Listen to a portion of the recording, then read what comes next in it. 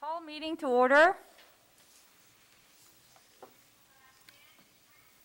Board member Chris Apodaca will be attending the board meeting via teleconference due to a work obligation.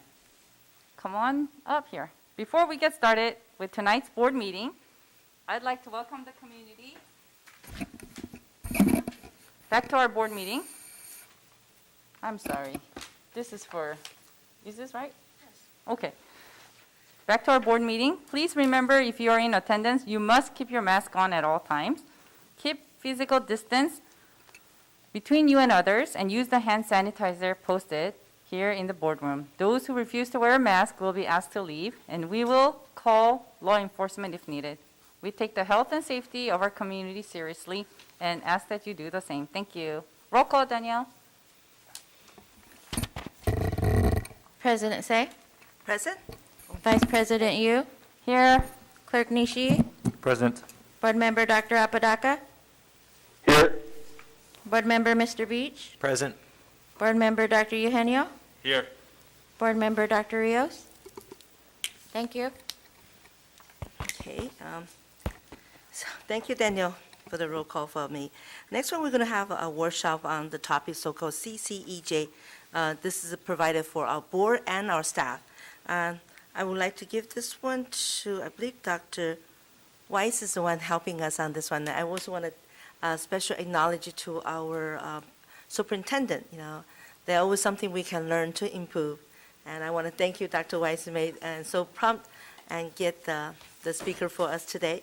And I'm so glad our staff is here, our administrator staff, and also our board is all here. And I also make sure, board member Abdaka, can you hear us? I can, Madam President. Thank you. Thank you. I just want to make sure we all can hear. Thank you very much. The floor is yours now. Thank you. No. Oh, my gosh.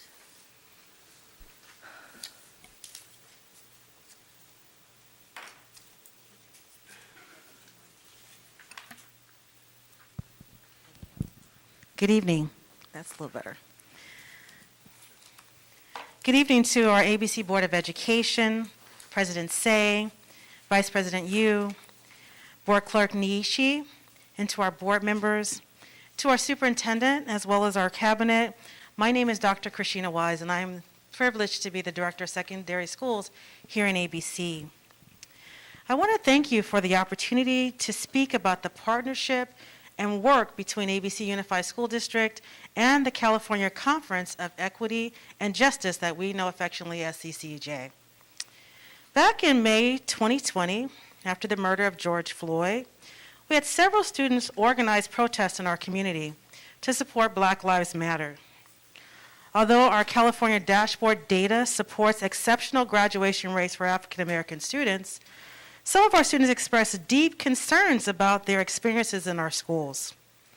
In the protests in which students marched from Cerritos Library to ABC Unified School District, our superintendent said something prophetic that touched the heart of so many of us. And she said simply, "We can do better." As a result of the commitment to our students and community, ABC Board of Education unanimously voted for Resolution 19-114.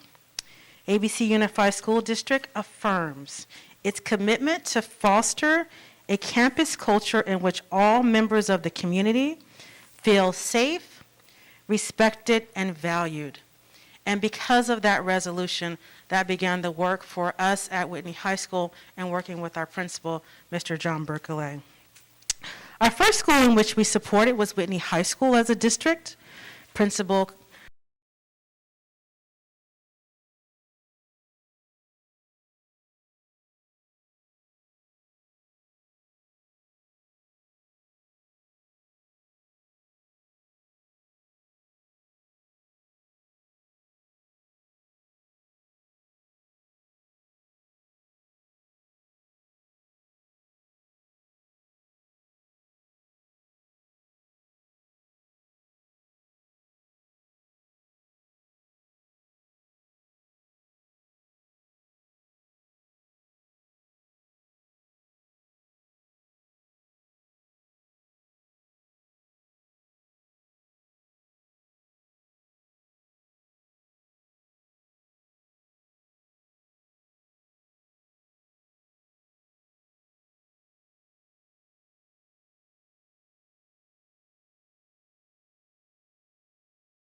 Director, Rena Carroll, as well as Associated Executive Director, Daniel Solis, and Director of Building Bridges, Kathleen Pagdillo.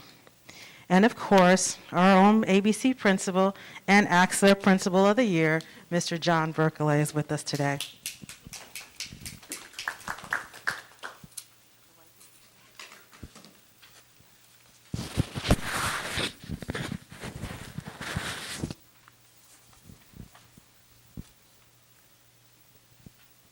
Thank you, Dr. Weiss.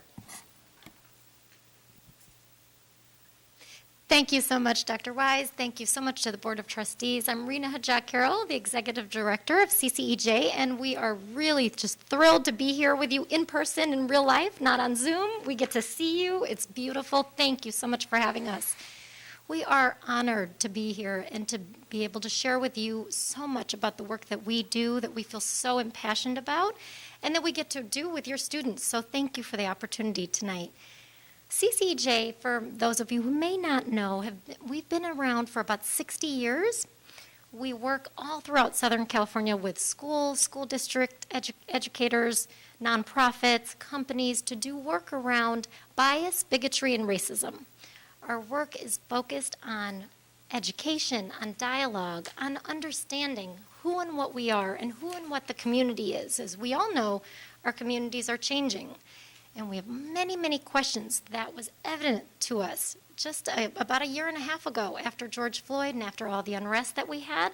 We brought together close to 4,000 people to have conversations in community for us to be able to ask questions to one another, to just hear perspectives and to learn about how we all are different from one another. And CCEJ is just, again, honored to do this work with your students and with students across the region.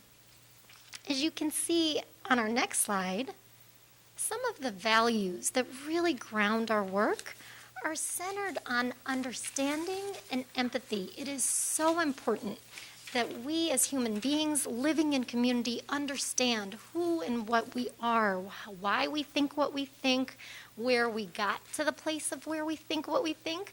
We do this work with really a sense of asking questions and listening to understand. We also understand that everyone is at a very different place on the spectrum of this work. And so we ask and value people in terms of doing this work by really honoring participation so that people can engage in the work at the level that they are the most comfortable engaging with us at. And in that, we also very much value honesty and authenticity. We want people to show up as who they are. We don't want people to be performative. We don't want them to say what they think they're supposed to say, but we want them to be honest and real because we know that exchange and growth happens through that honesty.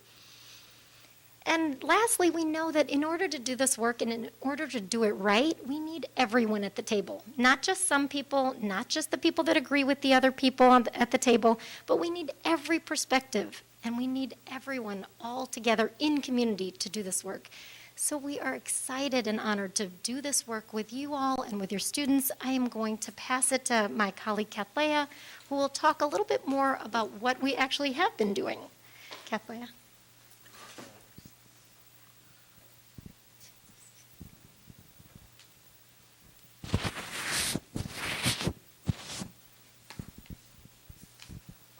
Awesome. Good evening, everyone. My name is Kathleen Pagdilao. Like Dr. Wise said, I'm the Director of Building Bridges for Youth at CCEJ. I'm also a former educator, so being on a school setting just is filling my heart right now, so thank you so much for having us. So like Reina said, I'm going to talk to us about kind of what we did last year, right? So I'm going to take us on a little journey through our Conscious Classrooms work that we did with both Whitney High School and Cerritos High School last year. So the first piece, right, our first module really centers on building community. How do we come together to have conversations? What are some norms we have to create, right, to ensure that we can talk to one another, right, about these topics and be honest with one another, like Rena was saying. Our second module really centers on identities and me, right, encouraging young people to really explore, right, what their identities mean to them, right? I know so many students from the district come from different backgrounds, different homes, right? And so how do we honor one another, right? How do we honor each other's culture and be able to share meaningfully about our identities? The third module really centers on equipping young people with the ability to name, right, their experiences as they pertain to experiencing stereotypes, prejudice, discrimination. And so that day is really dedicated to talking about social inequity, right, in a way that is, of course, age appropriate, in a way that centers, again, their experiences and their choices in the matter. Our fourth piece is really centered on looking to past movements, right? We know that the work of challenging stereotypes, prejudice, and discrimination is historical, right? So we look to the civil rights movement, we look to the farm United Farm Workers Movement, right? So looking to those examples of past movements that have been happening and present movements that are happening to get examples of what does it look like to be more united, right, within our schools.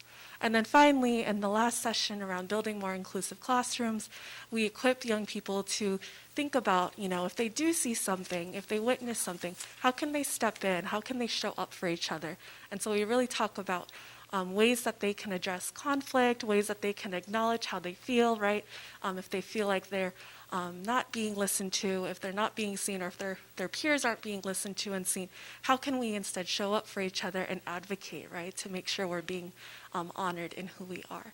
So that's just a little run through. As far as what it looked like last year with Whitney and Cerritos, Whitney, kudos to Whitney, they took the charge and really implemented it across the entire school, which is something I have not seen before, right? And so I think it's just a testament to the commitment to do this work and make sure all the students, 7th through 12th grade, had some language, had some experiences, right, that they could speak to and really come together, right, and again, honor one another and figure out what respect looks like at Whitney, right? And so we did work with over 1,000 students there. Cerritos had 12 classes, which is also incredible. Sometimes when we work with partners, it might be like 3 to 6 classes here and there, but the fact that Cerritos committed to 12 was wonderful as well. So we actually worked with over 300 students there as well. So, I'd be remiss, as an educator and as someone who does this work to not include student voices. So I'm not going to read through all of them, but in your packet you do have quotes, right, that kind of tell us a little bit of a picture of their experiences. So we do include evaluation, right, at the end of our programming to see, what is CCEJ doing right? What can we improve upon? And so these are some of the anecdotes that we collected from students. So I'll read one in the middle there, right, a Whitney 10th grader sharing, I will definitely be more open to ideas and opinions. Another thing I feel I can really take part in is encouraging new friends into friend groups and being respectful of different and all types of people, regardless of their race, religion, or gender identity. So just want to, again, center student voices, right, and kind of what they shared with us for feedback. And I'm going to go ahead and turn it to Daniel to share on the next piece.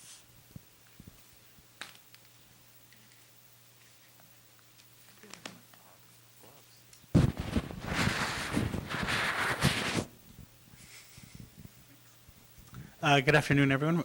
Daniel Solis. And so we wanted to next talk a little bit more specifically about how do we engage the question of race, racial identity, since I know that's one of the pressing questions, right, that you all have been discussing about this program. And so we have 4 kind of main purposes that we are looking to accomplish when we bring students' attention to race and how they're experiencing, how they're living it, how it's present in their classrooms, how it's present in their schools and the community. And so first, we are coming from a positive youth identity development framework where it's really about how can we help young people grapple with these questions about what does it mean to be an inclusive society, what does it mean to be a person who welcomes and respects everyone no matter what differences they hold, and how are they tapping into the values of their families, right, their communities, their faith communities, and helping them navigate their choices, right, in school. So that approach guides us to ask questions of what do they think about differences? What are stories they're encountering? How do they feel about themselves? How do they feel about their peers and their communities?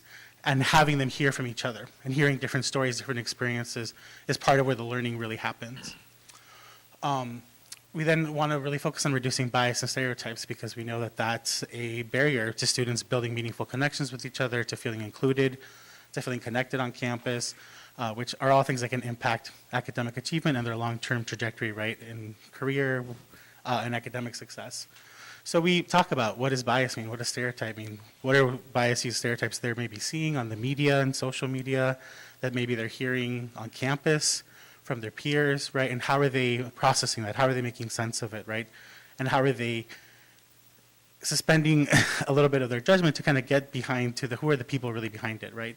If I'm hearing stereotypes about a certain community, how do I actually hear what people from that community have to say? How do I really understand them, right, to maybe check if that stereotype is true or not, right?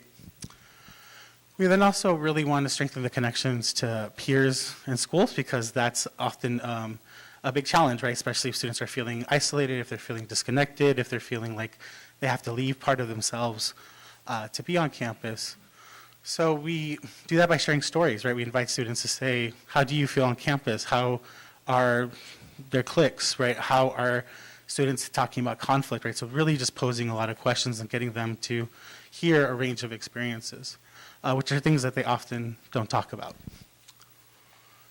Sorry, bear with me, the mask is a new thing for me since I'm used to Zoom.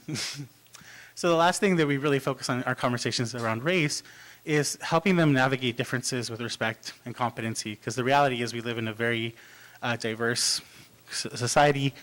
Southern California is one of the most diverse places in our country, and the reality is they're going to encounter people who have different identities, beliefs, experiences than them in the workforce, in college, in their neighborhood. And so how do we help them do that with respect and do that with ways that they can build relationships, even if maybe there's places where they don't agree with people who are different than them.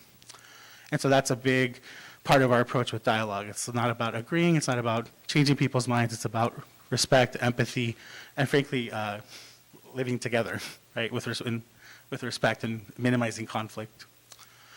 So we wanted to share some voices from students who shared with us a little bit about how they experienced this part of the program. Where can I start? I'll start at the top. This experience was different from my typical school experience because we actually learned about the real world and society. We learned about topics that need to be talked about and heard. All in all, this program was a realistic, supportive, great, and stress-free adventure. I was a Whitney High School 7th grader. And so to bring in Cerritos, our other school, I would say that this training was very enlightening and educational. It was a great way to learn about the root causes of racism, making me feel inspired to want to take action. It gave us the opportunity to listen to others and share our experiences in a comfortable atmosphere. That's Cerritos High School, 9th grader. So I think from there, I'll pass it back to Kathleen to talk about pronouns, right, and how do we use that in the program, which I know is another question. So actually, let me do it for you this time.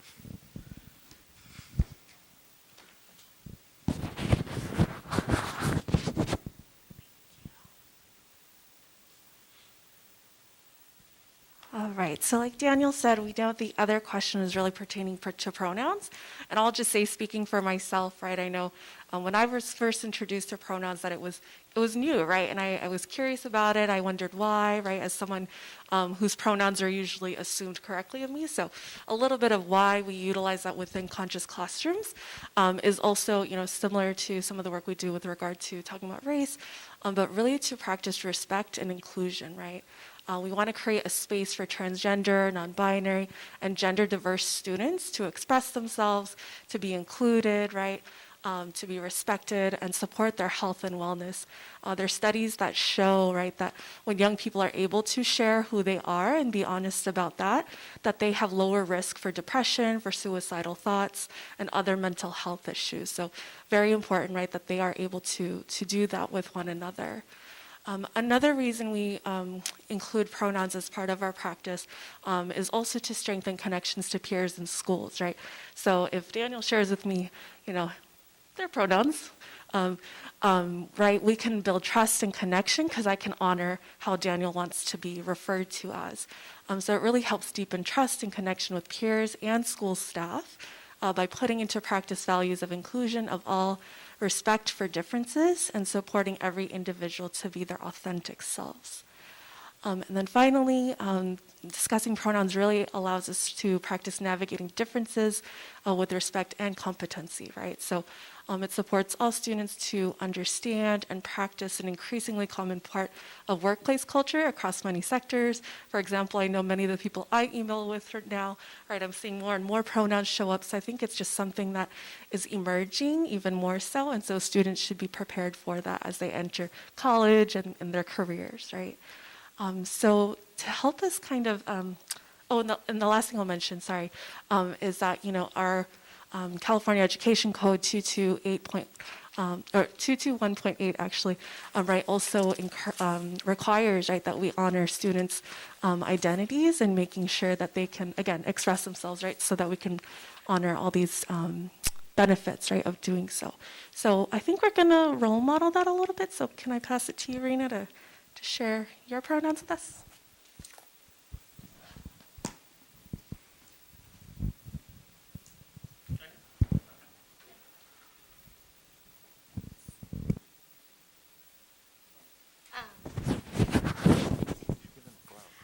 Thanks, Kathleen, for the opportunity to share with everyone my pronouns. My name's Rena.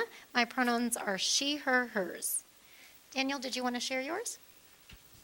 Yes, I would. My name is Daniel, and my pronouns are he, him, and his.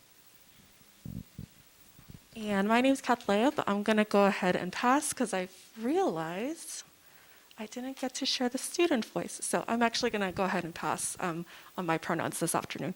But I did want to highlight some quotes from students, right? So at Whitney, right, we had a 9th grader share. Thank you for asking for pronouns. It's not often that people ask, as most assume, so it was a nice change of pace.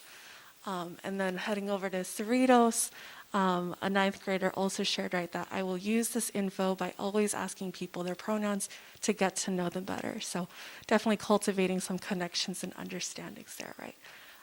So with that, I think that's all from us. Is there anything else you need to share? All right, so I'm going to go ahead, I think, and pass it to Dr. Brickley over here after I.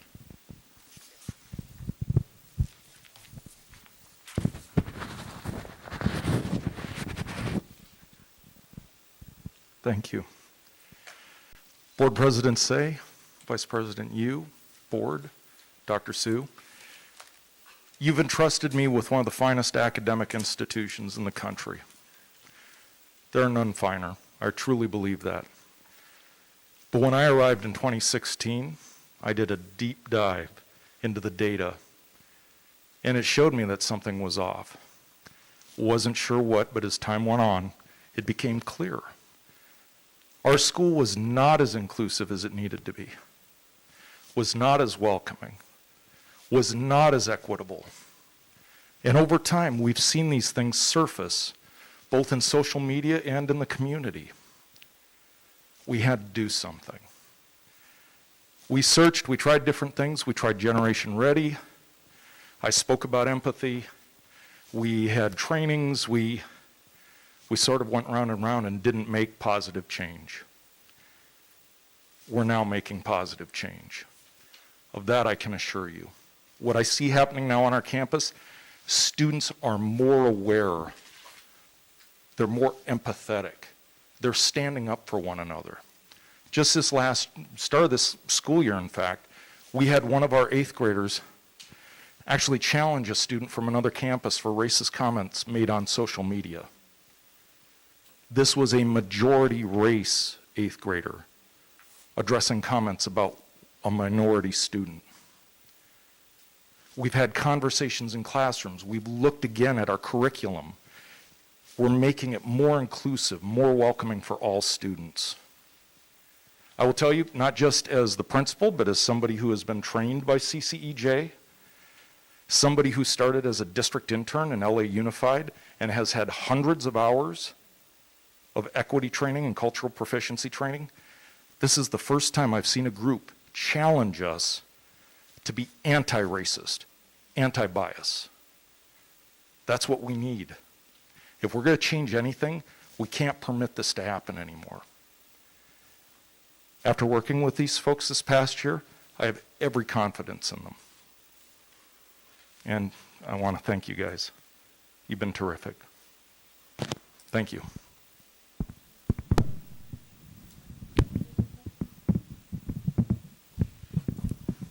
Do we have any comment from our board here?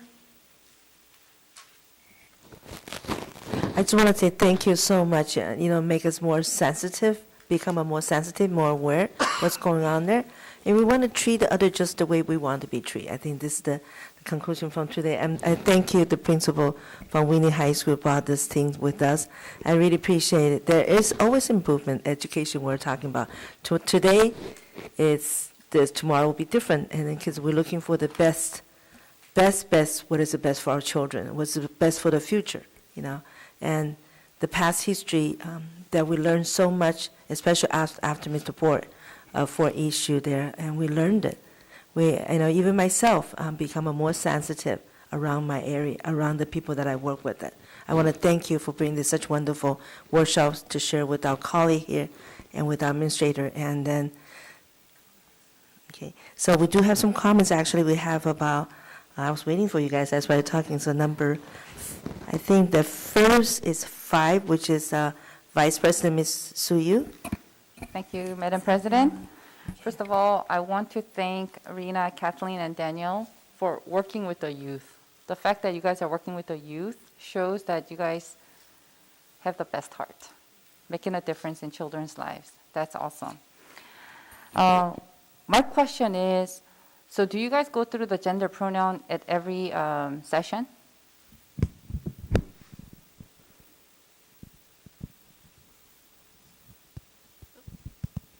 Hello. So at the first session, we do introduce, right, the practice of pronouns. And part of this is to make sure that we're normalizing it, right? Oftentimes in spaces for transgender, non-binary, gender diverse students, sometimes it can be a lot to have to share, right, if they have pronouns that are different maybe than what people assume. And so we introduce the practice at the beginning to ensure that we all have an understanding and we're all sharing that together, right? So we introduce it, and then when students are talking and introduce themselves, they have an opportunity to share their name and their pronouns. They can always, of course, pass if they want to, but it's utilized as a practice to ensure that we're getting to know each other, right? And so we believe that when people are sharing, we can get to know one another and then refer to each other the way that they want to be respected. So our facilitators also model that in the practice, and then students are invited, but of course they can also opt out if they're not, ready or they don't want to. So I grew up in LA and I was called a lot of names. China, Japanese, Chink, all kinds of things, right? But I know that Korean youth did struggle with Korean American identity. Do you guys, in your race, training, do you guys go through where the students introduce themselves with their race? I'm like Chinese American, Korean American. How do you guys help the students understand each other's ethnicity?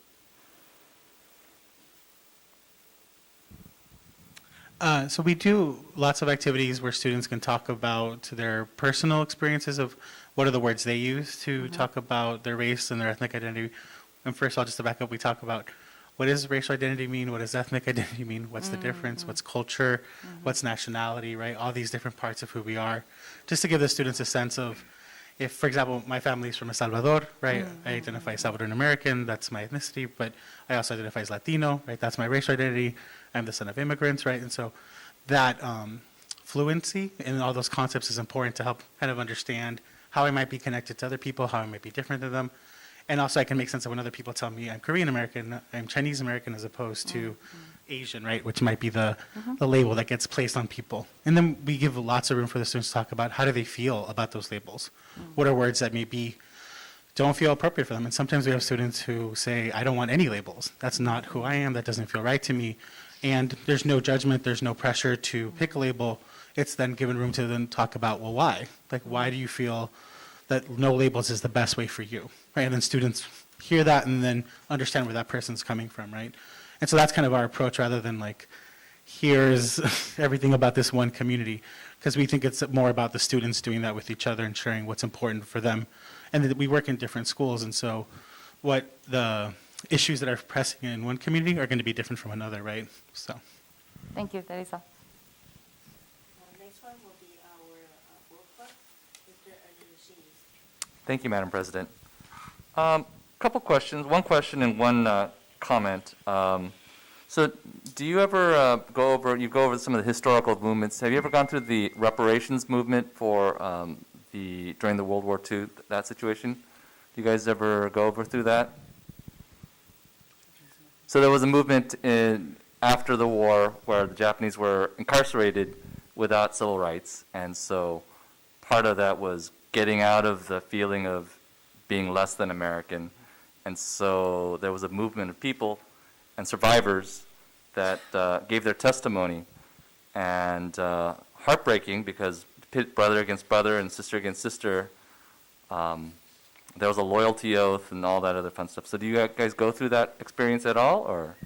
Not explicitly, but when we bring up the historical movements, it's more to talk about leaders that can inspire. So we talk about folks like Martin Luther King, Larry Leong, right? We talk about Cesar Chavez, Dolores Huerta. So we try to focus more on who are leaders that can inspire us, who are leaders that took action, who are leaders that practice their values, right? So that's definitely something we can think about incorporating as more representation, right, from all the diversity of the student body. So, because I believe there are other groups as well that have similar experiences in America that were also challenging. So if you would be able to do that and actually speak to the students and their particular concerns as well, that'd be nice.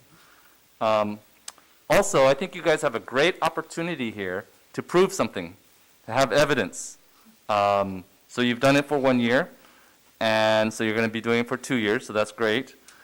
There's some evidence that indicates that if people are comfortable in this, that their academic success is better for those challenged particular groups. You will have an opportunity to, at the end of this, prove that. So I'm hoping that you can have a baseline. I remember Mr. Brickley showing me some of the issues regarding some of the mental health as well. And this talks about mental health improvements. And so I want to get my money's worth. And I want to see Whitney become even better academically and also in terms of mental health, because it's not just, so what if you get A's if you hate yourself? I think it would be good that you measure that so that we can prove to other schools, and so we can, if you wish, get the evidence. I mean, hard evidence. The testimonials are nice, but I want to see results in terms of scores and measurements and things such as that. So you guys have a great opportunity in the second year to do that. You have a baseline from prior to the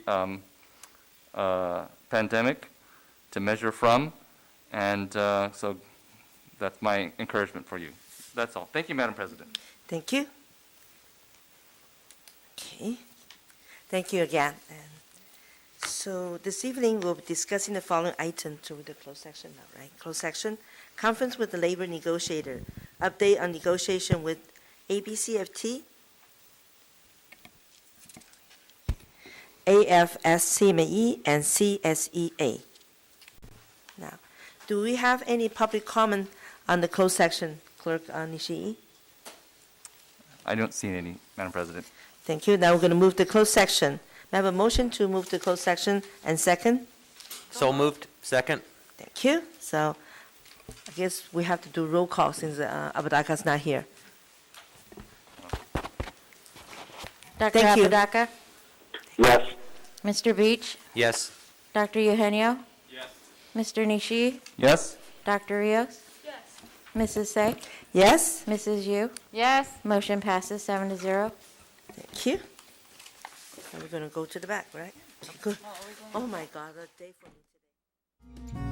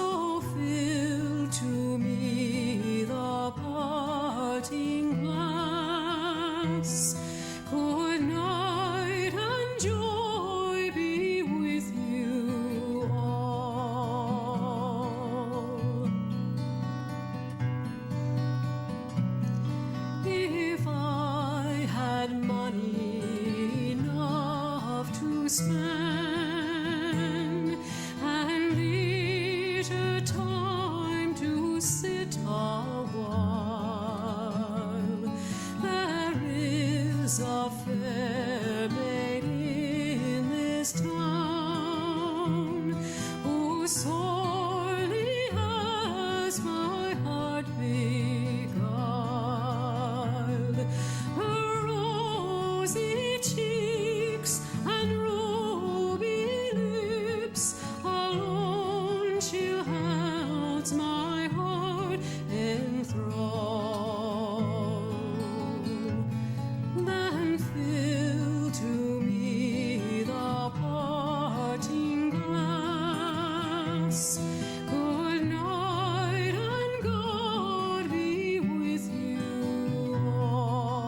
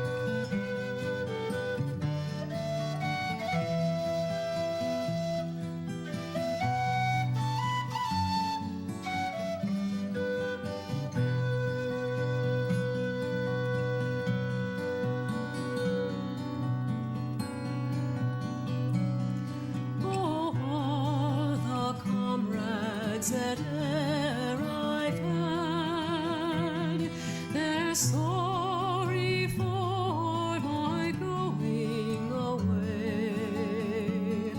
And of all the sweethearts that e'er I had, they'd wish me one more day to stay. But since it falls into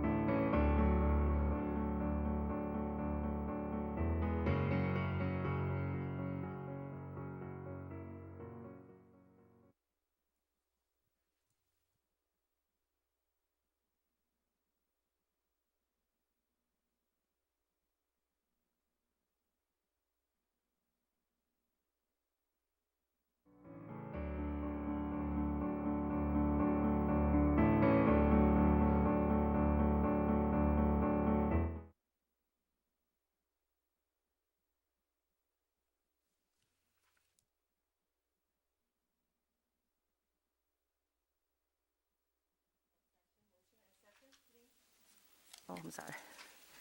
May I have a motion to move our close, to the open section? So moved. Thank you. Daniel, roll call, please. Dr. Apodaca? Yes? Mr. Beach? Present. Dr. Eugenio? Yes. Mr. Nishi? Yes? Dr. Rios? Mrs. Say? Present? Mrs. Yu? Yes? Motion passes 7-0. Thank you, Daniel.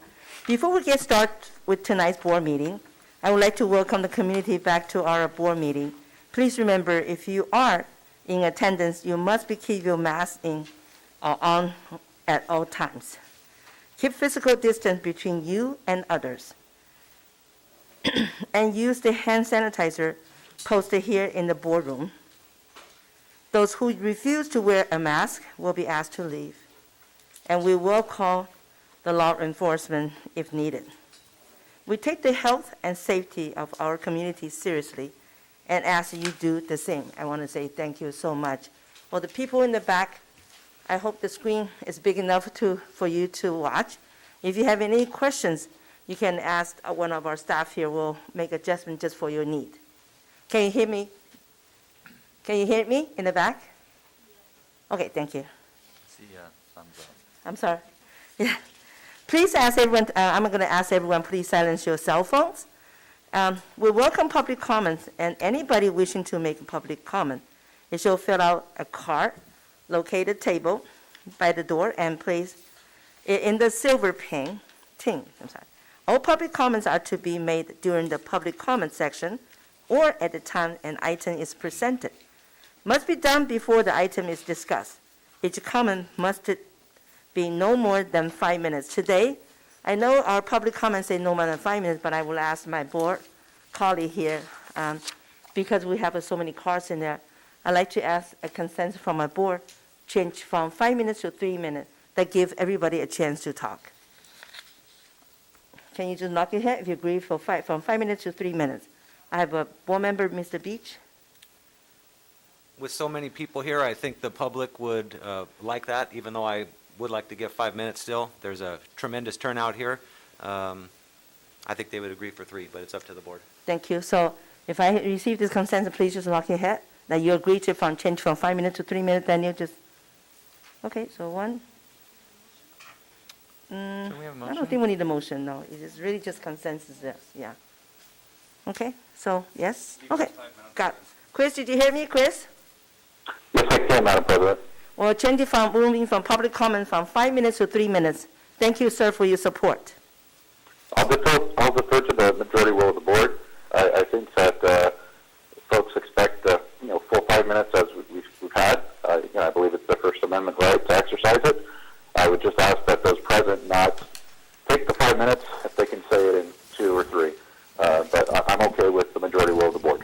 Okay, thank you. I would actually prefer that as well.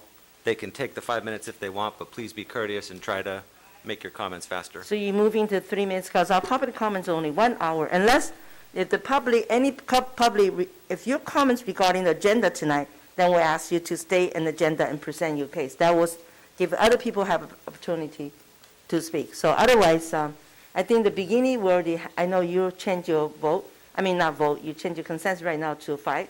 But the rest of the board still says 3 to 5 minutes. So, Madam President? Yeah. There are a lot of speakers actually here, so that technically, if everybody spoke their maximum, we would not get there. And there have been times when we have had the maximum amount of speakers. I've been doing the timing, and there's a lot of times that happens.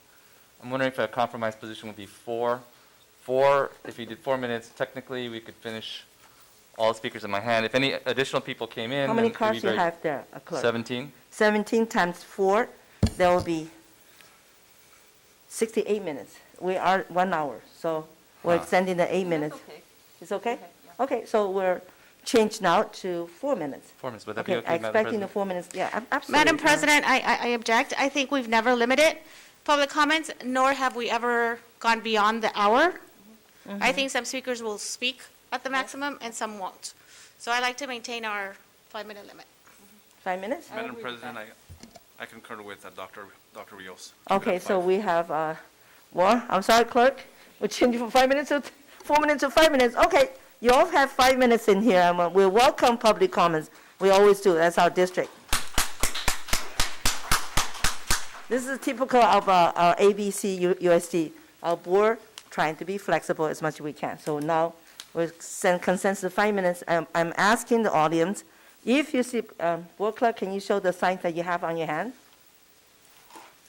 We have 5 minutes, 3 minutes, and 1 minute and warning you.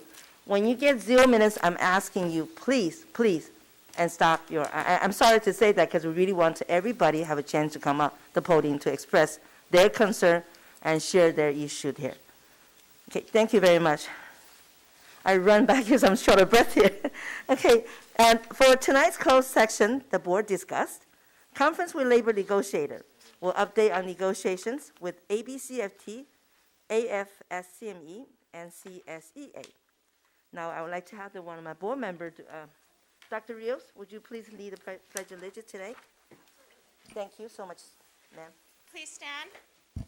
Put your right hand over your heart. Ready? Begin. I pledge allegiance to the flag of the United States of America and to the republic for which it stands, one nation, under God, indivisible, with liberty and justice for all. Thank you, Madam President.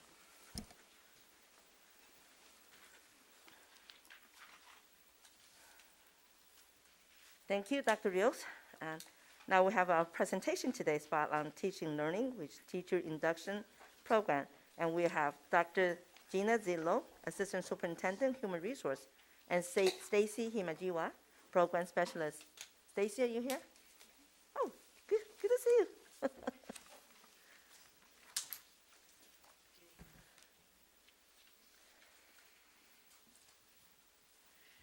Good evening, Board President, Board, audience. We're glad to be here this evening to share with you about our ABC induction program. We're going to give you a little bit of an overview, briefly, of what it is, have one of our teachers share their experience with the program, and then recognize those who were able to be with us tonight. Coming back in person, this is kind of our first group that will be here, so it's not a large group that came, but there's a lot of challenges right now with our lives as they are walking out the last half of a pandemic. So, induction for new teachers is a program that is 2 years in length, and it's designed to provide individualized support for brand new teachers with not only instruction from how things work within their program, looking at English learners, looking at how to work with students with special needs and the various aspects of what you do as a teacher, but it provides a mentor with them that meets with them weekly. Induction is the process in the state of California by which a teacher can clear their credential. So you need to go through this program in order to finalize your credential. This past June of 2021, we had 22 teachers who completed our program. And we work in conjunction with Los Angeles County Office of Education. They provide training for our mentors. They provide the instruction pieces and the platforms that we use for our teachers to do their work. And then, of course, we as a district provide the mentors. So our teachers here in ABC are mentored by other teachers in ABC who are veteran, experienced, and well-trained. Currently in our program, we have 44 people in year 1, and we have another 12 that are completing year 2. And so we'll have another group next year that come through. We have 28 veteran teachers in ABC who are trained and work with our induction candidates. They meet weekly to provide that support and give a space for new teachers to really talk with someone veteran about what they're experiencing as a new teacher. It's one thing to learn it in the classroom as a university student in the textbook. It's another thing when 38 faces are sitting in front of you, or 24, or whatever grade you're working with or subject matter. We really work to make sure that the experience is as positive as it can be. It has been challenging, but it's been virtual since March of 2020, and our mentors and our candidates have done an excellent job with that. We continue to have a 100% completion rate, and in addition, as LACO has tracked data for our candidates themselves, Even if they have moved out of state and they're not in ABC, these candidates are still teachers. They're still in the profession, which is the goal of the program. We are fortunate and blessed that Stacy Hamagiwa has led this for us more than 20 years. She does an excellent job and makes sure that not only our mentors, but our candidates feel welcome and provide any support they may need. In addition, we're very thankful for the mentors. Tonight we have a few mentors with us, I believe. Kim Larkin is with us, Robin Nelson, Cindy Newell, and Bill Mead. They are a few of our 28. If you will. Oh, sorry, Connie Nam Kayang came as well. Thank you. Yes, please stand.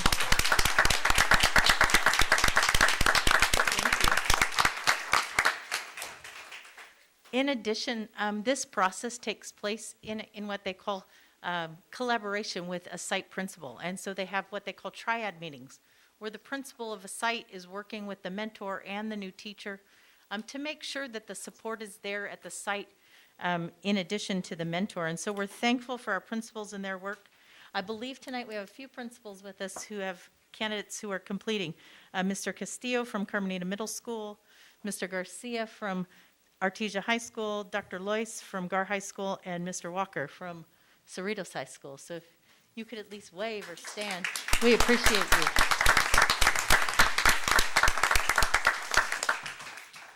So at this time, we're going to have one of our candidates share with you about their experience. And so I'm going to invite up Cecilia Callejas from Artesia High School.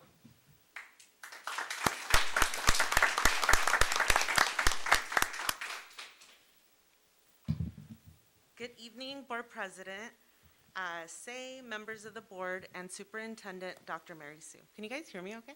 Okay. My name is Cecilia Callejas, and I'm a current math teacher at Artesia High School. This is my third year teaching in ABCUSD, and I've had the privilege of growing up and having worked within the district my entire life. I would like to briefly share my experience in the teacher induction program. Going into induction 2 years ago, I was expecting something similar to the teacher performance assessments. I was expecting the long papers every credential candidate does not look forward to writing. However, the teacher induction program was so much more than the overwhelming experience I was expecting. It was a complete hands-on experience that provided a lot of reflection, challenges, and opportunities for growth and improvement in every aspect of being a new educator. I was incredibly lucky to be placed under the supervision of Robin Nelson, my mentor, who could not have been a better fit for me. For 2 years, I met with Robin on a weekly basis, looking at my student population, their very specific needs, and aligning those with the state standards. Being a graduate of Artesia High School allowed for a unique perspective, that is, as a student myself and now a teacher. I shared with Robin that the struggles of these students resembled my own struggles 10 years ago. I knew what it was like to be an English language learner and not understand the directions in my classes. I knew how difficult it was to have conversations in class without feeling self-conscious of my accent or if I was conjugating a word correctly. I also remembered having extremely supportive teachers and a principal that made every effort to keep me involved in school activities, even if it meant translating letters in Spanish and personally calling my dad, begging him to allow me to take part in multiple activities. Being on the other end of the students is an honor, and I feel extremely fortunate to be able to be a teacher that will make every attempt to differentiate instruction for them, to not only understand the mathematics, but help them feel comfortable and engage in those important conversations necessary for learning. Thanks to Robin Nelson, my mentor, for connecting me with the EL teachers on my site and helping me see the endless possibilities of working with an underprivileged community. Thank you to my principal, Sergio Garcia, for calling my dad. He was my principal, and now he was calling my dad 10 years ago, begging him to allow me to go to calculus camp and translating letters for me. And I know it's that same support, and he gives me that same support in the classroom, and I think that that's what has allowed me to stand before you all today. I'd also like to thank the ABC School Board for this opportunity to participate and to continue funding the teacher induction program. Thank you.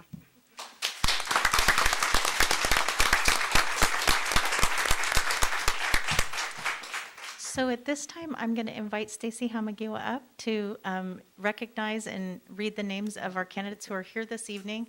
And then if I can get President Say to help me, we'll hand out their certificates. And take some kind of spread out picture tonight.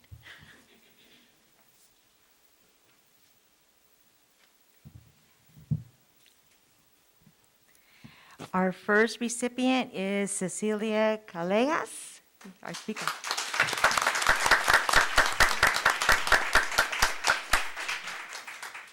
Caitlin McGranahan.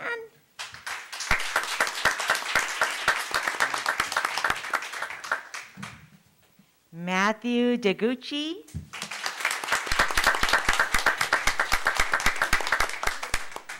And Nancy Villalon Vasquez.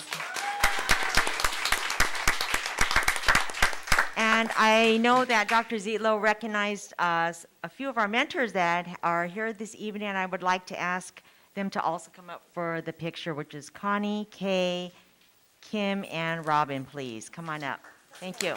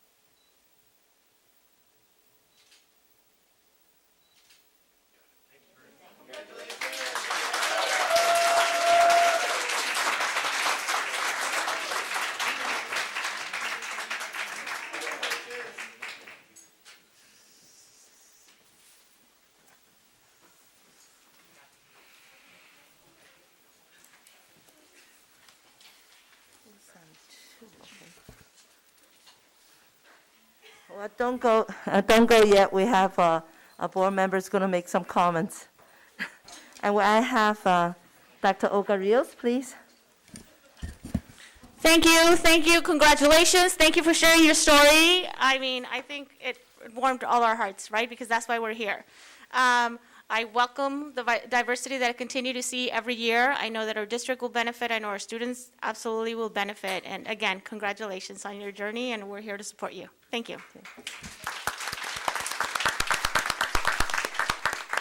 I also want to say thanks, Stacy and Dr. Zeno, for the hard work on this teacher reduction program, and I want to congratulate the teacher graduate from there. Also, thanks to the principal and the mentors. And thank you for your hard working. And they're your colleague now, and still help them and support them and go together and make the better teacher just like you are. Thank you so much.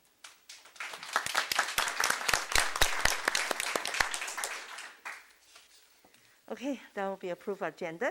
May I have a motion to approve the agenda for the regular meeting October 19, 2021? Motion to approve, Eugenio. Second. Okay, Daniel, please roll call. Dr. Apodaca? Yes. Mr. Beach? Yes. Dr. Eugenio? Yes. Mr. Nishii? Yes? Dr. Rios? Yes. Mrs. Say? Yes? Mrs. Yu? Yes. Motion passes 7-0. Thank you. May I have a motion to approve the minutes of regular meeting of October 5th, 2021? Motion to approve, Eugenio. Second. Daniel, roll call, please. Dr. Apodaca? Yes. Mr. Beach? Yes. Dr. Eugenio? Yes. Mr. Nishii? Yes? Dr. Rios? Yes. Mrs. Say? Yes. Mrs. Yu? Yes. Motion passes 7-0. I just wanted that community member, please, we have 3 more seats in the front. You're welcome to come forward. And I also want to thank you. Be patient with us. We're running a little late when we get back to our board meeting here. So next one will be our beautiful student board representative. I have James Lee and Julia Modena from Whitney High School. The floor is yours now, sir and lady.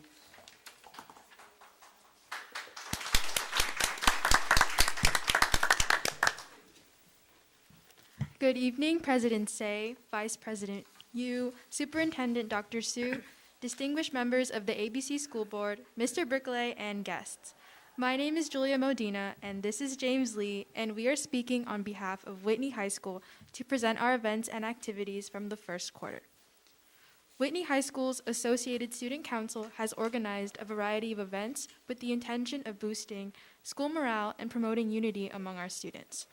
On August 20th, ASB held an in-person new student orientation for incoming 7th and 8th graders to familiarize themselves with the campus and learn about the different academic, athletic, and extracurricular opportunities offered at our school. During the week of September 13th through September 17th, ASB also put together a Mario-themed Spirit Week for students to dress up and earn spirit points for their grade. Some examples of the dress-up days were Twin Day, Beachwear Day, and Mario Character Day. Our most recent event was Club Rush Week, starting on September 20th and ending on September 24th. Each day of the week was dedicated to a different type of club, such as special interest clubs, community service clubs, and cultural clubs. Students were strongly encouraged to join groups based on their endeavors and participate in the club life at Whitney. Lastly, our school has implemented Whitney Wear Wednesdays, in which students are encouraged to dress in Whitney apparel every Wednesday to express their school spirit and pride. Our next upcoming event is Red Ribbon Week, which will take place from October 25th through October 29th. This year, our leadership team wanted to place an emphasis on the dangers of drug abuse and the impact it has on our youth. Therefore, we will be holding meaningful activities on each day of the week to urge students to live a drug-free lifestyle and spread awareness about this topic. In addition to the school-wide events that have occurred over the past few weeks, our class cabinets are also in the process of planning activities for their classmates to engage in. The 7th graders recently participated in ASB elections to select 4 individuals to represent their class in student government. The 8th graders are currently fundraising for their 8th grade dance, which is scheduled to take place in the spring. The freshmen have prepared a new class shirt design and are working on delivering class apparel.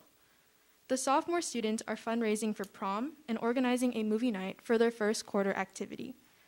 The juniors are working on fundraising for their class as well as their prom club. Last but not least, the seniors are currently in the process of selling and distributing senior merchandise to celebrate the future graduates. As with our numerous spirit-filled school and club events, Whitney High School strives for excellence in our academic and athletic domains as well. We are proud to announce that 8 of the National Merit finalists are students from our school, their names being Sweta Ganesh, Ali Chung, Siri Golapali, Rohan Jain, Justin G, Shreya Kata, Sarah Park, and Brian Sweet. Our school also goes on with great efforts to create an environment in which students of all levels are able to succeed academically.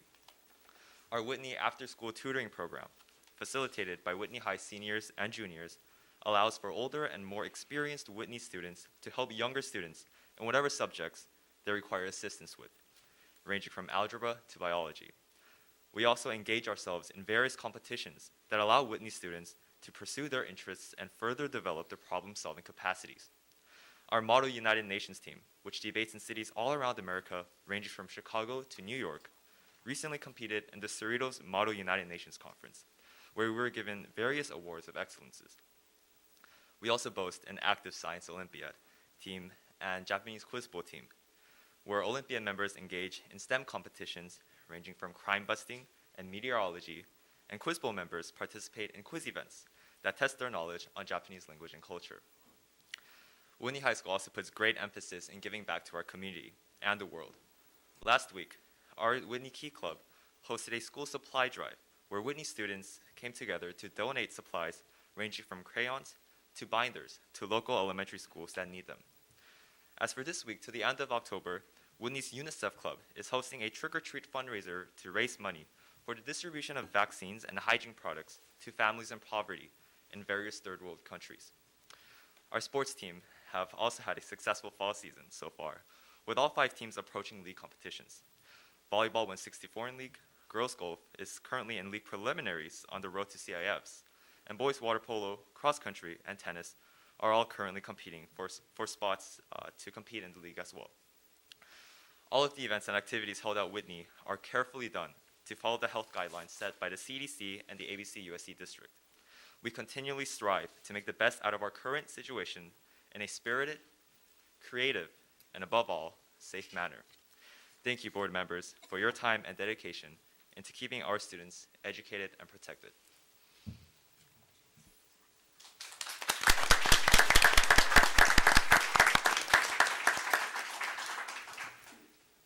Thank you, Mr. Lee, and thank you, Ms. Modena. And let me see, do we have anybody? Okay. Okay. Thank you very much. Especially this is school time now, and you stay here so late. Thank you very much for attending today and give such great information about your school. We really sincerely appreciate an event. If we can, we're trying to go there too. Okay. Thank you so much. You did a great job.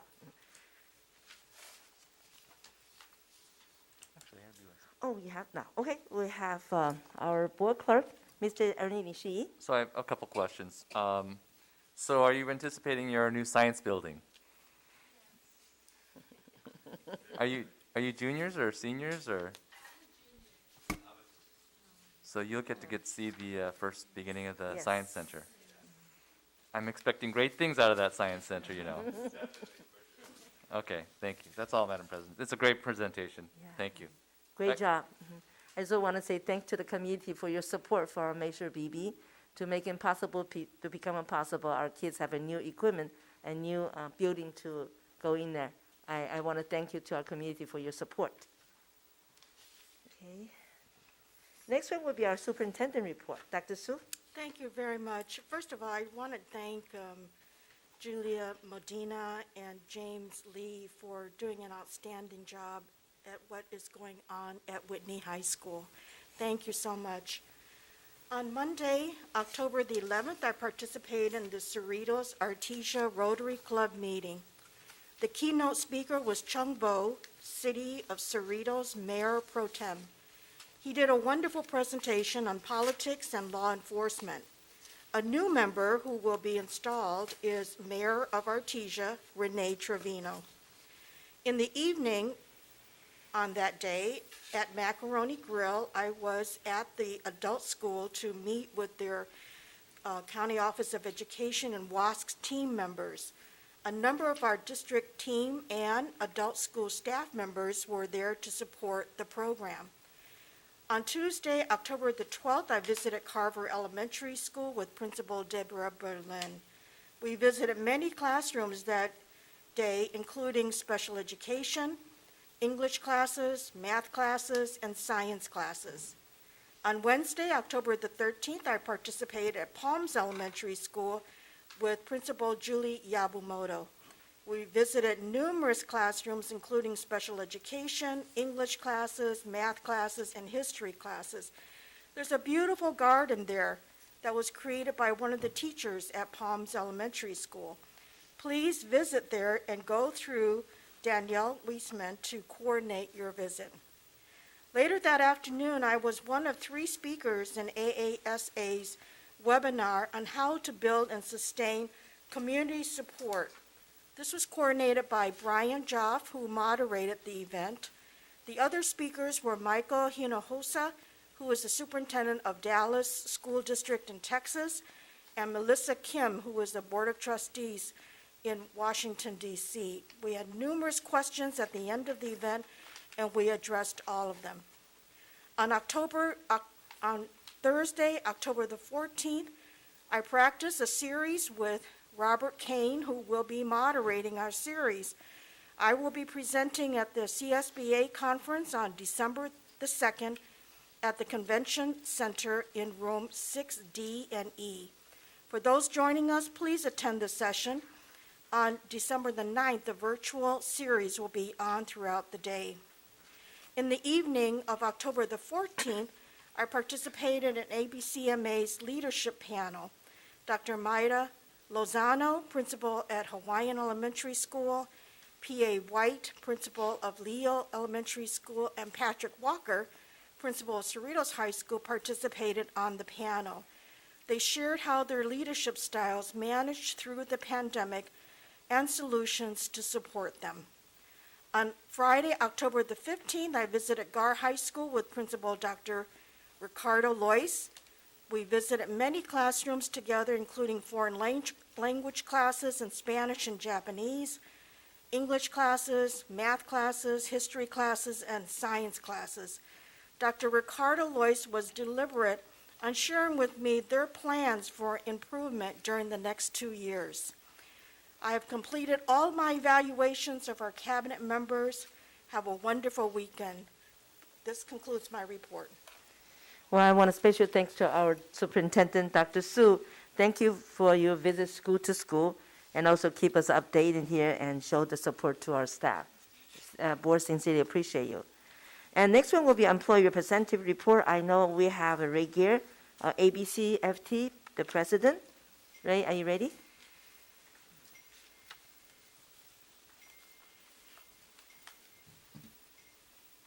Thank you for cleaning that. Oh, for the audience, if you come off the podium, please wipe out the microphone. Then you might need to help us to clean the podium too. Would you please? Good evening, President Say, Board Trustees, Superintendent Dr. Su, administrators, teachers, nurses, parents, students, and community members. Before I get into my pre-plan here, I wanted to say thank you for having an in-person board meeting. It's great to see you. I miss you. And it's great to see the community here. Thank you for coming out on such an important day. Every board meeting is important. It's your community. My name is Ray Gare, and I'm president of the ABC Federation of Teachers. Communication to ABCFT members is vital for our union's success.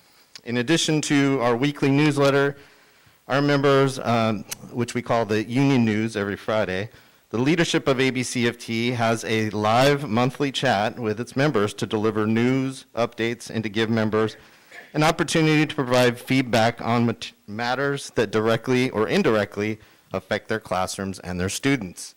Thank you to you members who came today for the chat. It's great to have 100 groupies who show up all the time to give us feedback, so thank you. There is never a shortage of topics to discuss, but this month's chat was filled with a number of teachers and nurses who have expressed their disappointment in the actions of a couple of school board members over the past month. I've debated on how to speak to this, if we should speak to it, but it is important. We're community members, we're part of the ABC community, but we don't make the final decisions. The voters do, but I thought we would give our point of view. The ABC Federation of Teachers, along with other employees of AFSCME, CCEJ, the administrators are comprised of vast numbers of diverse backgrounds and beliefs. And although we are different in many ways, we believe in the value and importance of each member of our community. I can speak for the members of ABCFT, but I will say that a number of our members are shocked and disappointed at the divisive comments and actions of a couple of school board members recently. A couple of weeks ago, the local community newspaper did an important article on the private meeting that was held in Cerritos by local city politicians. To the astonishment of my members, 2 ABC school board trustees attended this meeting, which served no other purpose but to misinform the public about critical race theory, which I will state for the record is not taught in ABC, but also additional misinformation about harmful sex education in our schools. I won't go into details, But what was said, or the fact that 2 school board trustees were pictured with the symbol of the Department of Education with a strike through over the top. Both Ms. Yu and Dr. Eugenio took an oath to uphold the core values of public education as a gateway for all students regardless of their backgrounds. They say actions speak louder than words. I know it sounds cliche, but there's some truth to it. When I look at Mrs. Yu's voting record on this school board, I can see she has been supportive of students and employees of the district. And through her voting record, I think I can say that she does value all members of the community. In fact, it's Sue Yu who spearheaded Measure BB to improve our schools. And without her leadership and generosity, that measure most likely would have had no chance of passing. And our schools would look like our neighboring districts, where they look more like prisons than schools. Is there a possibility of redemption? I don't know. That's for the voting community. I would like to give the benefit of the doubt when I look at the positives in all people. Looking at Dr. Eugenio's voting record, I can see that he has voted no on most of the important issues of curriculum, fair pay for employees, and in fact, he voted no on an agreement last spring to get our students back into the classroom. What a disaster for our students if that agreement didn't pass. I personally got to work with the kindergartners of Nixon, and in Mr. Beach's trustee area, we talked about getting kids back in school. It was the right thing to do. Furthermore, Dr. Eugenio uses his bully pulpit to bash unions, spout critical race theory rhetoric, and just recently he called our sex education program pornographic. I find the actions of both trustees divisive and not supportive to our mission as educators. Again, what is to be done to fix this wound in our school board? It's not up to the employees of the school district, but it's up to the community members. We are part of the ABC community, but we trust that you will do what it takes to steady our nervousness in this situation. As employees, we don't want to hear about calls of resignations for trustees. That's not right either, because it doesn't allow for dignity or due process.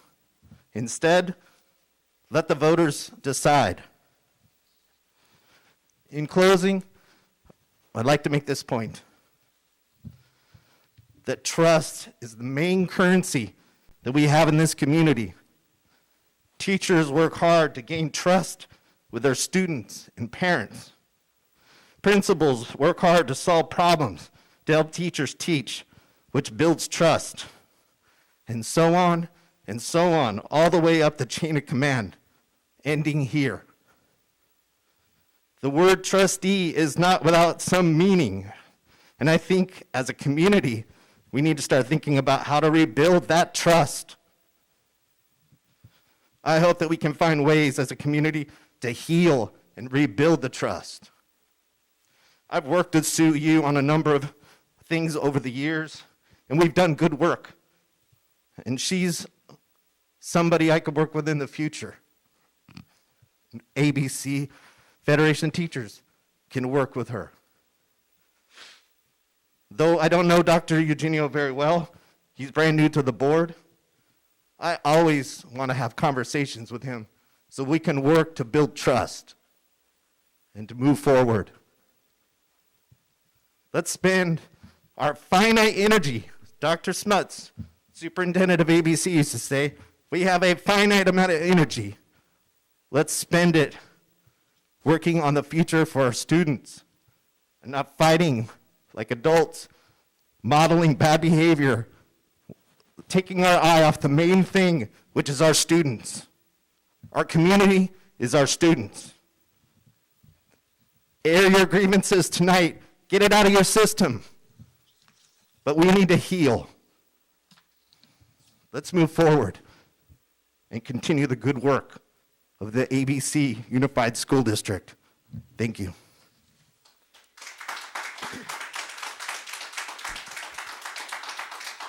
Next will be AFSCME President, Mr. Tony Bonato.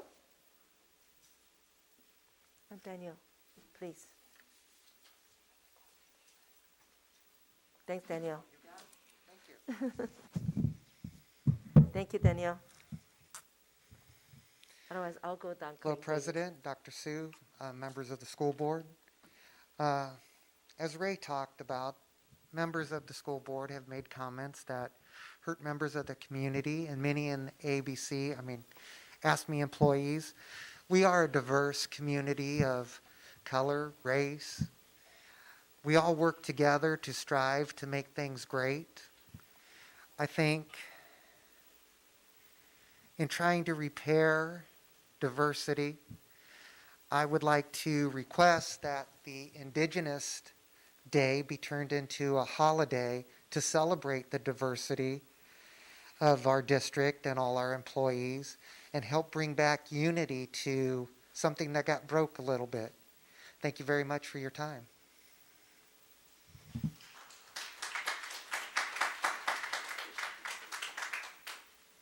Next one will be my board president report. I added it to our agenda, which has been for a while already. And the reason is I added in because I do know sometimes we receive the public comment email to us. So I choose the major things for discussed during the report time. Okay. It is clear that it's harder to be a school trustee now than it ever has been before. According to the CSBA, which is California School Board Association, Executive Director, Mr. Vernon, I like him, he's really good. When I hear a lot of things coming from her regarding our board trustee, how we work with the public.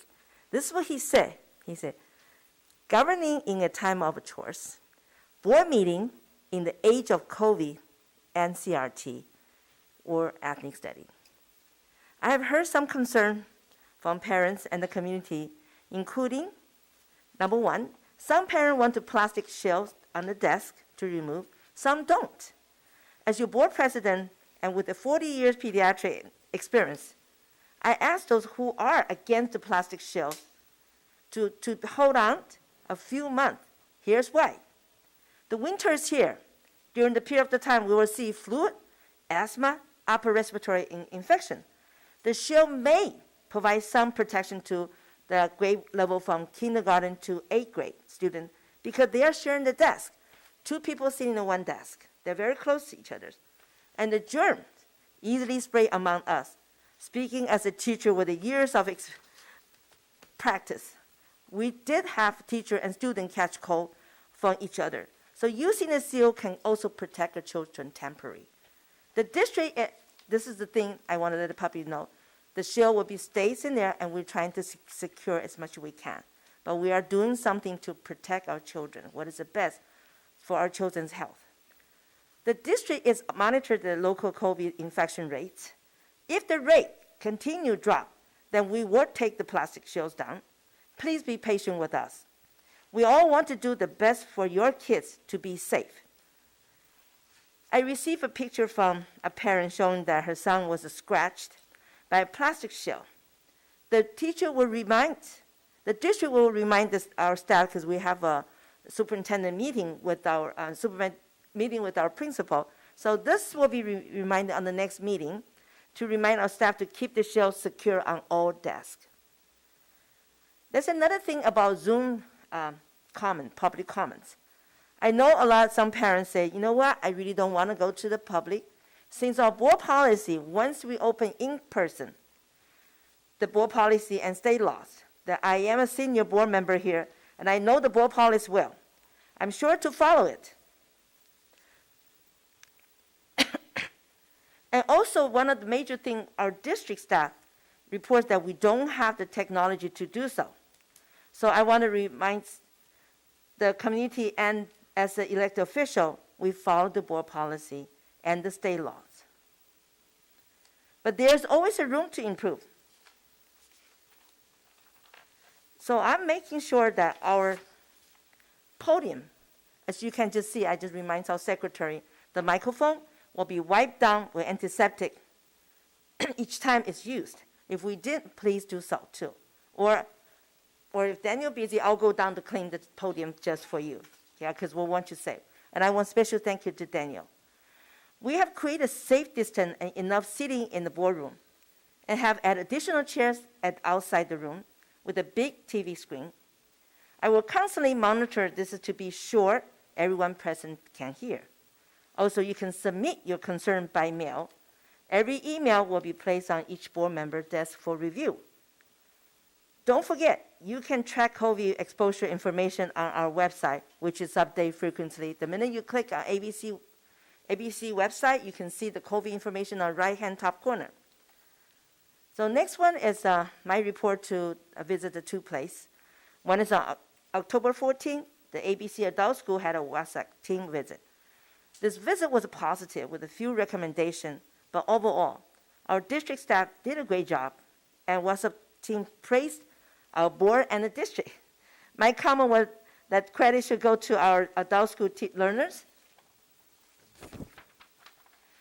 and the district staff. Due to their hard work, they make sure it pays off for our students. So today, publicly, I would like to say, again, special thanks to the adult learners, entire adult school staff, and our district administration staff. And most important, Ms. Nancy Amara, our newly promoted adult school principal. Thank you for your leading the WhatsApp visit. And I know that it was tough, but you did a great job and represent our and your district. And Ms. Nancy Amara also sent a note to me to appreciate our board was there. And we have a board member, Mr. Beach, was there, and I was there. I want to thank you for your support. It's so important to our staff. The WhatsApp representative did share a few thoughts, and I want to share them with you. This is what he said. We offer high-quality education. The adult school site are in a great location. Adult school team is very approachable, and that led to a positive outcome. But we have few areas which we need more focus. Like I always say, there's room to improve. This is what the gentleman said. Close monitor our enrollment. Amazing, he said. We did a 17,000 mailing, but he suggests us to use Googling. It may reach out more students, and I think Nancy took that advice. We will focus on that. She also said the resource and financial should be visible. We should be posted, letting people know what we offer to the to the adult learner, so we encourage more to come take the opportunity. On October 18, I attended LA School Trustee Association meeting, where we discussed community college could benefits for our K-12, giving students have the exposure to college experience and prepare students for higher education. The association also offers Washington, D.C. trips on leadership training program, including student board member training. Finally, I would like to thank you. Today we have a CCEJ that's called California Conference Equity and Justice. For their presentation earlier this evening, thank you, Dr. Su, and thank you, Dr. Weiss, provided for us so quickly to update our board. About a year and a half ago, we were at crossroads after the death of George Floyd. Now, thanks to CCEJ and Principal Brigley, our students are learning the difference, not a bad things, but a good things. Everyone is different, and we need to be honest and respect about who we are people. The discussion of our difference is important. In the end, we need to treat each other with the respect. And I want to thank you so much. This concludes my report. Next one will be our public comments. And I'd like to call the clerk. Please read out, and then make sure we have total 5 minutes for each person. 5 minutes for each presenter. Thank you. Thank you, Madam President. Persons wishing to address the board should fill out a card located on the table at the door, place it in the silver tin. Speakers will be called in sequence during this public comment section, which is limited to 1 hour, and each speaker to one presentation of 5 minutes, unless the board wishes to waive the time limit. Those who have a group concern are encouraged to select a spokesperson to address the board. I've never seen that happen yet. Persons wishing to address the board on a specific agenda item at the time The item is under discussion, are limited to 5 minutes each, and will be called to speak following the staff comments and prior to the board's discussion and taking action. Adverse comments about a person's race, ancestry, ethnic group identification, religion, color, national origin, sex, sexual orientation, gender, mental or physical disability, or age may not be made. We will be enforcing that. Concerns presented to the board will be followed up and addressed by the appropriate staff. I believe there are several public comments. Are there any additional public comments in the silver basket? There aren't any additional? Okay. Just have to, Or just got one. maybe one more. First speaker will be Alex Alcantar. And if you could come in line. So the next one is David Chang, Christine Cho. And I'll call them in order so that you can stand and be next. Good evening. I'm Alex Alcantar. I'm here to speak tonight against comments made by Board Vice President Sue Yu relating to Latinos' critical race theory and history. The comments related to Hispanics needing to spend more time studying and getting tutored instead of spending money on things like quinceañeras. I have to say I find this comment quite offensive. It implies that Hispanic parents and students don't prioritize education. I'm here to tell you that's not the case. Please know that we work very hard indeed to ensure that our students take education seriously, and yes, surprise, we can handle both quinceañeras and education at the same time. It seems that Sue Yu has low disregard for students of this district. The philosophy of this board states that the governing board believes that all students can succeed regardless of their race, background, or ability. School staff shall embody this philosophy in all district programs and activities. The comments made at this meeting do not seem to be consistent with this statement. But for me, the bigger issue stems from her question, quote, why should white children feel responsible for what happened 200 years ago? That's a quote. Vice President Yu, may I just say that I don't know of anyone who's asking K through 12 students to feel responsible for slavery or racist acts of the past. Critical race theory analyzes how society uses race, sexuality, gender, and other differentiators to systematically separate and discriminate against minority groups. In other words, it doesn't seek to simply make people feel bad.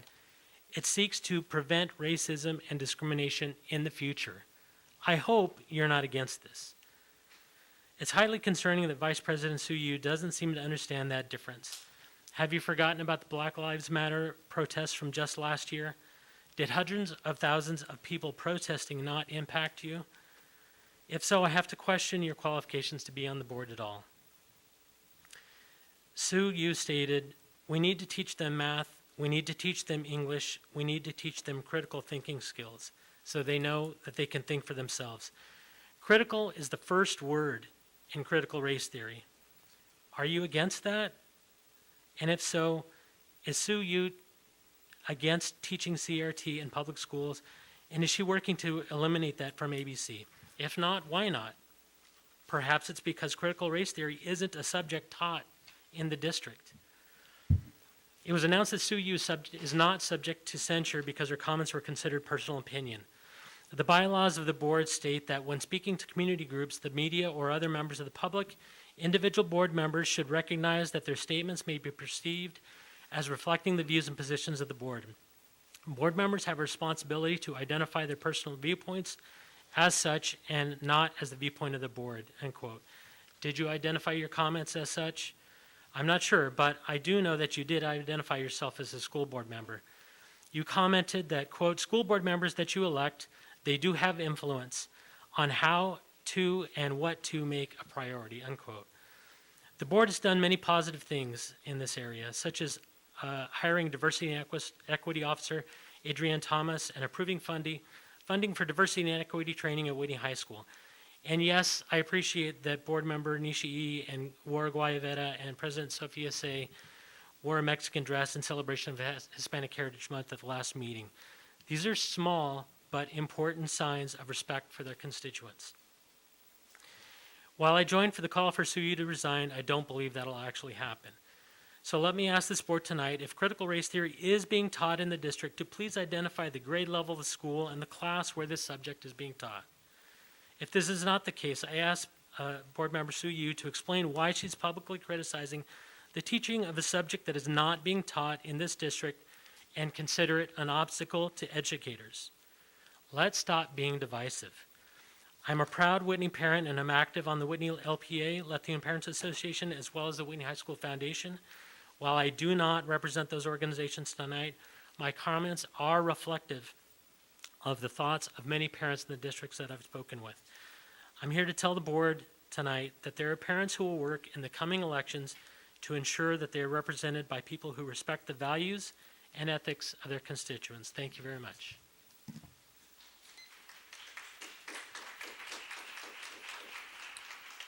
Next, we have David Chang and Christine Cho.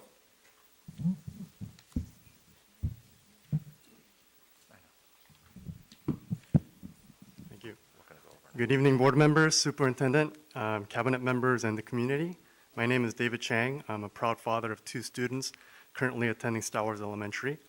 I myself happen to be a product of ABCUSD, having graduated from Whitney High School, and before that attending Juarez, Nemes, and Palms Elementary Schools. I want to start off by offering my thanks to the people serving our children through their various positions within the district. I'm sure it's often a thankless job filled with criticisms and unwarranted blame, but your sincere commitment and dedication to providing our children with a quality education is deeply appreciated, and for that I thank you from the bottom of my heart. As I became an adult and began to think about the future and education for my children, I automatically gravitated towards ABCUSD and ended up moving back to Cerritos to make sure that my children receive their education here. Not because of what I heard from others or because of school rankings, but because I've been a part of this education system, and I have trust that ABCUSD will provide my children with the best education possible. When I was a student, my parents had minimal involvement, largely due to language barriers as first-generation immigrants. They simply placed their trust in the district and the schools with the faith that their children would be appropriately taught the things they needed to know. My parents could have chosen a relatively comfortable life in Korea, but they believed that the USA was a land of opportunities, and they sacrificed all they had to make sure that me and my sister could capitalize on every opportunity for a better life. With countless hours of overtime work, multiple jobs, forfeiting luxuries of life, my parents spent what little money they had to send their children to private tutors, music lessons, SAT academies, and on. While I griped and groaned as a student for never having any free time apart from my extra classes, and always being told that we don't have enough money to go on a family vacation like everyone else, I look back now and I couldn't be more thankful to my mother and father for the sacrifices they made for me. Of course, the world I grew up in is vastly different from the ones my kids are growing up in now. Many of the cartoons I used to watch on TV have now been banned for violent themes and for negative cultural stigmas, whereas today my kids get their thrill from watching other kids unpackage toys on YouTube. I exaggerate to make a point that education has also changed with the times. Nowadays, it seems that more decisions about my children's education are made by politicians in Sacramento rather than the teachers, students, and parents. In 2015, the State Assembly passed a bill called AB 329, which mandated all schools to teach comprehensive sexual health education. This was never put to a vote to the people, but rather passed by lobbyist-led politicians who never gave the general public a say in the matter. Districts and teachers were allowed some degree of control over which resources could be used, and I'm very thankful that our school district seems to have taken a less extreme approach for this subject matter. If there are any parents listening who are unfamiliar with this, I urge you to take a deeper look into the curriculum of comprehensive sexual health education and decide for yourself if these are the things you want your children to be learning at an early and impressionable age. Some of the content shown here would not be allowed to air on television or even in a rated R movie. So why are we showing this to our elementary and junior high school students? My family will be opting out from this curriculum, and I hope that many others will as well, to send a message to the politicians in Sacramento. Additionally, it was brought to my attention of a Conscious Classrooms curriculum which has been implemented at Whitney High School, led by the California Conference for Equality and Justice. As an Asian American who grew up with his fair share of harassment simply for being Asian and being told countless times as a young child to go back to your country, I'm a big proponent of teaching our children about acceptance and tolerance. But I have to admit, I am worried of certain elements in the education curriculum that may hint at critical race theory and gender spectrum theory being introduced into this narrative. I see both of these theories as heavily left-leaning philosophies which are trying to reposition themselves in the public eye as centrist views. I had a chance to look over the Conscious Classroom's objectives and standards, and I noticed that the very first lesson in each of the 5 modules is gender pronouns. I'm perfectly fine with my child being taught about gender pronouns, but the fact that all 5 modules begin with a lesson on gender pronouns suggests to me that there's an ulterior motive embedded in the curriculum. I also find critical race theory to be dangerous. It's a dangerous school of thought that forces people to take sides between oppressors and the oppressed. Contemplating all the misgivings of society as a product of social injustice simply breeds hate, anger, and retaliation. Putting an emphasis on the mindset of children that focuses on how have I been victimized won't cure racism. It will only aggravate it in new ways. Curing racism and discrimination is as simple as this famous old quote, "Love thy neighbor as thyself." I implore for the leaders of this district to carefully consider the social and psychological impact of teaching our children the ideas of critical race theories as a fact rather than as a school of thought. But if you have to teach it this way, please remember to include the oppressions that have been suffered by Middle Easterners, by the Native Americans, and by Asians, and by so many others. Remember to talk about the Chinese Exclusion Act of 1882, and about the Japanese internment camps during World War II, and the LA riots of 1992, and the Asian hate crimes we've been seeing rampant on the news in recent days. Mr. Chen, I'm sorry to warn you, your time is up. Wrap it up. May I just have one more minute? I'm at the end. Education is something that I believe should be neutral, neither leaning to the left nor to the right. The leftist views and rightist views should be equally presented as different viewpoints, and children should be given an opportunity to figure out on their own as they grow and mature. We need to stop. It's 5 minutes. I'm sorry. Thank you.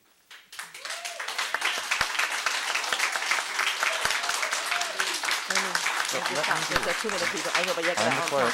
You gotta keep it. No, you can't. You have to find your 5 minutes. Christine Cho, and next is John Darnell. Good evening. My name is Christine Cho. I'm here to express my gratitude to the ABC School District Board members and to make a small request. I'm a Korean immigrant who live in Cerritos for over 20 years. My daughter and son were born here and now are high school and college students.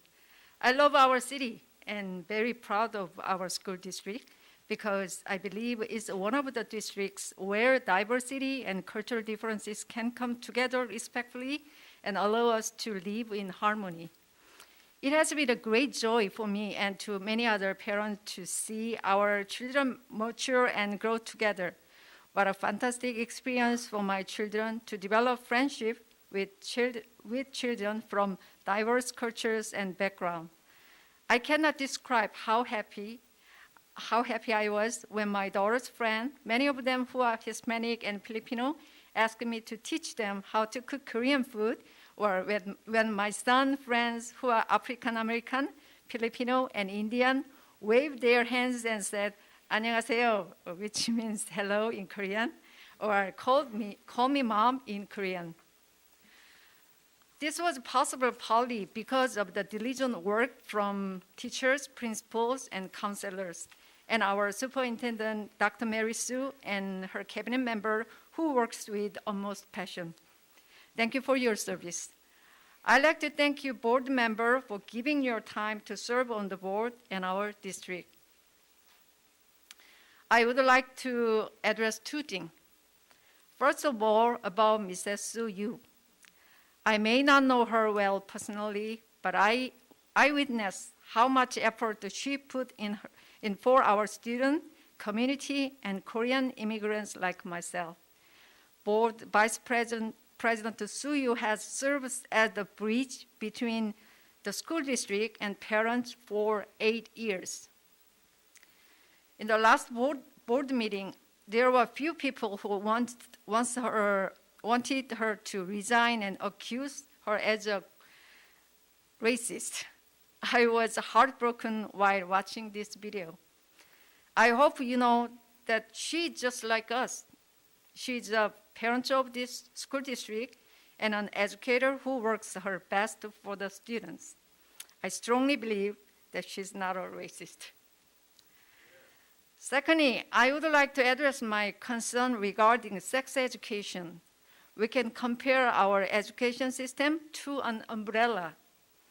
This example shows that in the education system, the progressive teachings make up the tent, while conservative teachings represent the frame. An umbrella cannot be an umbrella without one or the other. I believe when the tent and the frame work together to unfold, the children in our district will be safe and be protected. But these days, it seems like this balance of teaching system is broken. We are all aware of the many angry parents that are going to school board meeting because of comprehensive sex education, which includes extreme radical content taught to their young children. I think that is one of the biggest reasons why many parents move their children to private school or homeschooling. In light of that, I also want to truly appreciate ABCUSD for choosing to use conservative and non-graphic sex education curriculum. And for this reason, there are many parents admire our school district. I hope ABCUSD continue to maintain this balance of teaching both progressive and conservative side of our education system. 1 minute. And become a positive influence to other school districts. Thank you once again for all your efforts.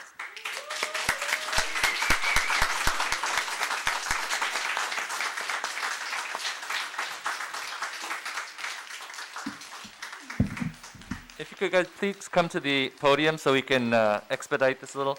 John Darnell and Mel Cortez. And after that will be Eddie Salcido. So if you could please line up so there's no pause. I want to get as many speakers as we possibly can.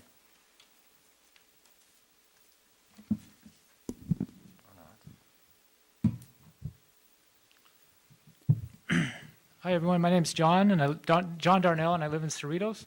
My older daughter attends Whitney Elementary School, and my younger daughter will attend Whitman Elementary School in its TK program in January. I'm here because I live in the area that Board Member Suyu represents. And I was very disappointed to hear my elected representative talk the way she did at the CRT event that was hosted by the Cerritos Republican Club. I know she apologized, but that was only because it was made public by the people who attended and she was caught. She said two things that struck me. First, that blacks and African Americans should get over slavery.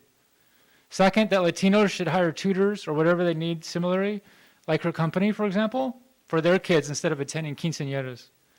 The event was hosted by racist and anti-Semitic folks who have a history of doing events like this, just to bring drama, and they brought it to our city. Board member Suyu felt comfortable saying these remarks because she was around like-minded people. Would she say these things during this board meeting and to the staff that are Latino and black or African American here? I hope not. Diversity and inclusiveness should be at the top of every organization's agenda. If it's not, then they're out of touch with the pulse of what's going on, not only in our school district, but our country. This isn't the 1950s anymore. What the school board member did was give this district a black eye. And since over a month ago, when she said it, this school board and the district haven't done too much. Why is that? I'll bet if someone made a remark about your race, then you might speak out more. It's called empathy. Creating pipelines for those that have not had opportunities in the past should be one of your top priorities. So now, even though school board member Sue has apologized, I wonder how many biased decisions were made when it came to promotions, hiring, who gets to work on what important project of the district or policy set by the board. Maybe not too many, maybe not at all, I'm not sure, but it brings a question. This is how it impacts the constituents in our school district. Now I'd like to finish by addressing the remarks made by board member Suyu about why we should all just forget about slavery. My name is John Darnell, and I am a descendant of slave owners. The Darnells came here from England in the late 1600s, and soon after they got established, they owned slaves. If you ever meet someone with the name Darnell and they're black or African American, then that's most likely where their name came from. I won't go into much more than that because I know you have a long meeting, but the issues of police brutality, lack of family wealth, and so on, are a lot of the issues that still are here today because of that. And a lot of the last century's rules that have been imposed because of the white supremacy that has continued. You're saying forget about slavery flies in the face of all the people who fought and died for each of our civil rights. There's still work to do, and I would like to see this district take diversity and inclusiveness more seriously. One of your own has embarrassed the school district. When you start to not like people based on their race, gender, or other protected classes, then you are being selfish. You are hurting the organization you belong to. You are tarnishing the brand of ABC. Whitney High School is one of the best high schools in California and in the USA. Board Member Sue represents this area and therefore carries our school district's brand. I hope her continuing to serve doesn't hurt our brand as a district. Now, this isn't the biggest reason not to say these racist things, but it's a very important one, and maybe that's a different way to look at it, and maybe the way that the board will act. Thank you.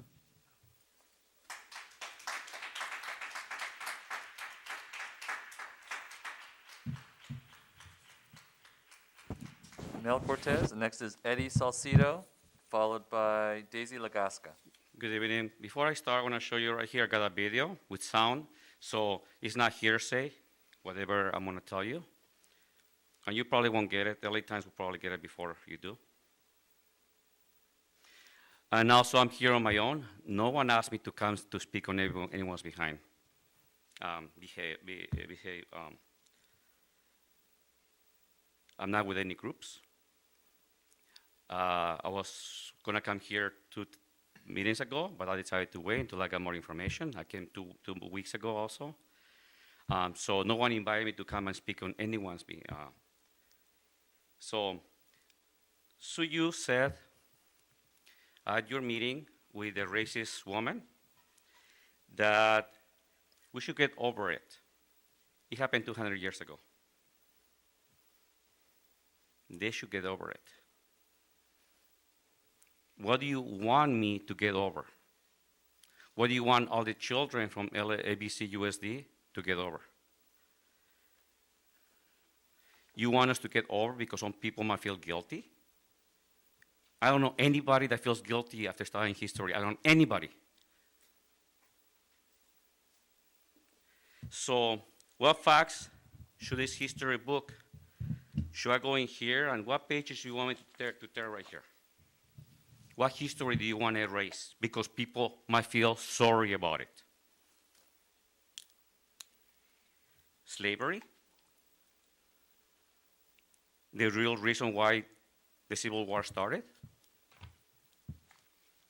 The New Orleans Sicilian lynchings, Mexican lynchings, hanging deaths of Irish immigrants, women's suffrage, that they fought so hard to get the vote. Should we just get rid of that side because it happened a long time ago and some people might feel guilty? Segregation. You want to raise those little girls walking to school while people were spitting on them? Should we take those pages off because some people feel guilty? That's what you said. It happened a long time ago. Get over it. I'm not getting over it. You want us to get rid of the alien land law, barring Asian immigrants from owning land? Take that from the books because some people might feel guilty. The Executive Order 9066, Japanese internment camps. Should we get rid of that? So I'm looking right here. What do you want us to get rid of? The 1830s Indian Removal Act, the Trail of Tears, because lots of people feel sorry for that too. They feel guilty that happened. Nearby, Westminster Unified School District, where near USA citizens went to enroll, and they were denied descent to the Mexican school because they were not white. That's right here in our backyard. How about the Mexican repatriation program? When my grandfather, USA born, was taken from the USA, from his country, and sent to Mexico because he looked Mexican. How can I forget about it? How can I go in a book and tell people, get over it? It happened a long time ago. We should not teach our children that because they might feel a little bit guilty.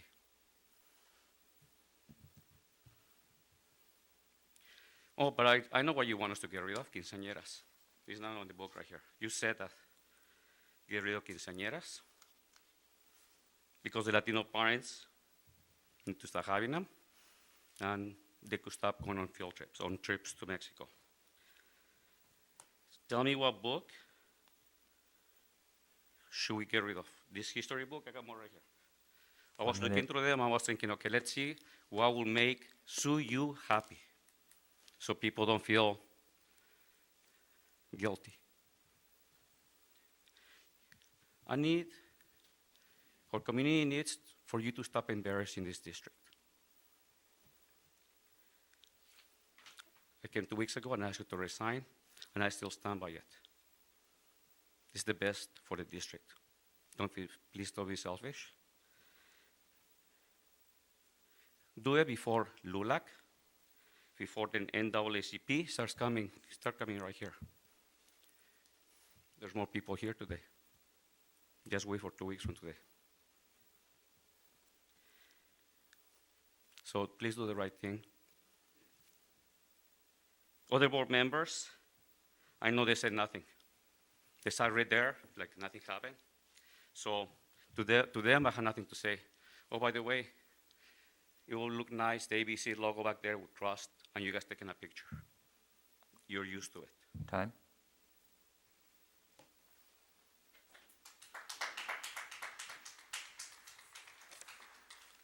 Eddie Salcido, next is Daisy Lagasca, and Jeremy Yoon.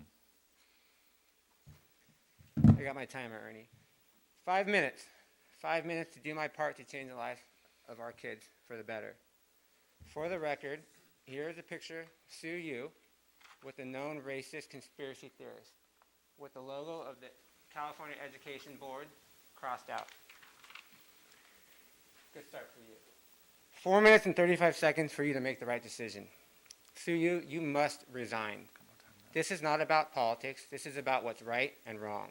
Sue Yu showed up at this event being promoted as a member of the ABC Unified Board. The board was so worried about this that they had legal counsel take a look at her attendance and determine that she attended as a private citizen despite her billing on the flyer.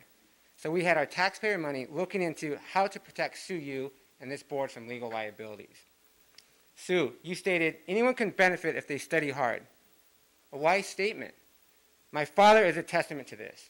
A Mexican immigrant who translated his homework from Spanish to English, played soccer and football in high school and college, won academic and sports scholarships, went to community college, went to UC Riverside, and put a tassel on the end of his education with a master's from USC. He represented the United States in 1972 at the Olympics. Not that you deserve to hear his accomplishments. With my mother, he sent my brother and I through the ABC Unified School District and on to university. He did this by, as you say, benefiting if they study hard. No paid tutor in sight on his journey. I really feel a tug in bringing up his story because you don't deserve it, on one hand, because you demean his story with your racist and ignorant comments and ethnocentric views of the world. On the other hand, you need to hear that you're not the only ethnicity that can rise from the challenge. You finished your statement, anyone can benefit if they study hard and pay for tutoring. You own a tutoring company. By your own admission, our education system is a pay-to-play model. If I'm a young, Asian, black, white, any race family, and I have aspirations of sending my kids to Kennedy, and I'm looking for the extra kick for my kid to get in, and I see a board member of ABC Unified that owns a tutoring company. I wonder if I would send my kid to Company A, no board relation, or Company B, board connection. Real or not, perception is reality. Are our teachers not enough? Are school programs not enough? Then our school district, it's not enough. And our board is not doing enough. You may not say you are racist, but it's clear that you hold racist ideological views which you are clearly not capable of moving on from, nor learning they are wrong. It's ironic that you preach opportunities of learning, but you sit on this dais on principles of profit. Pay for it, or you are destined to a life of quinceañeras and piñatas. I said last time I don't know you. I was wrong. I do know you, and the people out here know you. Your racist ideology of white is good, Asian is good, brown is bad. Your fear-mongering is antiquated. Your views have no place in this world and certainly nowhere near our children. Your time of free reign of this board is over.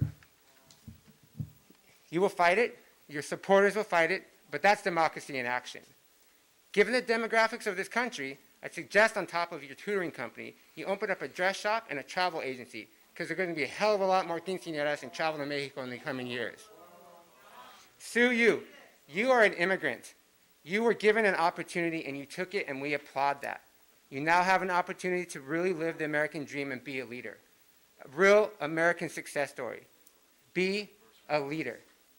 I have my doubts that you know what that means. Like too many so-called leaders, it's power and I'd like to profit have happily control yourself, please. over all else. Thank you. They don't mean anything.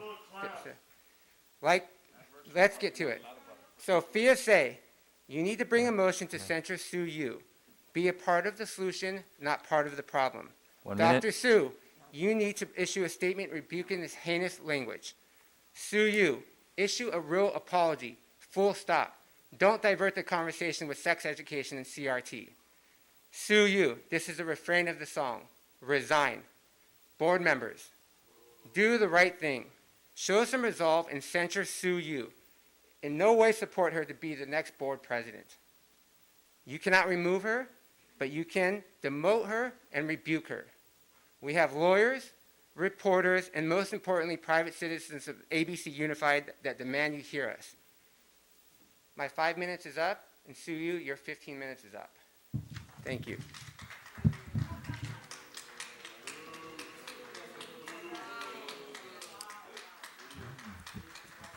Daisy Lagasca, Jeremy Yoon, and Gabriel Rowe.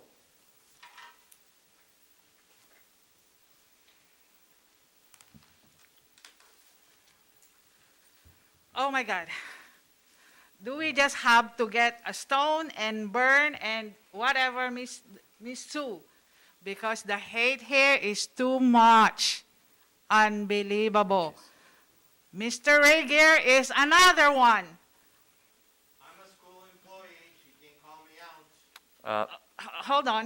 Hold on. Ms. I Lagasca, am from the community and Ms. I have Ms. the right to Lagasca? say something.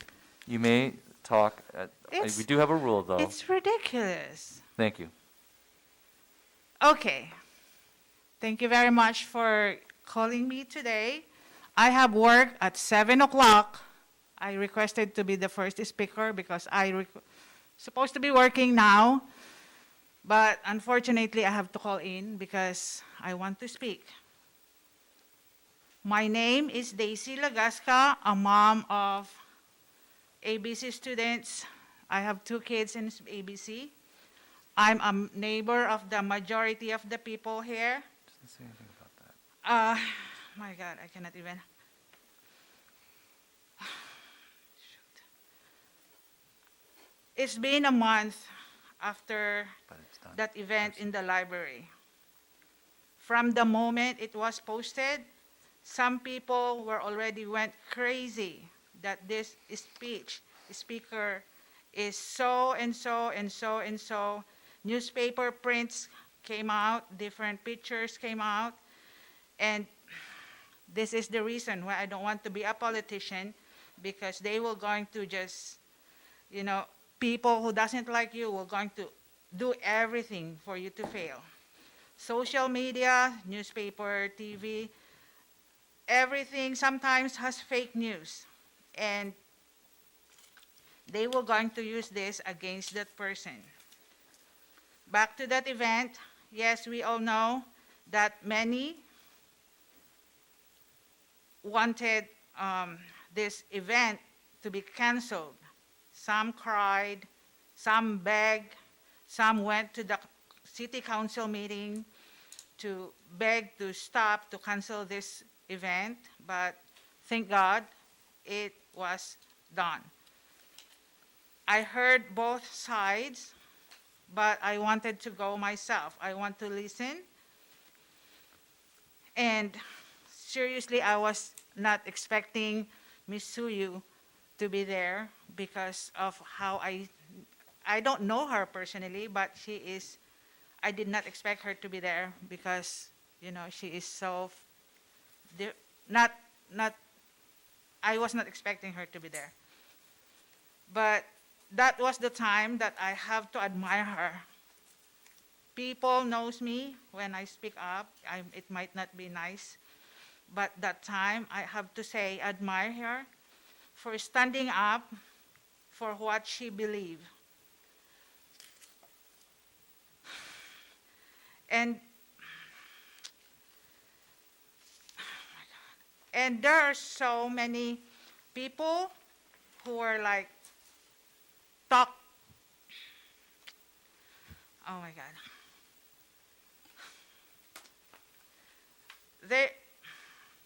I'm lost.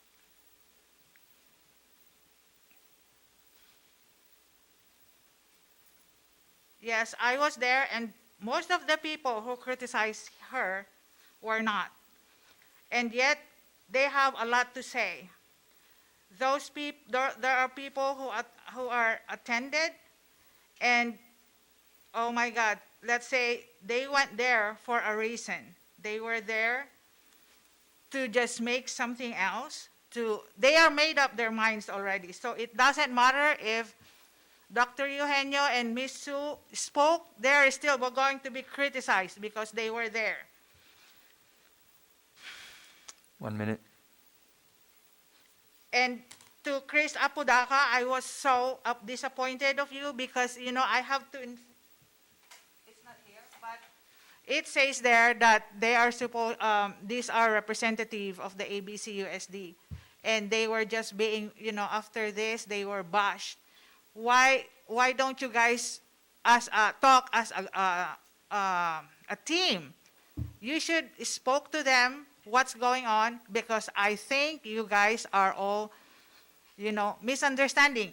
This is what I'm talking about. Whoever have the video, show it. So we will going to see all together, and we'll go, rather than you're going to bashing, you're bullying, you're whatever. It's so much hate.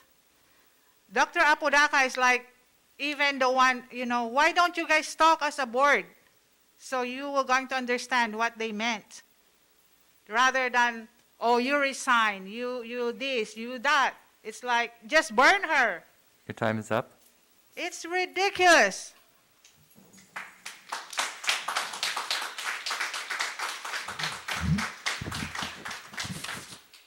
Jeremy Yoon, next followed by Gabriel Rowe, and after that's Eli.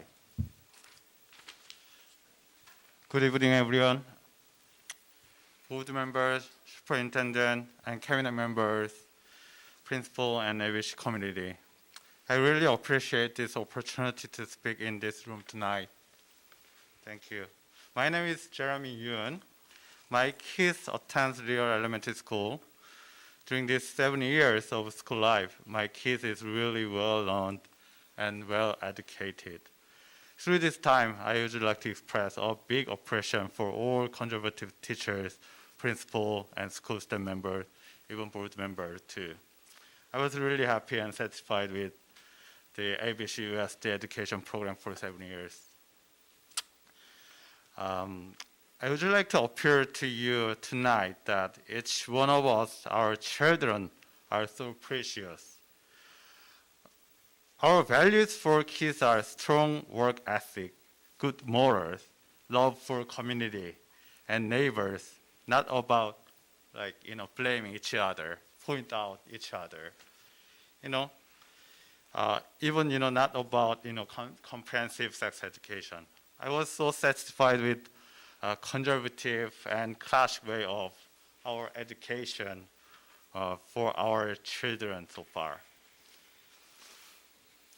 Our parents would like to have an opportunity to review all material regarding the comprehensive sex education and gender identity and gender pronoun education before the class starts. Also, our parents want to have an opt-out option for our kids about these issues during their learning time. Please inform the parents what teachers are going to teach, especially regarding gender issues and comprehensive sex education, and we have the right to know. also, all the board member, they are like, we've been elected to represent from, the resident. We elected, we voted. And then right now, in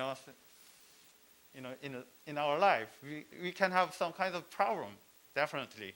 No one has that, everyone has that issue, right? And, suddenly we kind of, since we have some problem, we start to point out and then blame, like point out one person and blame that. That is really, like heartbreaking feeling I have right now. So why don't you collaborate and why don't you like help each other? Like even board members, they are all the people from us. It's same as us, definitely. Why we like criticism should be like constructive, not like break the all the like community connection, community network, right?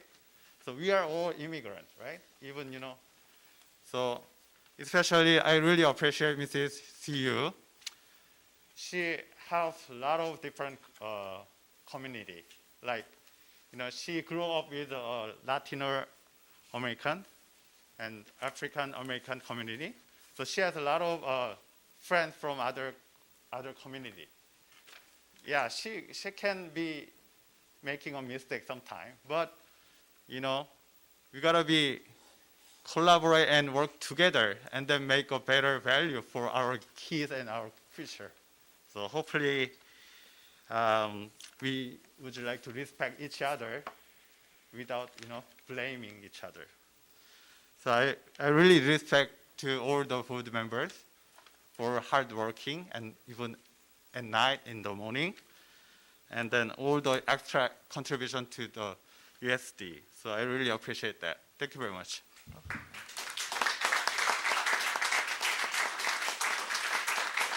Gabriel Rowe, if you could please come wait in line so that we can go through this and get as many people in as possible. Next is Eli and Rosie following that.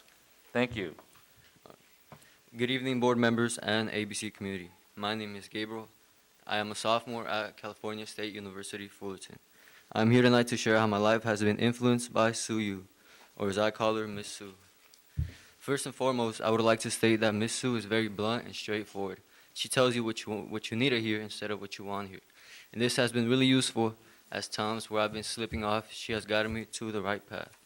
There are times in which it may seem harsh of what she says, but it is actually what needed to be said. Also, I would like to state that during COVID, when schools were shut down, she offered me a place to do my homework and be away from my house as it was crowded with my little sister, and my little brother's always crying. This led to me to passing all my finals and passing my classes. Thanks to Miss Sue, I am a first-generation Hispanic university student, also currently in the university's honors program.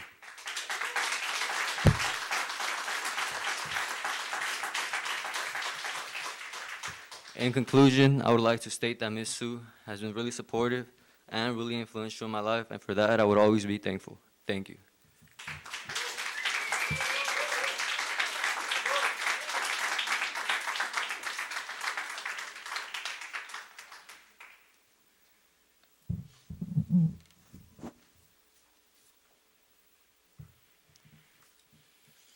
Eli? Thank you. Good evening, board members and the ABC community.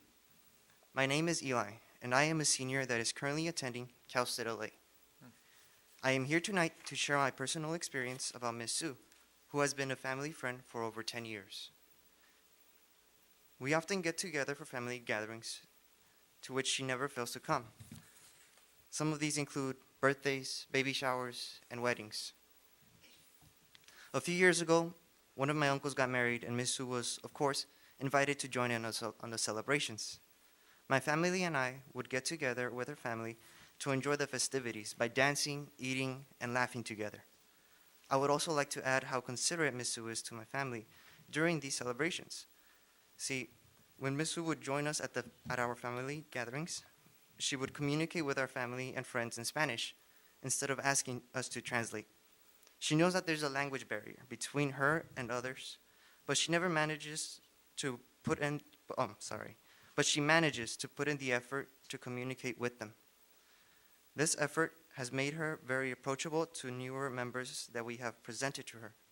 During the holidays, our families get together to hand out food and water to the homeless as a way of teaching us the importance of giving back to our community. Miss Sue is someone that my family and I enjoy having as a guest at our home, and we always look forward to future visits from her.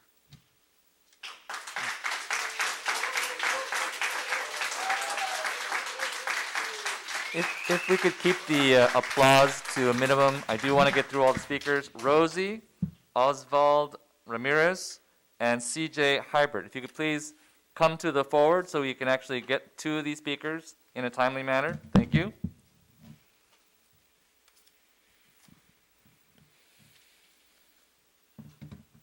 Buenas noches. Good evening. Quiero compartir con ustedes mi experiencia de amistad con la señora Sue. I would like to share with you the experience of friendship that I've had with Miss Sue. Ella ha sido por más de 10 años nuestra amiga y hemos compartido reuniones con ella, familiares. For more than 10 years, she has been a close friend, and we have shared many family reunions with her. La señora Sue fue una guía académicamente para mis hijos cuando se fueron ellos a la universidad. When my children were going to go to the university, she was a very good academic guide for them. Ella es una persona sencilla, humilde y respetuosa. She is a very simple, humble, and respectful person. Yo me siento agradecida por tenerla como guía, pero sobre todo como una gran amiga. Gracias, Miss Sue. I am very thankful for having her as a guide, but most importantly, for having her as a friend. Thank you, Ms. Thank Sue. you. Osvaldo Ramirez, followed by CJ Herbert and Charlene Park. Can I go? Yes. Hi, so my name is Osvaldo Ramirez. I'm a senior at UC Riverside, hopefully to graduate this spring. Very excited. And I want to talk to you guys about my journey, to how I got there. So I'm a first-generation college student.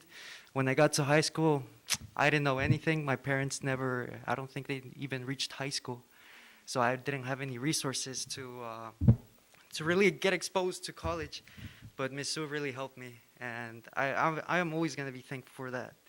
She helped me get tutoring for AP classes. I know I was taking AP classes, AP statistics, AP calculus. But it was so hard. But just through her resources and her help, I was able to get through.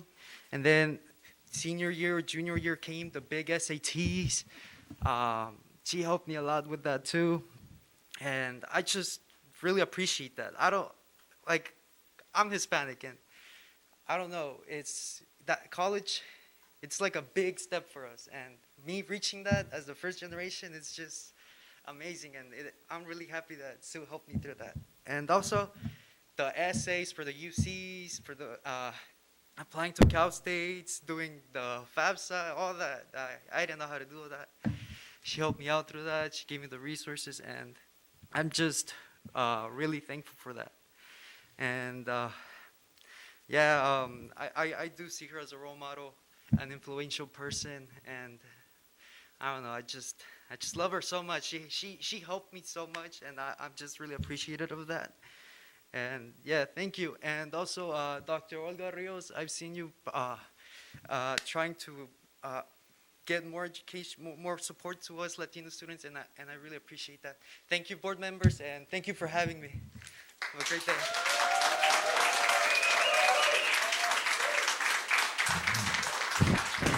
Thank you, audience. CJ Hebert, Charlene Park, and Michelle Martinez. Board members, greetings. My name is CJ. I'm a retired educator of over 30 years working in the classroom and as an administrator in various contexts, including the inner city of Chicago, as well as the suburbs. I'm here to promote family-based education in the school system. There could be a lot said tonight that includes the breakdown of the family and the government being the substitute parent or even the co-parent. But suffice it to say that the government was never meant to be a co-parent, at least not in this country. I understand that there are topics that have been discussed tonight that assume the supreme authority of government, dictating their role in what is taught in public schools. That is really foreign to the constituency of the United States of America. The people by design in our country must have a say about what their children are exposed to in the classroom, which is one reason why some are advocating for cameras in the classroom after what shocked parents learned their children were taught in Zoom meetings during the lockdown of 2020. Now, I'm not here to promote or defend any particular thing in its details. However, let me just say, not long ago, I had a colleague, a fellow teacher, who was originally from Russia. And she said to me, CJ, what you see happening in America is what happened in Russia. She was referring to the divisive tactics of those pushing a narrative when actually it was really issues of power that were at stake. My point is families need to have a significant say about what is taught in schools as opposed to merely teacher unions and administrators and boards of education. This country was founded on discourse, dialogue, and discussion. Families that have a say in their education understand this, and they affirm the value of diversity and ethnicities in public education. Most importantly, though, family-based education in public schools affirms the common sense notion of parental roles and discussing sexuality, gender identity, and gender roles in the home and society. So in conclusion, let me pose a question for you to consider, for everybody here. In discussing all the pros and cons of the different controversial topics tonight, whose interest are you or we truly interested in? Are they really about the children who are the future of this nation? Or are they questionable self-interest, which may not actually be those of the same dear children who are created in the image of our loving God? Thank you very much. Sharon Park. Charlene Park.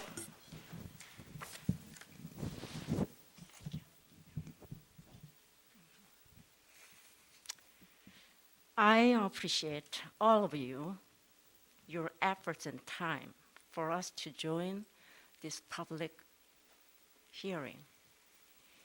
And I am a retired registered nurse at the same time as a Pacific University Theological Seminary professor and pastor part-time too.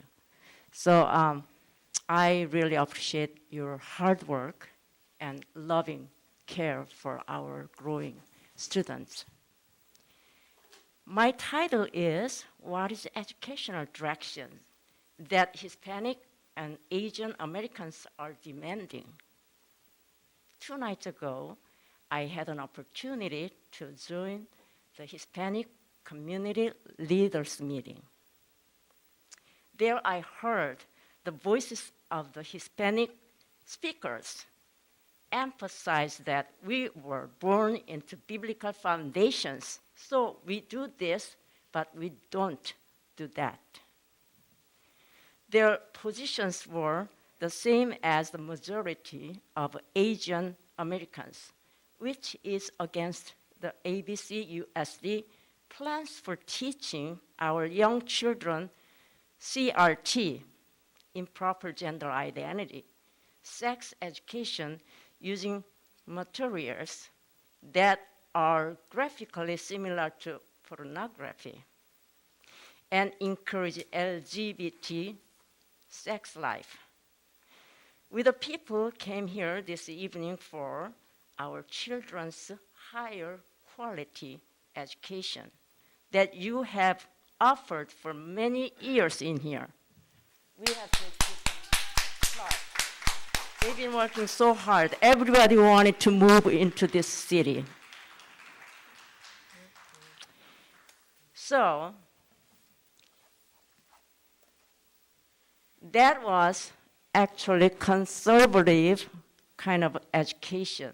Reading, writing, science, and mathematics, etc.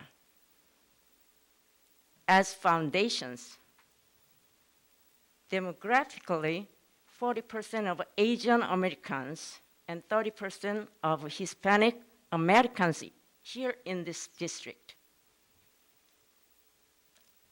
strongly oppose these improper teachings, but embracing your conservative teachings you have been doing. We all have the legal right to be in charge of our own children's education. We demand that the government and schools not indoctrinate our children with these improper teaching materials. We align with the moral code that the American founding fathers built up for us, which is to follow God's ways. We also learned that a well-known board member, Yusu, in this district going through a very difficult time, largely because for the sake of our young children, she stood against teaching this improper education. You should know that.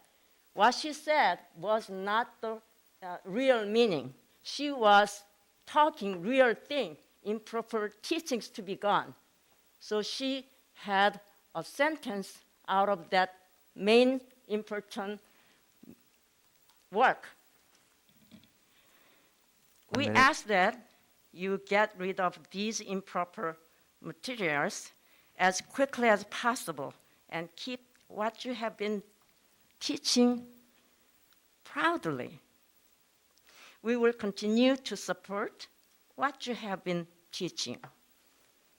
Under the Freedom of Information laws, these laws is going to help us to see what you've been doing all along.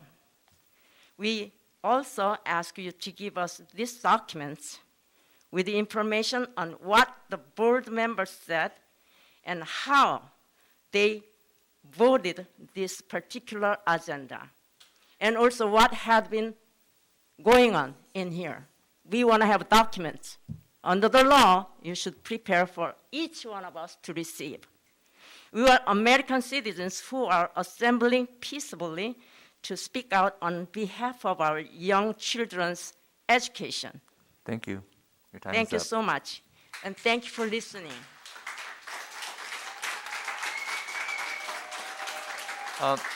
Madam President? Yes, yes. Just to let you know that I counted time is 9:17. It should be the ending time. We have 2 minutes before the end of public comment. We currently have approximately 13 more public comments.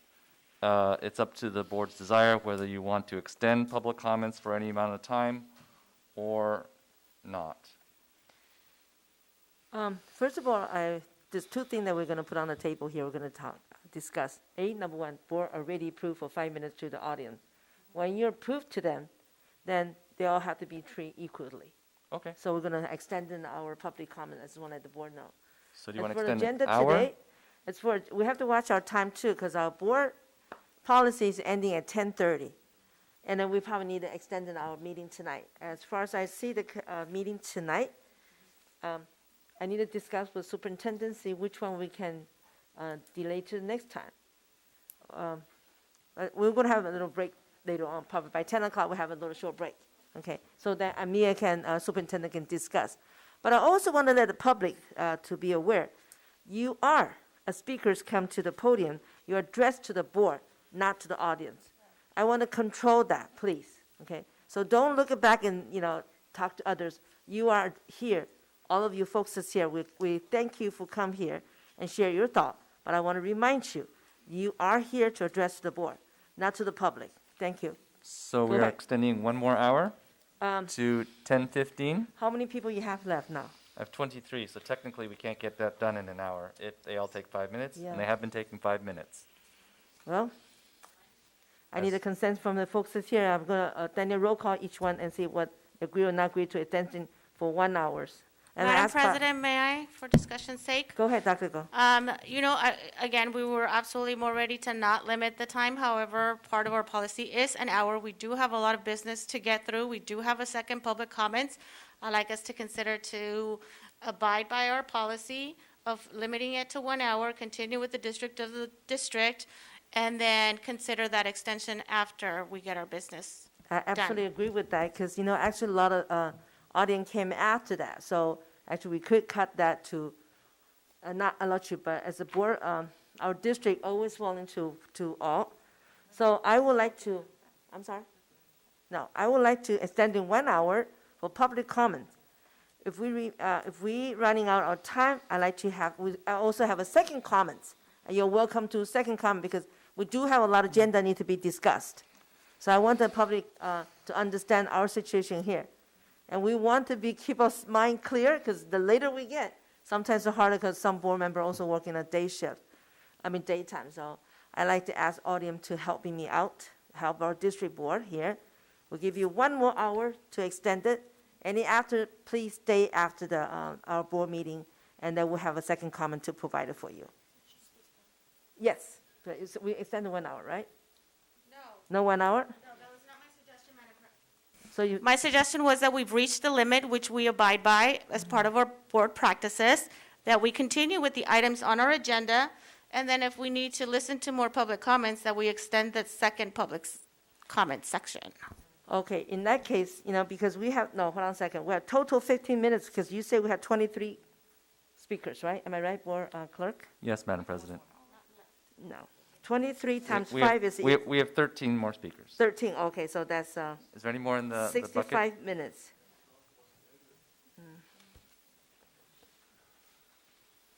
Madam President, Yes, extend. go ahead. Madam President, I vote to extend. Extend? Let the public speak. I agree. Okay, so I have 2 people, and then how about Vice President? Yes, they've been waiting, so I agree. Okay. So from now on, if we have any more card, I like to have our Public Relations Director, Mr. Smith. I need you to control the number. No more adding card. The card will, the more card comes now, it will be going to the second, which is to include the rest of the people go to second comment. Would that be okay for you guys? Yes. Okay, so I would like to have the lady, since you're on the podium already, please proceed, and the rest of folks is here, please stay on the second comment after I finish our agenda. Oh, no, So- I'm sorry, we'll get a 1 hour. We'll do 1 hour, and then after 1 hour. Extending to 10:15?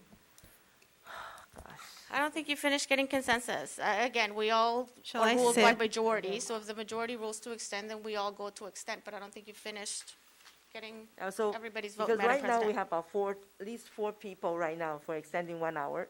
So Maybe we just Chris, do a are you roll there, call? Chris?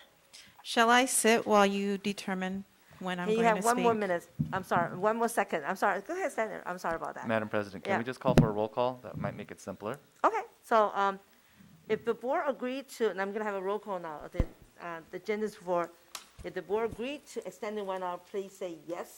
Okay, Chris, can you hear me? Yes, Madam President. It's a little muffled, though. There's a lot of crosstalk. But since you called on me really quick, I am in favor of extending it. And, we did let some folks speak for full 5 minutes. I think it's a matter of their First Amendment right. The public should be allowed to speak just as the others who have spoken before them. Okay. So I'm in consensus to allow the public comments to complete. So to be clear, you want to extend to 1 hour, am I right? I'll go with the majority will of the board for the time frame because I don't know how many comments are left. Okay. I'm just concerned about the agenda being done before midnight. So I'll leave it up to you and to the majority of the board. Okay, so let's have the lady finish it first. Go ahead. Then I think we should do is go ahead, extend to 1 hour. And Do we need a motion? I need a motion for that. Madam Okay. President, if I may. Yes, go ahead. Before we vote, there's 13 people. If they all took 5 minutes, it would be 65 minutes, and you'd actually be cutting off the last speaker. I vote we make it 65 minutes, just in case they all go the full 5. Second. 65 minutes? Okay. By 10 o'clock, I'd like to have a break. So me and Dr. Su have a really close talk about which agenda we can take it out. So would that be okay, Dr. Su? Okay, so I guess I have to do roll call right now. Go ahead, Daniel. So wait, Dr. wait, what is the motion that's on the table? Motion takes 65 minutes. Extend 65 minutes for public comments. That's on the table right now. Daniel, roll call. Dr. Apodaca? Yes. Mr. Beach? Yes. Dr. Eugenio? Yes. Mr. Nishi? Yes. Dr. Rios? Yes. Mrs. Say? Yes? Mrs. Yu? Yes? Motion passes 7-0. Then we're going to extend the 65 minutes after this 13 people that will be going to second 10 public minutes. comment. Thank you, go ahead. That's 10:30. 10:30. Technically, our meeting's over at 10:30. Yes. Michelle Martinez, you're next. Thank you. Thank you for patiently waiting for us, Ms. Martinez. Good evening, board members and community members. As a Latina and formal council member of another city, I know what it is to work with school boards and understand how important our education system is. So let me just begin by taking us back to 1996 at the DNC convention when Hillary Clinton stood before America and told us that parents were questioning a popular culture that glamorized sex and violence, smoking and drinking, and teaching our kids that the clothes and the logos on their backs are more valued than the generosity in their hearts. If Hillary Clinton understood then the importance of preserving the innocence of our children and that it would require a village, including the education system, to protect this idea, then we parents concur because it has never been more needed than in these current times. How is it possible that 25 years later, this promise has been completely eroded and the new mandates being implemented across our state are harming our children with forcing unknown substances into their body, sexualization in their curriculum, and forcing a false doctrine of critical race theory? You, school board, are the gatekeepers, and you are mandated with teaching our children. As parents, we entrust our children to you during the school day to educate our children and train them up to be prepared to either enter higher education or to have the fundamentals to flourish in today's commerce and to raise up their families to be self-reliant and successful. It is critical they be educated with strong, solid basics that prepares them to be productive citizens. Instead, today's culture is focused in redefining our history and focusing on the color of our skin, teaching our children that somehow, as a brown child, they should linger in the past transgressions of our country rather than the American spirit.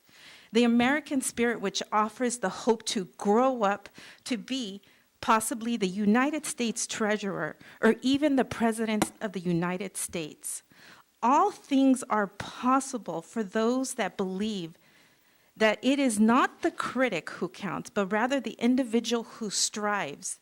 They may fall short, but they learn that the victory is in daring. And I may have stolen the words from one of our dear presidents, but it holds true today that our children should be taught that with a fundamental good education, all things are possible, regardless of their race. As a first-generation American whose parents immigrated from Peru, I was the first to attend college. I was the first to sit as a CEO at a table.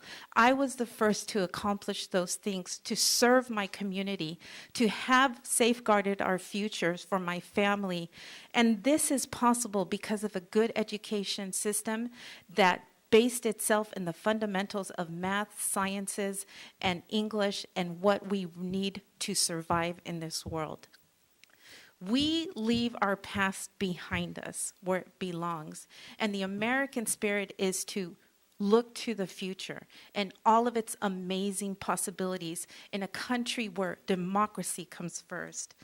So, Latinos value family and God and the opportunity of free enterprise. We come here in search of the American dream. This requires a solid education and tenacity and hope, and an environment that focuses on celebrating the possibilities, not the hypersensitivities of a race-driven politics. In closing, I remind you of Hillary's final comments at the 1996 DNC.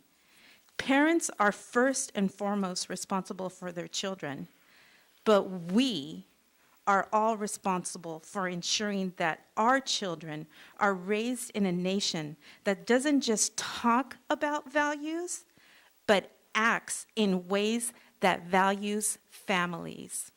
And I am so thankful for Vice President Su Yu, who actually exemplifies that in the witnesses that we've had here tonight that have been impacted by her good guidance. So I thank you, and I ask that this board would continue in that tradition. Thank you.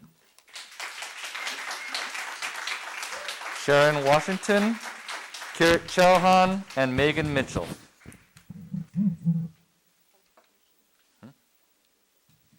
Good evening, school board. It's nice to see you in person.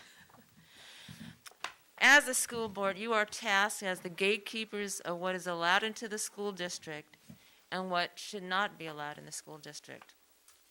I see already the emphasis you place on academics and extracurricular activities and those things that help make a well-rounded student. However, with the very radical and disturbing comprehensive sex education curriculum, we see the challenges with that, which sexualizes students and at the same time, it grooms them for pedophiles.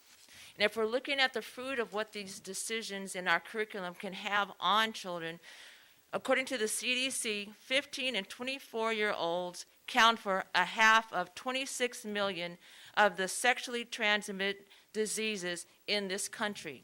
15 to 24 years of age. So if we're pressing and pushing a curriculum that edges on pornography, what are we really saying in terms of valuing the outcomes of our children and our students? And with regarding CRT, my son, unfortunately, was indoctrinated into that in college. And the divisiveness and the hatefulness and the anger because of a lot of misinformation has left a person who, I'm part Chinese, I'm part Scottish, and I'm part African.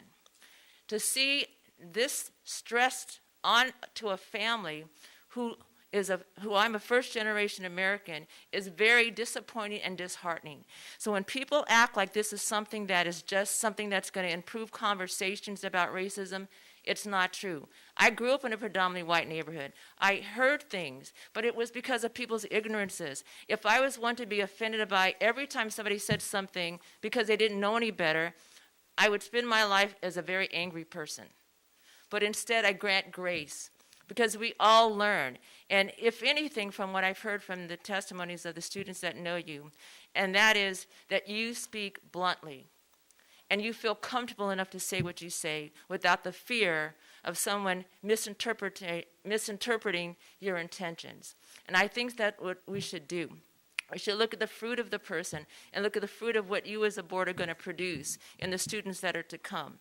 So again, I charge you with this to make sure that you look into these curriculums. And parents, don't ask for permission. You have the authority over your children. And so therefore, make sure that you hold them accountable to what is actually being taught.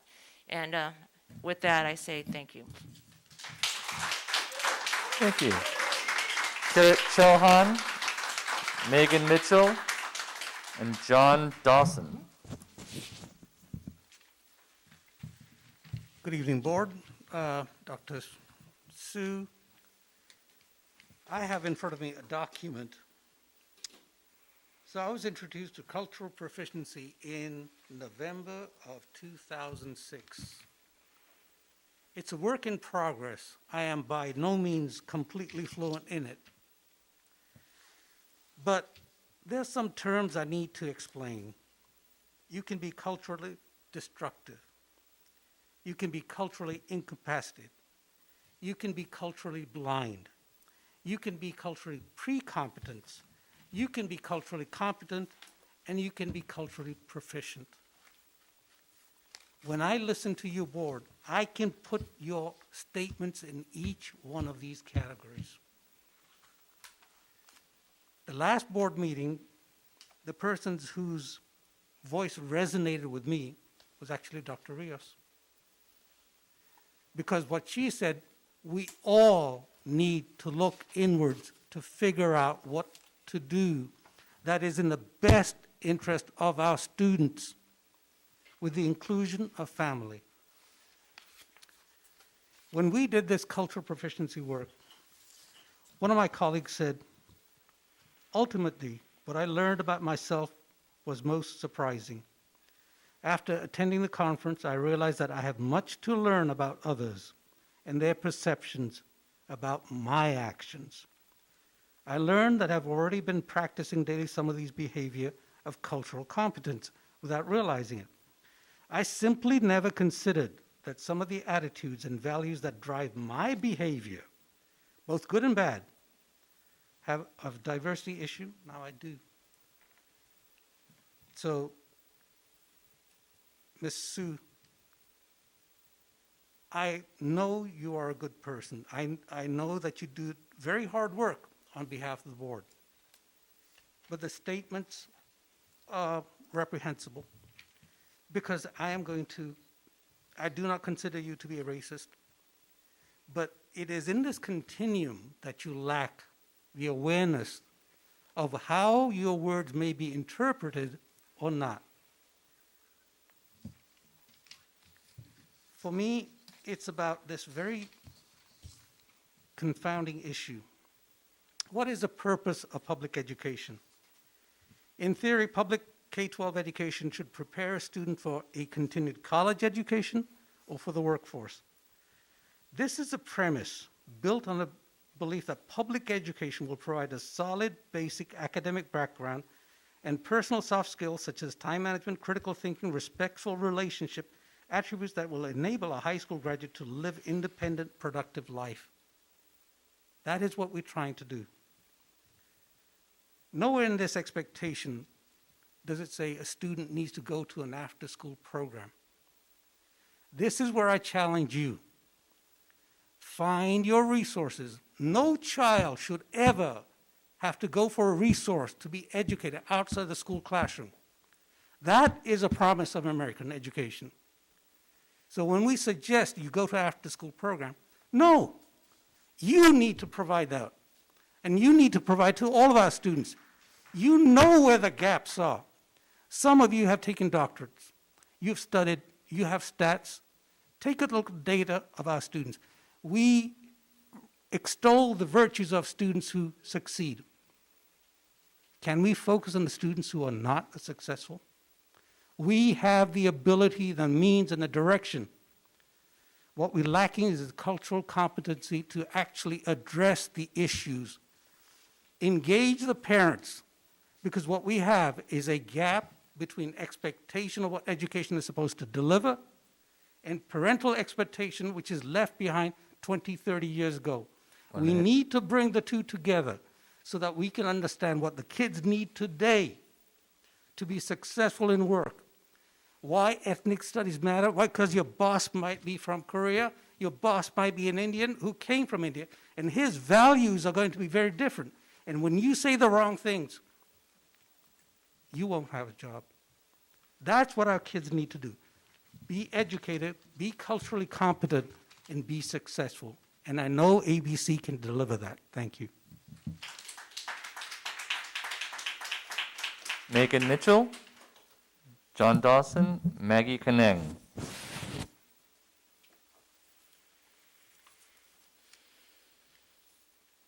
Originally, I was just coming up here to speak as a parent, but as a teacher, I would just like to clarify that no teacher in ABC Unified School District is teaching critical race theory. That's one.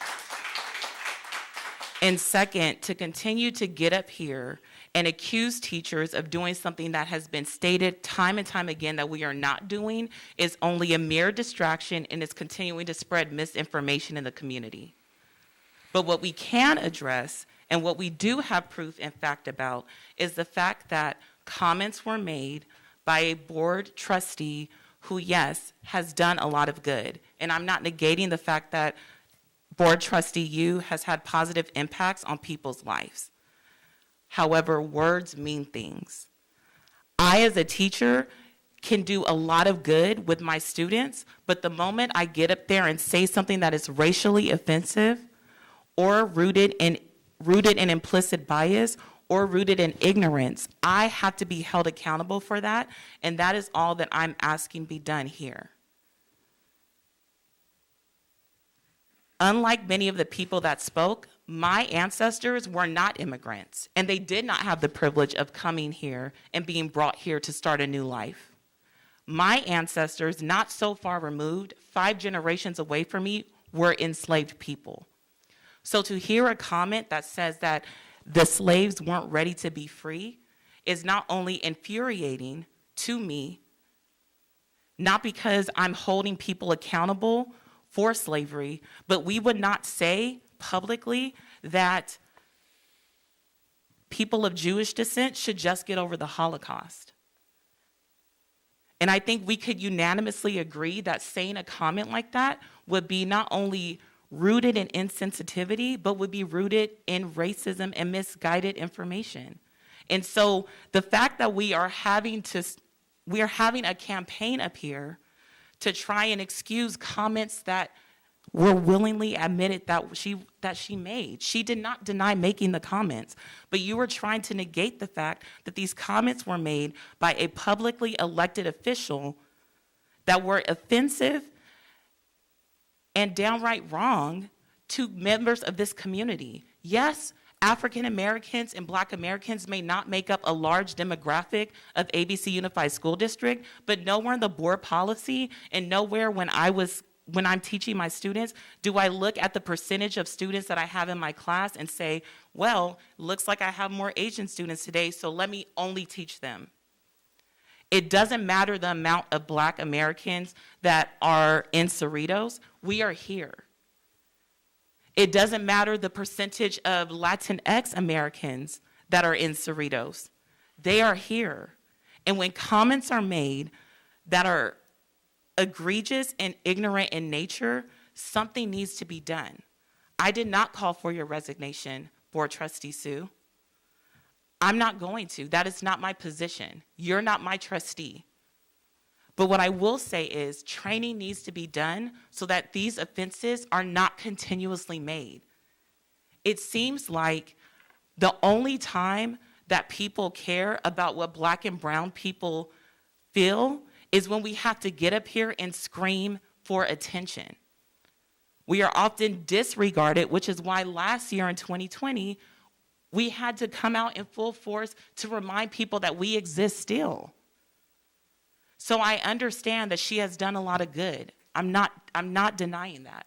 I understand that your constituents are very happy. I'm not denying that as well. But what I am saying is that for the small percentage of Black Americans that are in Cerritos, that comment was hurtful. 1 minute.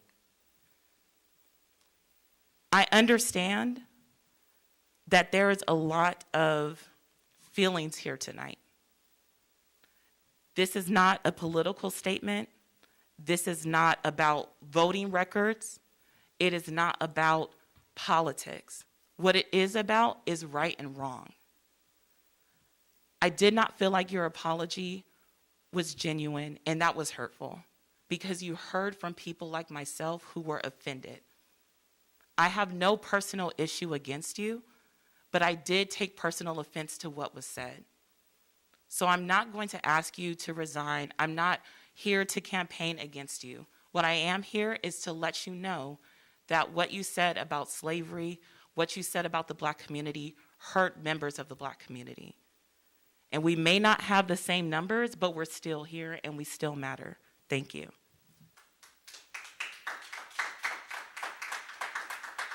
John Dawson, Maggie Caneng, and Leticia Mendoza. Thank you, Superintendent Sue and Board of Education, ABC.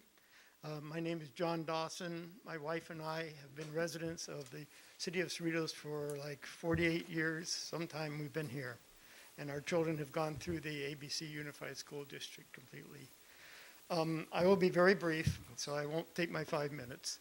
But I just wanted to say that I wanted to make repeat a quote that is some 2,000 years old, and primarily for those people who are calling for Sue Yu's resignation.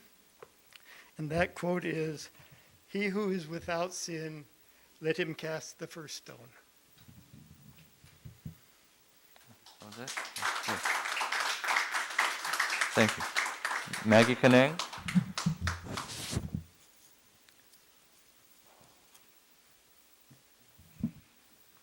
Hello. Hi, everyone. Good afternoon or good evening. Sorry. My name is Maggie. I'm here to ask our board to take actions to support our students' mental health. I'm a current employee as a paraeducator.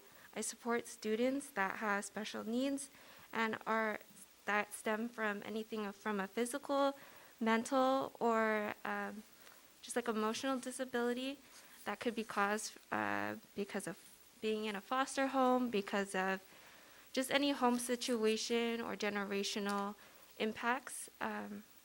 So anyways, and I've taken the district-wide training that you may all be familiar with, the Keenan trainings. Every district member or employee takes those trainings.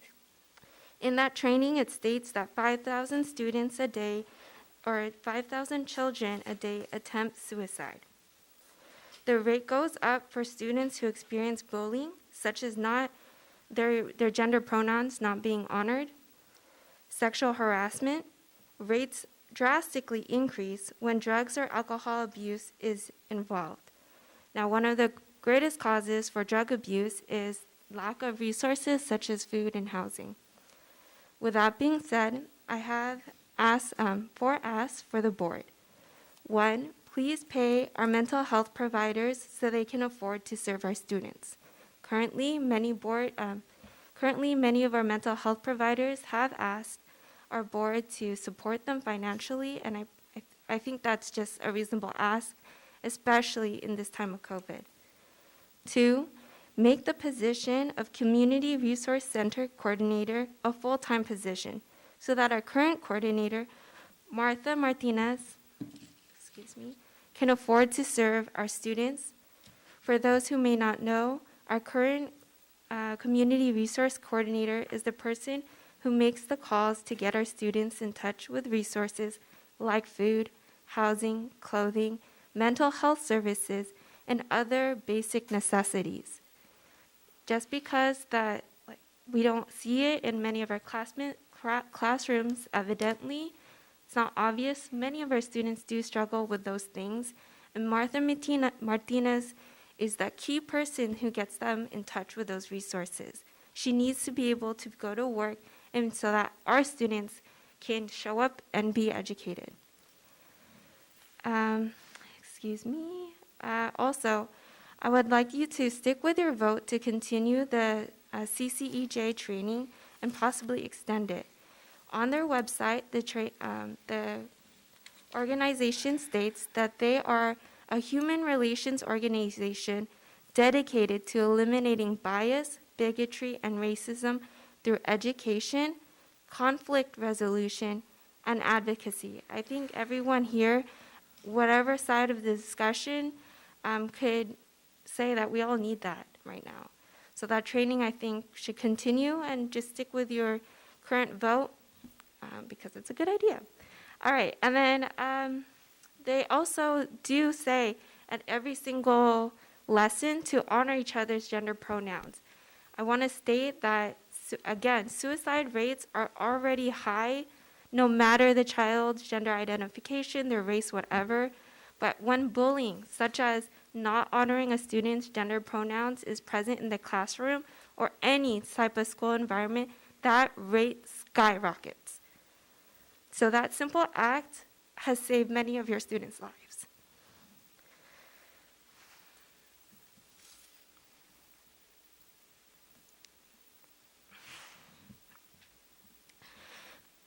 And lastly, my ask is, please address the many Title IX complaints that seem to have gone unheard. I know we're very distracted right now with COVID and everything, but those students are our most vulnerable and need to be reached out to. I also want to specifically address Dr. Eugenio. This month is Filipino American History Month. And I want to remind you that on October 25th, it is Larry Itliong Day. Not less than 100 years ago, thank you, he fought for the rights of laborers to be paid just under $2. It is on his shoulders and many other Filipino American shoulders that you are here today, that I am here today. And I implore you to please vote on the side of similar laborers who are just asking for a little bit more to make it day to day. Anyways, thank you. Yes, Dr. Eugenio, please follow in our predecessors' footsteps and represent those who do not have enough to make it to work and who may look like, oh, excuse me. Thank you. Okay, thank you.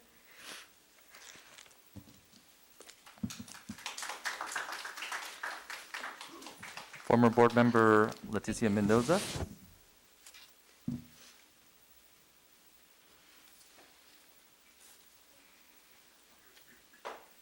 Good evening, President Say, board members, parents, communities. My name is Leticia Mendoza. I'm a proud Latina, former board member. I'm probably the first one to come on the board and celebrate Hispanic Heritage Month. And so it was really disturbing that these comments were made during Hispanic Heritage Month, because instead of celebrating our heritage, we were having to defend ourselves. And when I heard about the comments that board member Sue Yu made, a mí no me gusta el chisme. I don't like gossip. I called her up. I confronted her. She admitted it to it. She said, yes, I did say those comments. And I really had to say to her, do you know what quinceañeras are? Because quinceañeras are not parties. We don't just go out, our whole family parties. It's a religious event. And so for you to say a comment like that was very hurtful to me, to my community. And you're very religious. I'm very religious. So a comment that made against my religion to say that we shouldn't be spending our money on parties, it was hurtful. And during a time right now in this society, we've gone through trauma as a country. We've gone through trauma with different cultures. It was very traumatic. I spoke to you. I told you that I had parents calling me. They didn't want to speak to you. They were hurt. I've had parents, I've had my own daughter ask me about the situation. I've had teachers reach out to me, ask me about the situation. And I know that there has been a comment made that legal counsel said that nothing can be done. You can hide behind legal counsel. But as elected officials, you are an elected official 24 hours a day. You don't get to go out and say, okay, from 9 to 5, I'm going to be at work. From 6 to 9, I'm going to be a board member. You are an elected official by the people 24 hours a day. Your words matter. If one of our ABC teachers had said comments like that to our students, what actions would a principal take? What actions would a superintendent take? What actions would a board have to take?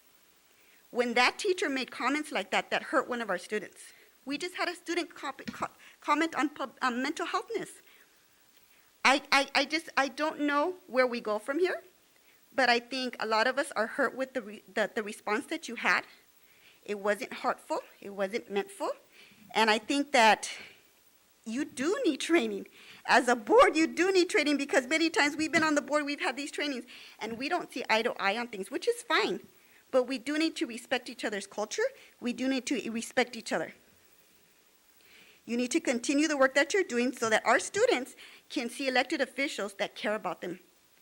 Because over 45% of our student population are Latinos.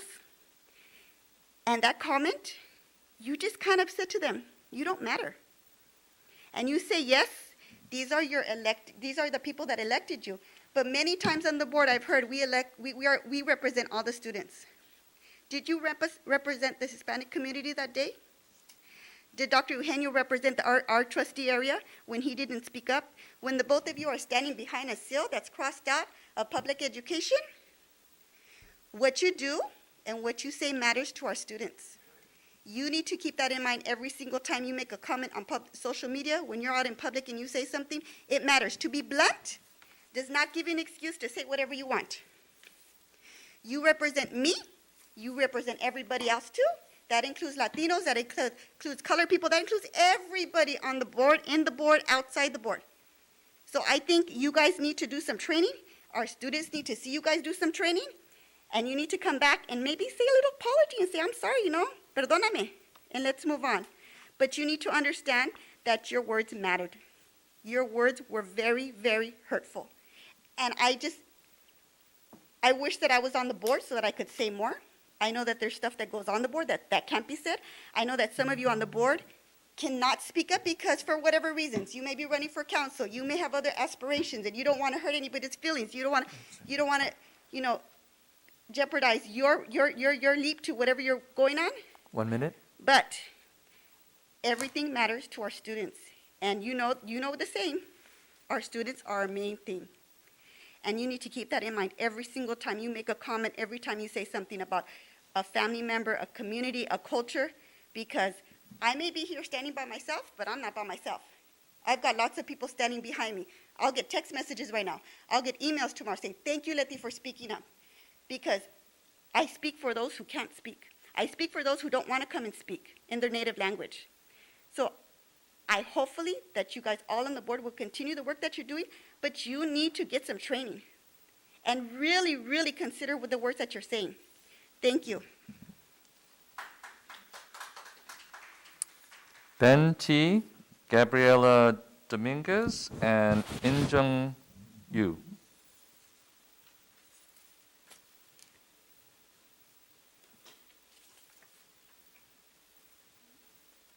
Ben T.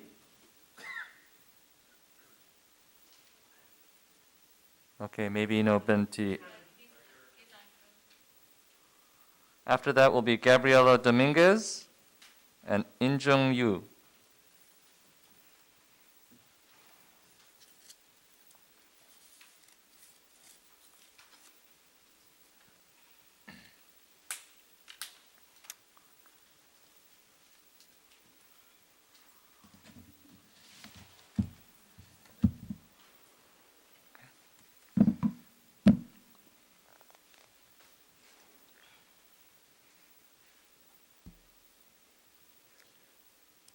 Hello? Do I start? Yes. Okay. Get a timer? Yes. I will give you signals. Okay. Thank you. All right. Please do not believe the reports that CRT is not being taught in K through 12. Woke teachers are injecting CRT in all the other subjects. CRT teaches children to be victims and turns functional adults into children. No one owes you anything except being treated equally under the law. If you aren't, civil rights leaders have already fought and died and won you the right to take legal action accordingly. But there is zero law that says someone will like you, period.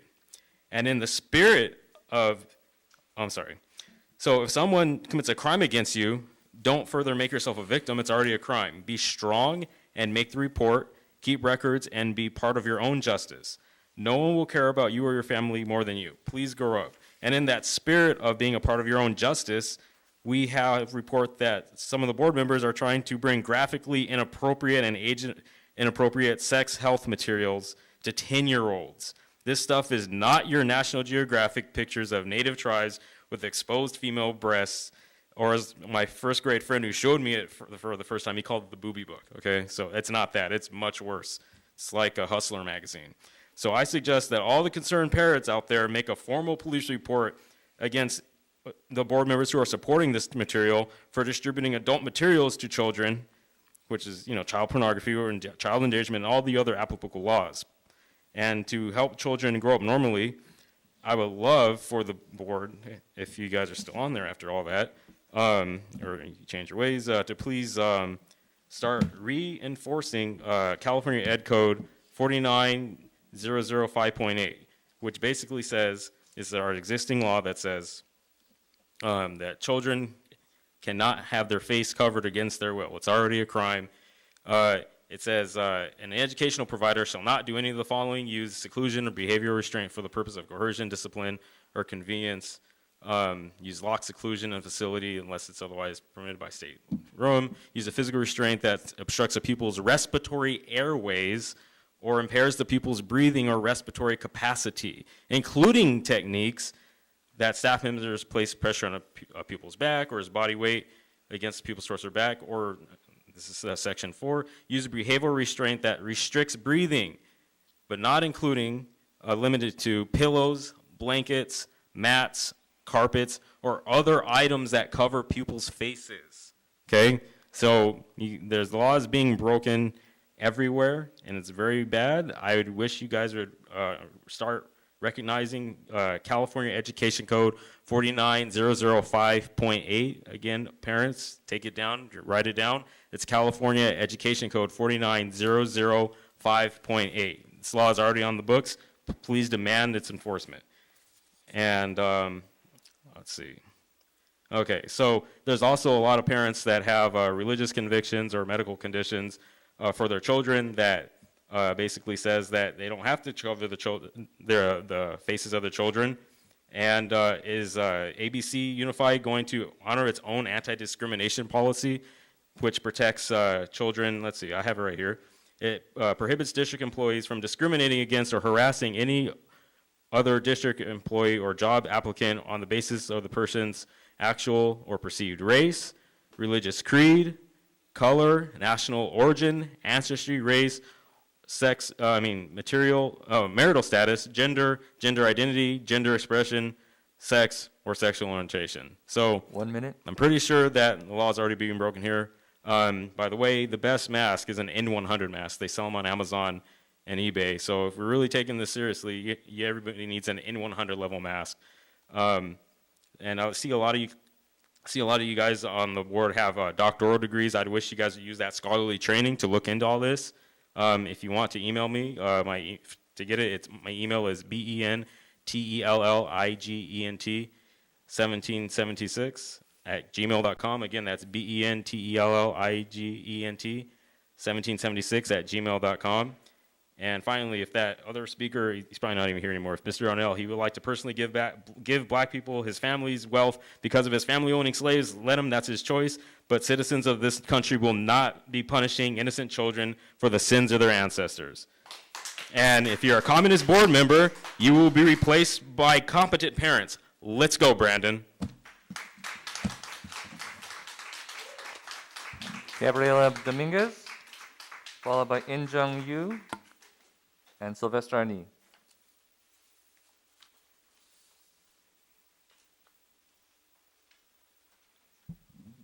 Please come forward if you could. Hi, good evening, board members, superintendent, cabinet members, principal, and ABC community. My name is In Jung Yu, and my kids attend Camellia Middle School and Whitney High School.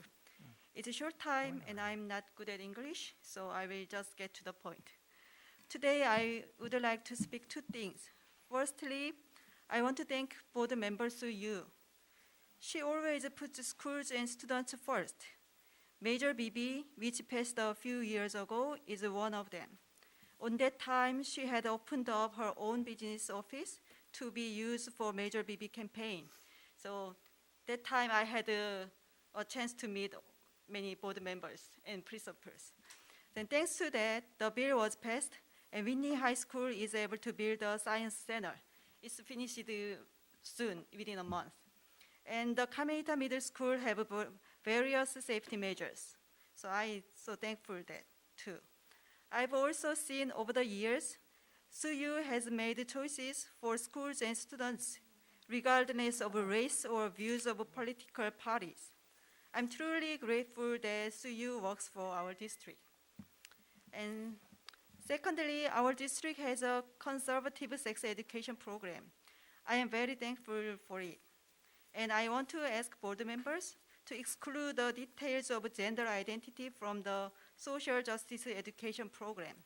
As a parent, I don't want details of sexual identity to be taught to my kids at school. Yeah, thank you.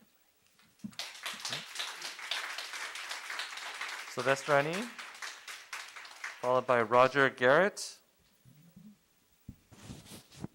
there any more?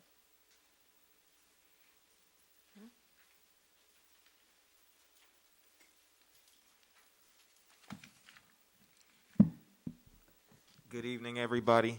I just want to say that I'm really disappointed by the distraction that all of this has caused, especially with all the pressing needs that we need to invest into our students, into our teachers, and into our parents coming out of COVID. This is what we're talking about. And the part that hurts the most is the conversations that were had. And when it comes to healing, because I really felt like this could have been an opportunity to really heal and reconcile as a community going forward, we've made it about ourselves and defending who we are instead of centering the people who were impacted and speaking to what we're going to do differently going forward to heal the harm that was caused. Instead, it's been turned into defending one person and just forgetting why we're here in the first place, which isn't about us, but it's about the kids, it's about the parents, it's about the schools. Not only are we forgetting about that, but we're also undermining our board members too. I attended that meeting. The first statement that was read, Brad Beach said, there is no CRT in ABCUSD. That's the first thing he said. And I appreciate you for saying that, making that clear. He said that he took the time to do that. But because of comments that were made during that meeting, now we have people bringing that energy to ABCUSD when that's not what we do over here. When it comes to what was going on with the sexual education, I spoke to Sue about that. She said it's not going on in our school district. That's other districts. That's not going on here. But now we have people talking about different things going on here that's not happening. And we're not focusing, thank you. And we're not and now it's becoming a distraction and misinformation, and we're taking all this time to defend one person instead of talking about the different things that we need to invest in. We got teachers who feel overworked and overstressed. We got nurses who don't feel like they got the support they need. We got mental health professionals that don't feel like they got the support they need. And all of that circles back to the kids. If we can't support the people who support the kids, if we can't focus on that, then what do we have? That's how we lose trust. That's how we lose faith. That's how we get off target on what really matters. So I'm hoping that today that we take a look in the mirror and ask ourselves, are we making things more about us? Are we taking attention off of the things that need to be focused on? What's really important? This really could have been an opportunity for something different to happen. And I'm disappointed that this is what it's turning into.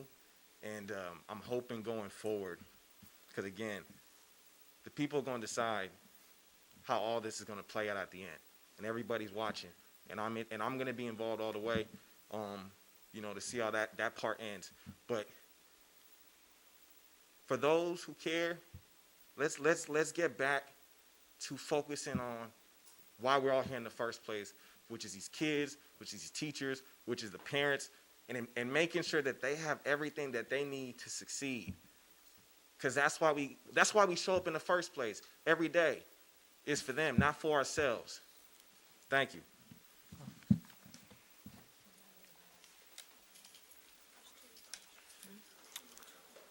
Mr. Roger Garrett? Before Rogers, you speak, I'm sorry. I'd like to ask podium, I said at the beginning already, you must be wearing a mask when you're attending our board meeting. If you don't, I'm going to ask my security. Do we have our security here? Dr. Zeno, I need your help. Yeah. I think, yeah. You on the way? Okay, thank you. Go ahead. Sorry about any. Go ahead, Roger. Sorry about interrupting. Yeah, many of you know me already. For those who don't, I am Roger Garrett. I've known Sue Yu for many years. She was on the prayer breakfast committee with me, and I think of her as being a good friend and a person of real integrity that cares for the community, that cares for students and all people in the community, parents as well. This thing, I think, has been politicized. I looked at the paper several weeks ago.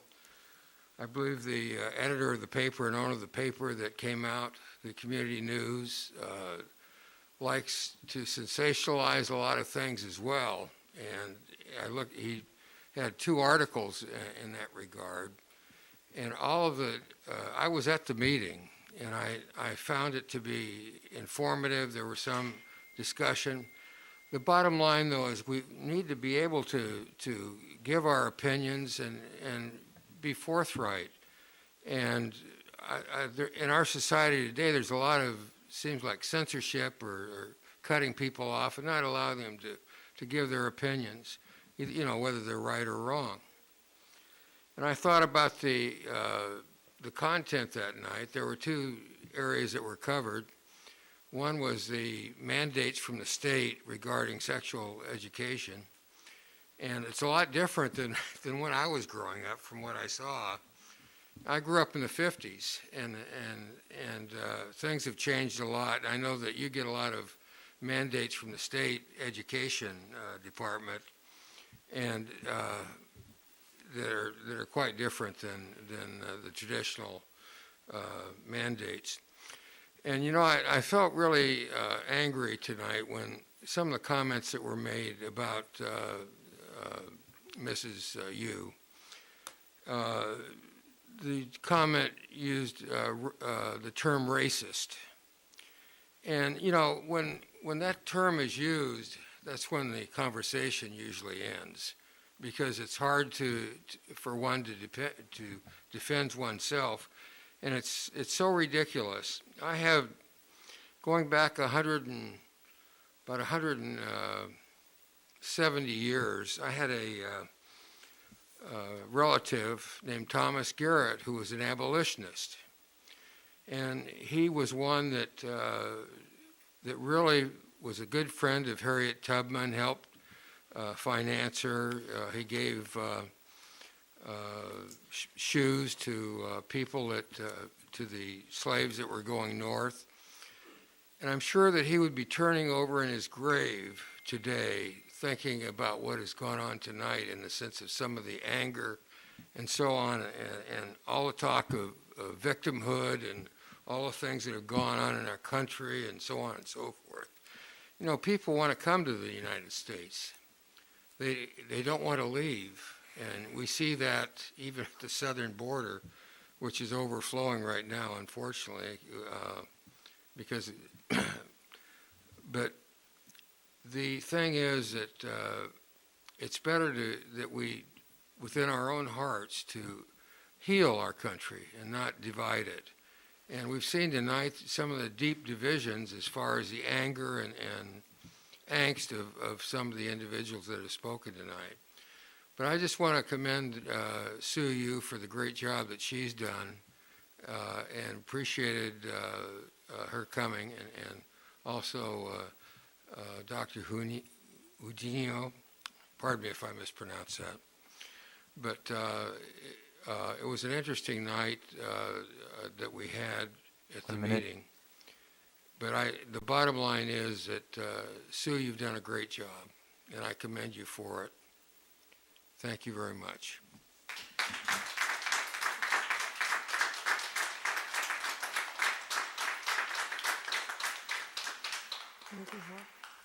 That's it? Right. There are no further comments, as far as I can tell. Thank you, Mr. Nishi. It is tough today. Thank you so much for control the well. Before we go, I'm going to have a 5 minutes break to the board.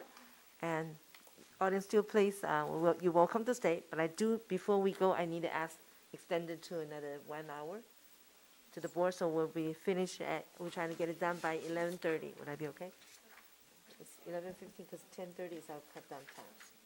So 11:30. Well, we'll probably finish before that, but I'd like to have enough good time. There is a second so I do public need- comment section, just FYI.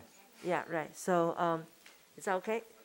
Do I need to vote for this or not really? Just consent. Everybody agree with it? So I'm going to have everyone to go take a short break and come back. We'll resume back 10:20. Okay? I think.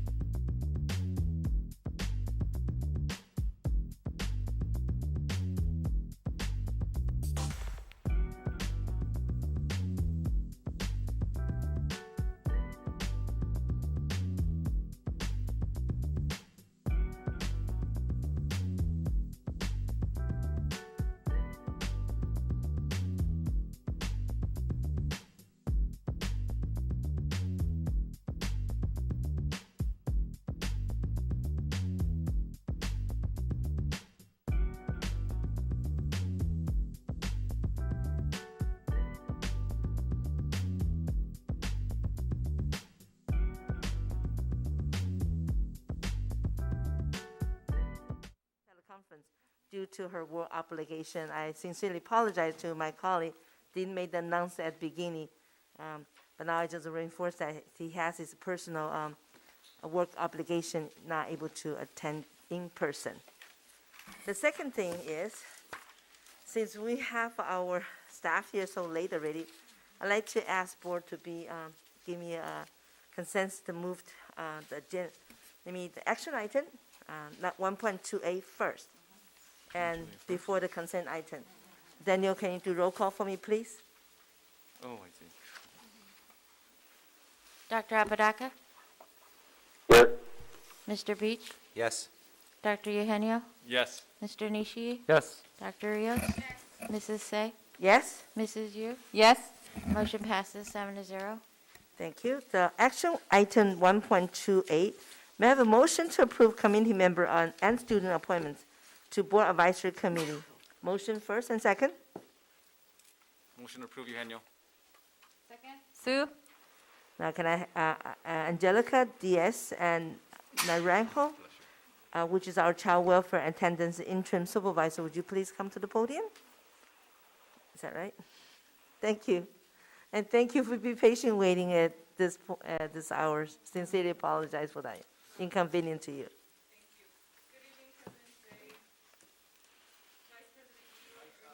Your mic's not on, sorry.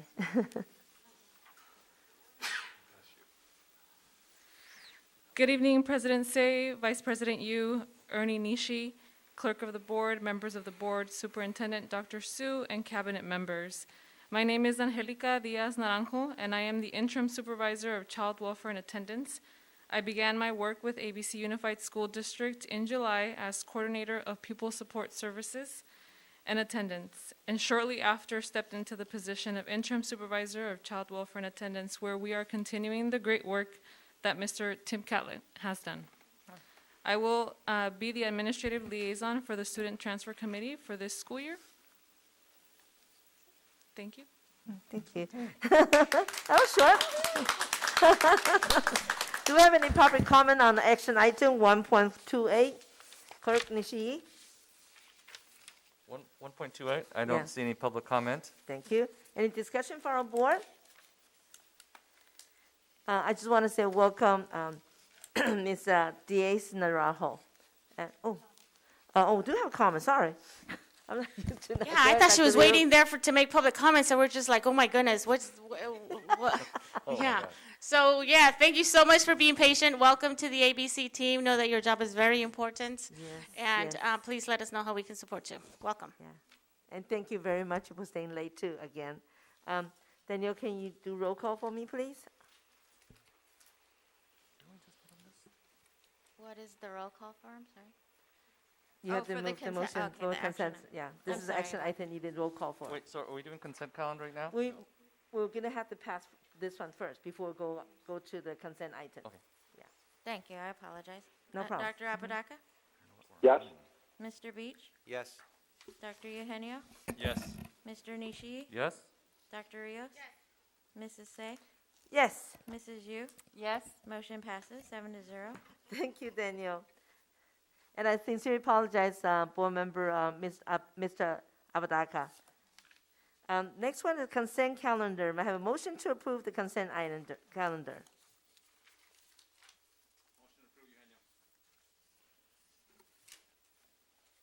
Second. Is anyone who wishes to remove any item to be considered separately? Yes, Madam President, I'd like to, just for a comment, is 3.4 and 4.3. Okay, go ahead, it's yours. So with 3.4, this is amended contract with Tutors on LLC. I wanted to see, do we do metrics to see if these tutoring services are actually effective in increasing the scores for these kids? Like the difference between a kid who's being tutored and a kid who doesn't, maybe a lot, they don't fail or something like that. Do we ever, do we have some, because we keep renewing these contracts, I just want to make sure that we're doing a good job and getting our money's worth. So what? Thank you for the question. Last year was our first time working with them in the middle of a crisis. And so the metric that we really looked at was students' attendance and students who were passing the class as a result of attending if they were getting homework help. And so for the most part, the role of the tutor is to help students complete their homework.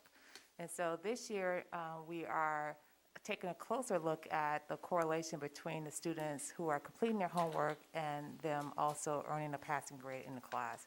But last year was really focused on getting students to actually attend because they had been virtually all day. And so for some students, it was challenging for them to come back virtually throughout the day. So we did a variety of things. We have drop-ins where kids can come in as they need to. We have scheduled times, and we have students who have required set times. So we're doing a variety of approaches this year, but we are also taking a closer look at the passage rate of the courses. Great, thank you. So I guess the COVID year is not a really good comparative year, obviously. Definitely not. But then I guess going forward, But we had support for kids, and we do know that we had good attendance. And students' verbal feedback was very positive. So those who attended said it was really helpful. Okay, so then going forward, we're going to do some metrics and make sure that this is a great thing for our kids. Absolutely. Thank you, thank you.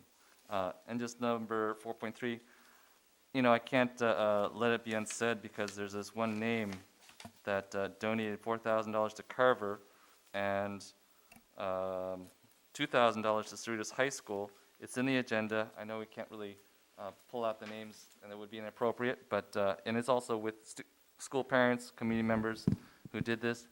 It's on our agenda for the public to see that there are some great parents out there and great organizations that are making some great donations and really provide a service to our community. And I mean, that's what makes our district so great. We have great parents that really put in the extra time and money. So thank you, Madam President. That's all I wanted to say. Thank you. Now, Daniel, please roll call for us, please. Sorry. Dr. Apodaca? Yes. Mr. Beach? Yes. Dr. Eugenio? Yes. Mr. Nishi? Yes. Dr. Rios? Yes. Mrs. Say? Yes? Mrs. Yu? Yes. Motion passes 7-0. Thank you. Now we're going to go down to the action item. This one will be 1.3-8. Can I have may I have a motion to approve request to adopt the elementary and secondary school emergency relief or ESSER3 expertise, plan? So moved. Dr. Mayfield? Thank you. Good evening, Board President Say, members of the board, Dr. Sue, and our community. By law, we are required to present publicly the ESSER 3 plan as indicated by Board President Say, elementary and secondary school emergency relief.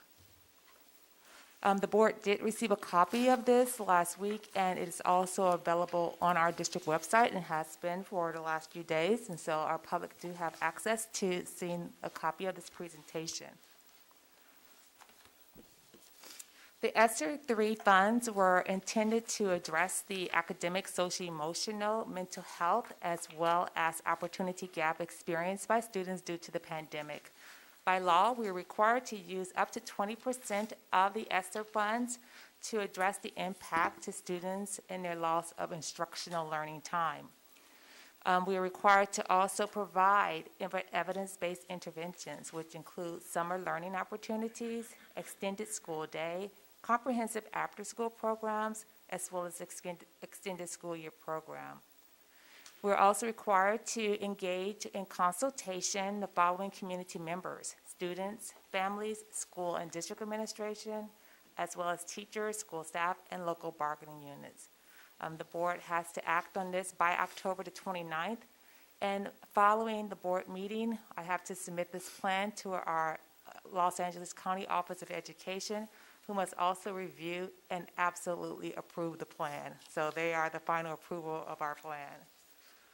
Here we have listed the allowable expenses that these funds can be used for. So I want to assure the board and the public that the recommendations from the staff tonight are consistent with these allowable expenditures.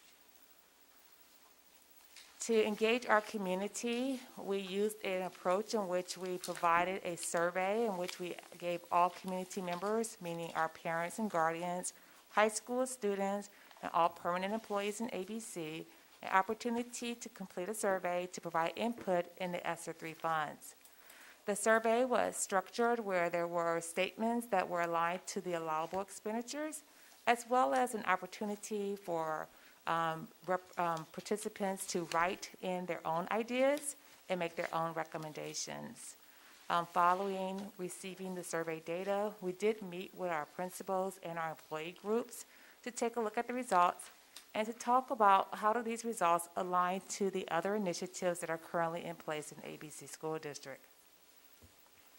So to give you an overview of our participation rate by our communities, we had close to 2,000 parents and guardians who participated, meaning that they actually responded and returned the survey to us. We also had about 107 high school students and 272 staff members, so a total of 2,448 participants in our survey. Important to us was the opportunity to ensure that some of our participants represented or serve on our district level committees. And so we have our variety of board advisory committees, from the strategic planning committee to the Ledge Policy Committee, as well as finance and audit committee.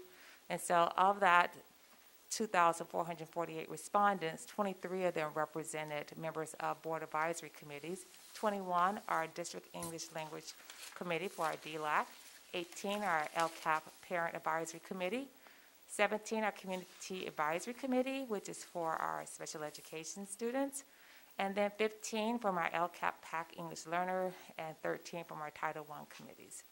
And so, again, we feel that there was representation from the various groups who serve our district. We do ask each school to have at least one representative. And so in ABC, we have 29 schools, K-12. And so you can see that there was some representation from almost all of our schools, not quite all of them, in terms of our district committees. The next two slides represent the tables that show how the survey data, we looked for trends in the survey data based on the areas where students, parents, and guardians and staff indicated were very important. We also read all their comments, and in reading their comments, we also looked for trends there as well. And so what this chart shows you are those recommendations that were reflected in the feedback from our constituents, and those recommendations that the staff have included in the plan that you'll be hearing tonight. And so there was feedback from both students and staff on the need to improve campus Wi-Fi and internet at home. There was also a request for more professional development for teachers that came from our parents and our staff.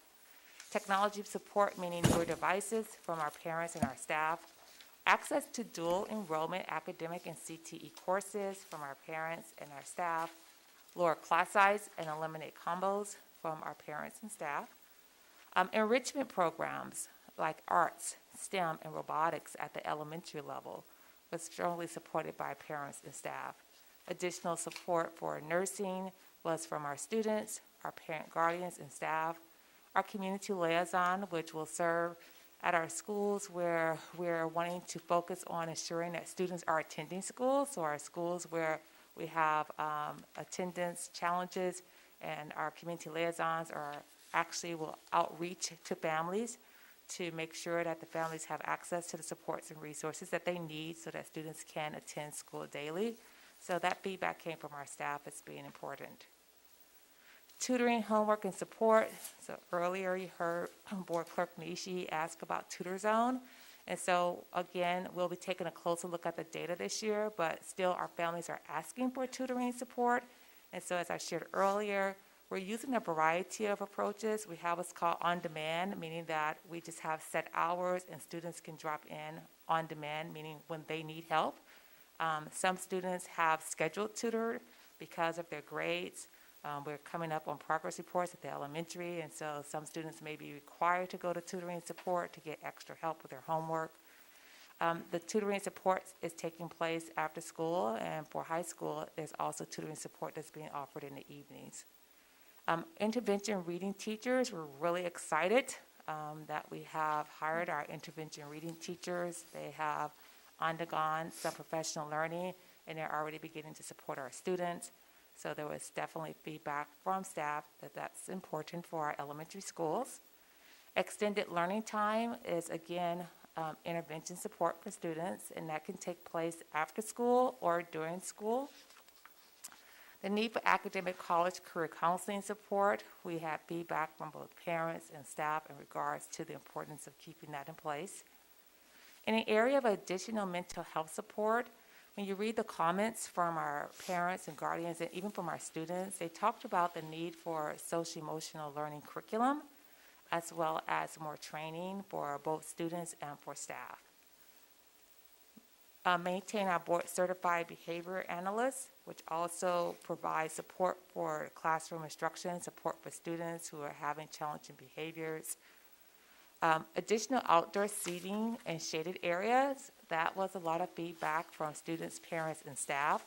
Again, when you read the comments, it was interesting because the outdoor seated, shaded area was not really just focused on for meal times, for breakfast or lunch, but really it was about extending the classroom, providing an outdoor classroom where students can go and participate in learning outside and not be in the classroom. There was a lot of feedback about COVID testing, unvaccinated staff, and strong support from both of our parents and our staff.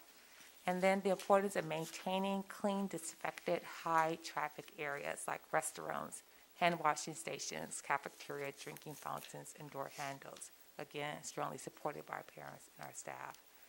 And so that shows you the trend pattern of the results from our survey. Again, the statements that were aligned to our expenditure plan, as well as the written comments by the different groups. And those comments and that feedback is reflected in the plan that you'll hear this evening. Mr. Nguyen. Thank you, Dr. Mayfield. So in the current year, the district received $13.4 million in one-time funds from the state of California under the program called Expanded Opportunity Learning Grant, or rather, Expanded Learning Opportunity Grant, ELOC. And the board approved that expenditure plan back in June of 2021. And based on the survey result, it appears that we would like to expand, or rather extend, the use of the ESSER 3 funds of $23.6 million to extend for 2 more years the ELOC grants expenditures that was approved by the board back in June, and the survey results from the different groups really strongly support how we spent the money. The ESSER 3 funds, 20% of that requires us to spend to address learning loss. In the plan here, we actually spending 87% of that, or almost the majority of that, to support our students. So, thank you. Okay. So this would be I will go over the recommendations on, this is where you see how are we spending the $23.6 million in ESSER 3 funds. So everyone can see outline between the next 2 years, 2022-23 and 23-24. So we will spend a total of $5 million to extend learning times for students. So it's either additional block schedules, additional support during, before, and after school year, more summer school, or additional instructional day for the next 2 years. A total of $5 million is recommended for this effort. Close the instructional opportunity gap, $5.1 million to be spent in this area. Again, this is the 19 intervention specialists, 1 per elementary school. The ELOC grant provide funding for this year. ESSER will extend it for 2 more years. So the schools will have at least 3 years of the specialists to help the students, the intervention specialists. On top of that, we will looking at, again, tutoring support, programs for English learners, and also enrichment program for elementary school like STEM, arts, and robotics. So $5.1 million in the next 2 years for this effort. More training for our teachers and educators in items like we talked about to address the students' need with IEPs and English learners. So $750,000 to address training for our teachers. On number 4, professional learning, this is, again, more PD. However, we are not allocating any funds here because the district is receiving a different grant called an Educators Effectiveness Grant to address all the training for teachers for the next few years. So we have a separate funding source to address this effort, not that we are not providing training in the next 2 years. It just, the funding is just not coming out of this program because we have another fund. Number 5, a $3.5 million in the next 2 years to support students. Again, you've heard from everyone, the needs for social emotional support, the needs for additional nurse, equity diversity training for students and staff, to support homeless students, to provide community liaison at the elementary school and at the high school level, to provide student relations coordinators at GAR and the SRO at Artesia. So we were able to use this fund to extend these programs for 2 more years.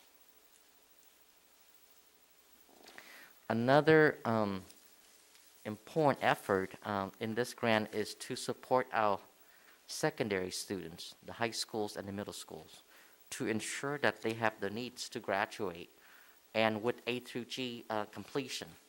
So we are proposing to spend $1.25 million in this effort. This is in addition to another grant that we just get, about $1.4 million to support this effort. So the 1.25 is in addition to a new grant of $1.4 million. We always try to coordinate the different fundings to support our students. So this is for credit recovery, for middle school promotion requirements, college and career, to ensure that the high school have a college and career counselor, and to support our high school students and middle school. We will spend about $100,000 to train just classified staff on SEL again and trauma-informed practices. So that is our effort out of here. And the next item, I can't speak enough of this because it's very popular for everyone, parents, staff, lower class size, and reduced combination classes. So I like to report that due to the effort from the ELOC program this year, our average class size of our 19 elementary school for TK to 3rd is at 23. The contract is at 26. So we staff on average with 3 below contract. And for the upper 4 to 6 is at 26 versus 32. So using this money, we provide additional teachers to every school to lower class size and to reduce combination classes. For the regular instructional program in school, out of the 19 schools, we only have 1 class with combination. We were able to eliminate most, if not all of them. So number 9 is item for COVID response, anything that we need to support our schools, where there's additional peer educators, additional cleaning, additional new supervisor, anything that the school need to keep our students safe is under number 9. And this is also including indirect costs that the state allows us to charge. So this is about $2.9 million. So these 2 pages provide a comprehensive but detailed list of how is the district spending the $23.6 million. Again, parents can view this on the website because we have it up there. So outside of this, we also have other funding sources like the ESSER 2 to support other programs that we're offering this year. If you're aware, we have our independent study programs. About almost 700 students is part of this long-term independent study program that the state is allowing for this year only for those families who choose not to participate in person. So we have that program going, both long-term and short-term, for those students who have to stay home due to quarantine issues. So we have that program going strong. Enhanced technology, we are continuing with providing the hotspots for students that started last year, in the spring of last year when they come back, or even before that, actually in the spring of 2000, when we had to close schools and provide remote instructions. And that effort is, the cost is almost $1 million a year to provide hotspots for students who need them for this entire school year. A lot of them have come back, right? But a lot of them still be online, but they still need that to do their homework and other things. And of course, improve indoor air quality throughout the district. That's part of an additional layer that we provide, to ensure the safety of our students and staff. So that is the additional fund to sum up the items that we have here under the S33 plan that we are recommending to the board for approval. And then after that, of course, it will be sent to LACO for their final approval. With that. Okay. Okay, thank you, Tuan, and thank you, Dr. Mayfield. Next, do we have any public comments, Mr. Nishii? Ironically, no. Any discussion from my colleague here? I have one on the night. I will have Board Member Mr. Beach first, and then second will be Vice President Ms. Yu, and third person will be Board Clerk Mr. Nishii. Go ahead. Thank you, Sir. Madam President. Tuan, I realize it could probably be under number 5 or number 9, but I didn't see anything specific to mental health and wellness. Is there any money we could allocate for that? Thank you for the question. So we have in the LCAP provide about $3.5 million to hire the 34 mental health professionals that we have throughout the district.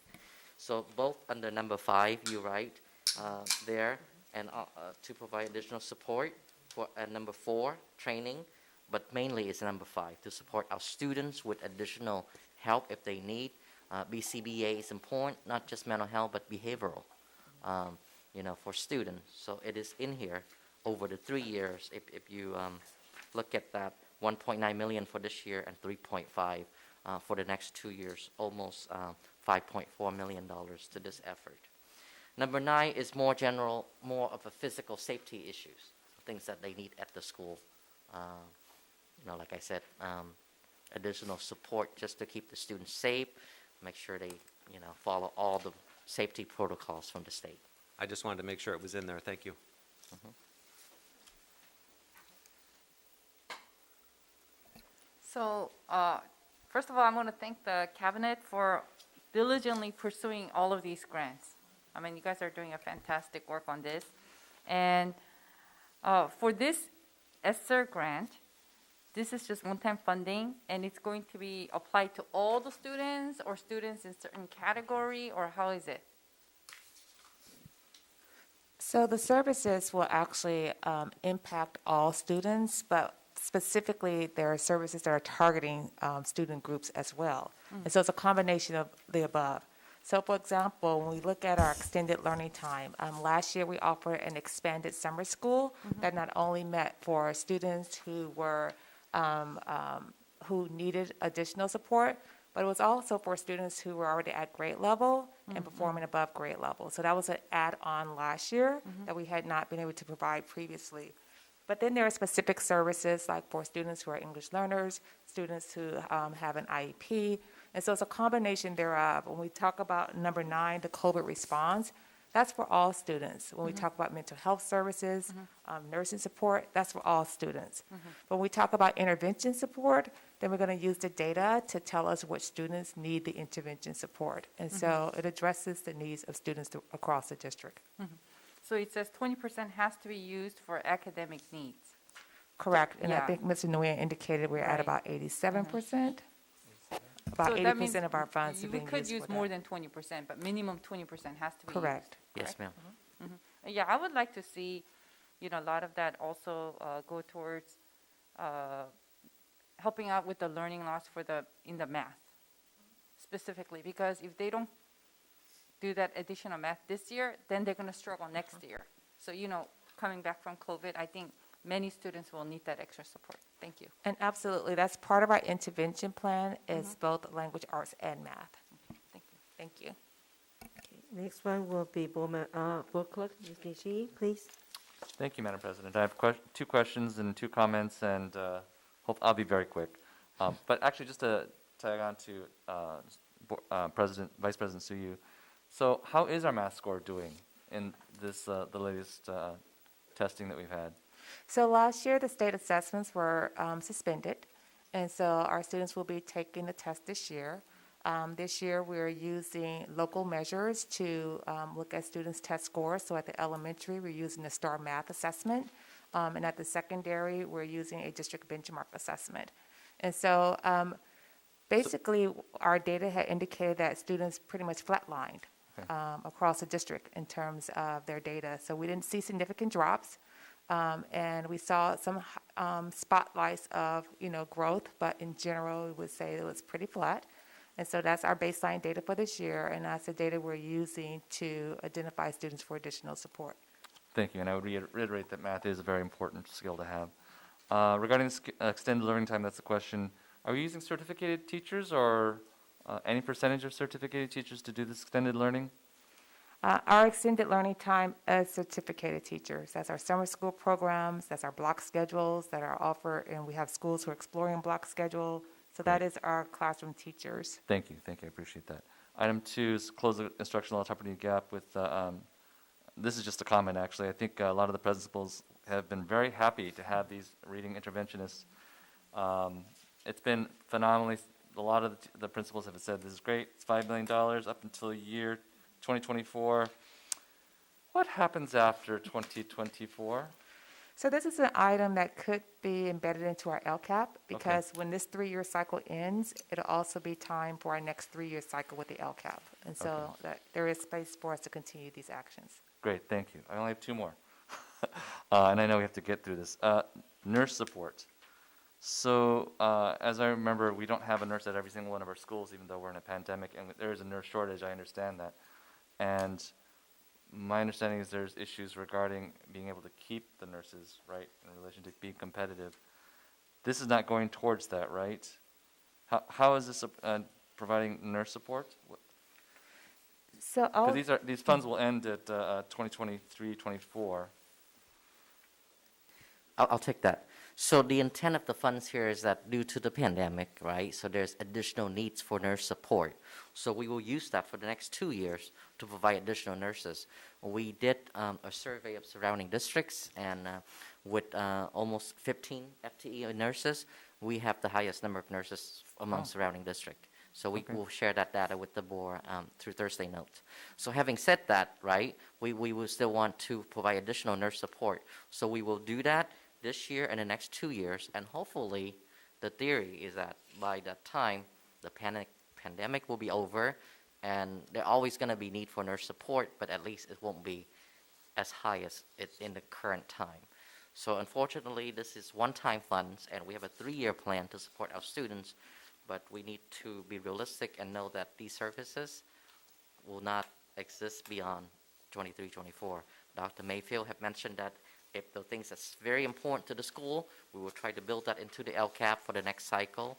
But again, the LCAP is a finite dollar amount, so you add something, you may have to take away something. So, but that we have a very well thought out process, surveying our parents, our principals, our teachers, our groups to ensure to get their feedback and input to incorporate into the next 3-year LCAP beginning in 24-25. Well, it's really good that you're thinking that way, because I didn't know that we had an extra, a lot more nurses, because I've been hearing that the nurses are really overworked with the current workload, and they're telling me they're dying out there. And it's not an issue of COVID, it's just everything else that's been added on top of their duties. So you're saying that other school districts are experiencing similar heavy workloads. In fact, maybe ours is a little bit less. So I appreciate that. And so I'm not moving anything in that terms of that item. The last one's just kind of a compliment, but also a small suggestion in terms of the COVID response. I've seen the efforts that you've done in all the schools in terms of providing all the protective layers and things like that. So that's the only suggestion I would have. I know you've already bought them already, but those temporary tents. So COVID's not going to, I'm hoping, I'm praying that COVID's not with us forever.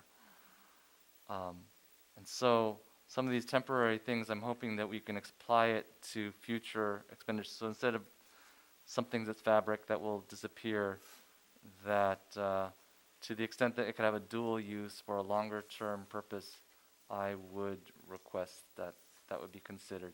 I know sometimes you got to buy it because you need it now. I'm never going to question that. I mean, right now, safety is important. But if you have a little bit of time and a little bit of extra, which I know you don't have a lot of, think of that. That would be great. Thank you for the work you're doing. I know that it's amazing some of the things that they've done very quickly in comparison to other districts that I've seen. It's an amazing thing. So I'll give my time back. And it's kind of amazing that we don't have any public comment on $23 million of spending, but that's okay. Are you done? I'm done. Thank you, No, Madam okay. President. Next one, Board Member Dr. Rios. Thank you, Madam President. I'm going to sound like a broken record, but I'm very concerned and very interested in hearing about program evaluation and metrics that we're going to put in place that is going to assure that these $23 million are going to give us a return on our investment. Pre-COVID, we spent a lot of money on programs and we saw very little movement. So I'd like to know specifically who are we charging with these tasks? And I like to think it's not principals because I know that they have enough to do. So I don't know if it's directors, I don't know if it's somewhere up, but that would be my first question. Thank you for the question. So part of the plan, which the board received on Friday, it indicates the metrics that we are required to use. So it's actually had to be reported, and that document is also published on the district website. And so for the different interventions, we had to state what metric we were using and the frequency of that metric. And so for a lot of our metrics, we are using local assessments. And so as I indicated earlier, the STAR reading and STAR math is one of our metrics that we're using for elementary, as well as the early literacy, STAR early literacy. For our dual immersion schools, we have STAR Espanol.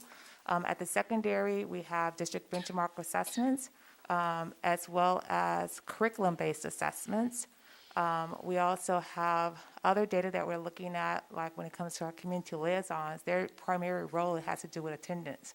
So we're looking at attendance data, we're looking at discipline data, and so we have various metrics that are identified specifically to each of those items in the full plan that the board received on Friday, and that's also available at our district website. In terms of who oversees the work, we do have a district liaison who is the overseer, but ultimately principals have to be involved because each of their schools and the student populations they serve are different. And so, for example, for our intervention, there's actually a one-page intervention plan that principals have to provide us, in which they tell us what metrics they're using and the frequency of their metrics, what instructional materials they're using to support the intervention, who's providing it, and when it's being provided. And so we do expect our principals to be monitoring their data and to be making sure that students are making growth and that students are having the opportunity to exit the program, and that when programs are not effective, that we are not continuing those services. So it is a partnership in collaboration with district staff, but principals are definitely involved in leading their schools and leading these initiatives. And that's probably what my question was more about, because I did hear you talk about assessment, but I'm more concerned about who is looking at this data and what is being done when progress is not being made. Because, that leads to my second question. We know that reading by third grade is an initiative that's being taken on by the governor. I'd like to see some of this money earmarked for us to get ahead of that and start putting processes and programs in place that will allow us to meet that goal. I mean, again, I think I brought it up at this last meeting. I don't know that us as parents would be okay with our kids not reading by first grade. But yet we have kids that are exiting elementary and are finding themselves at the high school level who are not reading proficiently because they didn't get to read proficiently by third grade. So I guess that one's not necessarily a question, but it kind of goes back to the first part about having systems in place that are going to make sure that progress is being made.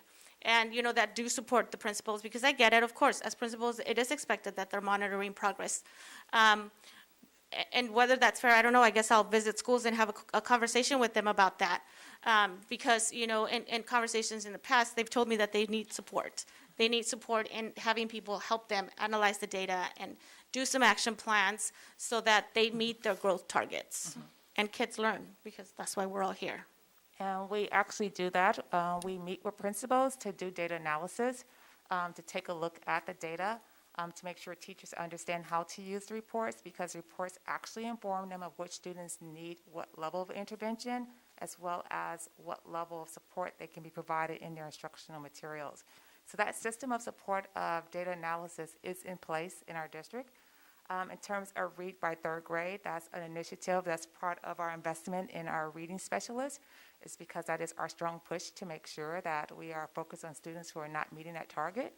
We're also pushing and focusing on students being reclassified before they leave elementary school, especially if they entered our schools in kindergarten as an English learner. So those are two big initiatives that we're also pushing, and we have funds, we have instructional materials, and we have resources to now support a lot of those initiatives. So we are having high expectations of improved outcomes for our students. Thank you, and that's my ultimate. We need to do better. I think we absolutely can do better. Thank you, Dr. Rios. That was a good point.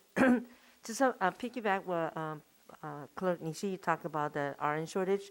I remember about 2 meetings before, September meeting, I think Dr. Zeno has proposed, the union has agreed to hire LV instead of RN, right? So we have been using an outside provider to add additional support to help our nurses at our sites, and we're continuing to look to add people there as we can. In addition, we're flying our nurse position again. Yeah, I want to thank you, especially our president still here, Ray Gare. Please let the staff know we appreciate the staff working very hard in the past weeks and weeks. And we do know there's shortage and people calling sick, and then other teachers have more duty to do. Please let them know boards appreciate them, the hard work. Thank you. Madam President. Yes. Would you be willing to reopen public comment for one public comment?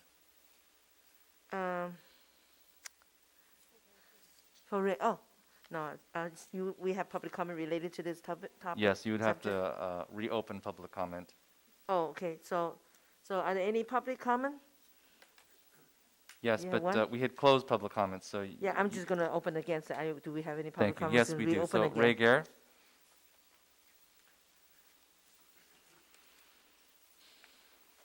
Ray, you're going to clean your podium, okay? Tuan just cleaned real good. I saw him cleaned it. Thank you, Tuan. I saw you. Good job. And after you're done, Ray, you're going to clean your podium, okay? Good evening again. Thank you for allowing me to make comments about this.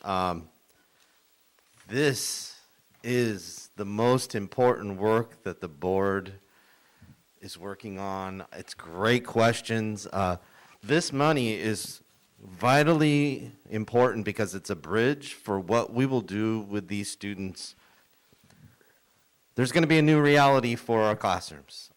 Our classrooms are going to look different because of Measure BB. Thank you, community. Some of the things and lessons that we've learned on how to reach our kids during the pandemic cannot be wasted. There are new ways to reach kids. There's new resources. There's more efficient ways that we can deliver curriculum and bridge that gap. Because there was definitely not the same caliber of education across this country and across this district. It's just not possible of what happened last year. And these funds that I know you're going to support are really vital for those students to get back into where they need to be. And I'm so glad that the board is doing this and they're asking really good questions. And yeah, thank you for doing this work. Thank you. Any other public comment? Ms. Nishi? I do not see any. Okay. Chris, do you have anything to say, Chris? No, I do not, Madam President. Thank you. Thank you. I just don't want you feel like I'm ignoring you. So since we had a board discussion already, so now I'm going to ask Daniel to do roll call, please. Dr. Apodaca? Yes. Mr. Beach? Yes. Dr. Eugenio? Yes. Mr. Nishi? Yes. Dr. Rios? Yes. Mrs. Say? Yes. Mrs. Yu? Yes. Motion passes 7-0. I want to remind my colleague here, we have three more, I believe so, right? 3 more agenda to go on, so 3 more. And then we also other board reports, so please conserve our time. 2.28, may I have a motion to approve the new job classification, job description, and range 4 coordinator and expanded learning program. Motion and second. Second, motion? Thank you. Dr. Zillo. Good evening. Assembly Bill 130 was passed and approved by the governor back in July, and this bill basically establishes the expanded learning program, or ELOP, for our students who meet the requirements of UDP, which would be our foster youth, our English learners, homeless students, to have 3 hours a day after school of additional support, as well as 30 days in the summer. In order for us to meet the expectation of serving at least 50% of our students who fit that qualification this year and 100% next year, we're looking to establish a coordinator position. This person will be working and will be serving up to 5,000 students possibly in an after-school setting and in the summer. So we're looking to establish this position so we can begin to put it in place and get these programs running for our students. Okay, thank you. Any public comment on this matter? I see none, Madam President. Okay. Now back to the board discussion. Okay, go ahead. It's okay, don't worry about it. Okay. I got you. I was just going to say that this is a very critical position, seems like. So this person will coordinate not only ELOC, but would this person also coordinate the ESSER grant? Or just this? No, it would just be these programs. Ah. It's going to be working to extend what we already have with our ACES program. And it's basically looking to reach every student who meets these qualifications, not just some. I see. Thank you. Any others? Board Member Apodaca? Any comment? Not at this time, Madam President. Thank you. Okay. So, heard no more. Go ahead, Daniel, roll call. Dr. Apodaca? Yes. Mr. Beach? Yes. Dr. Eugenio? Yes. Mr. Nishii? Yes. Dr. Rios? Mrs. Say? Yes? Mrs. Yu? Yes? Motion passes 7-0. Thank you. Next one's item 2.3-A. May I have a motion to approve the new job classification, job description, and range of supervisor instructional technology? So moved? Dr. Zillo. Thank you.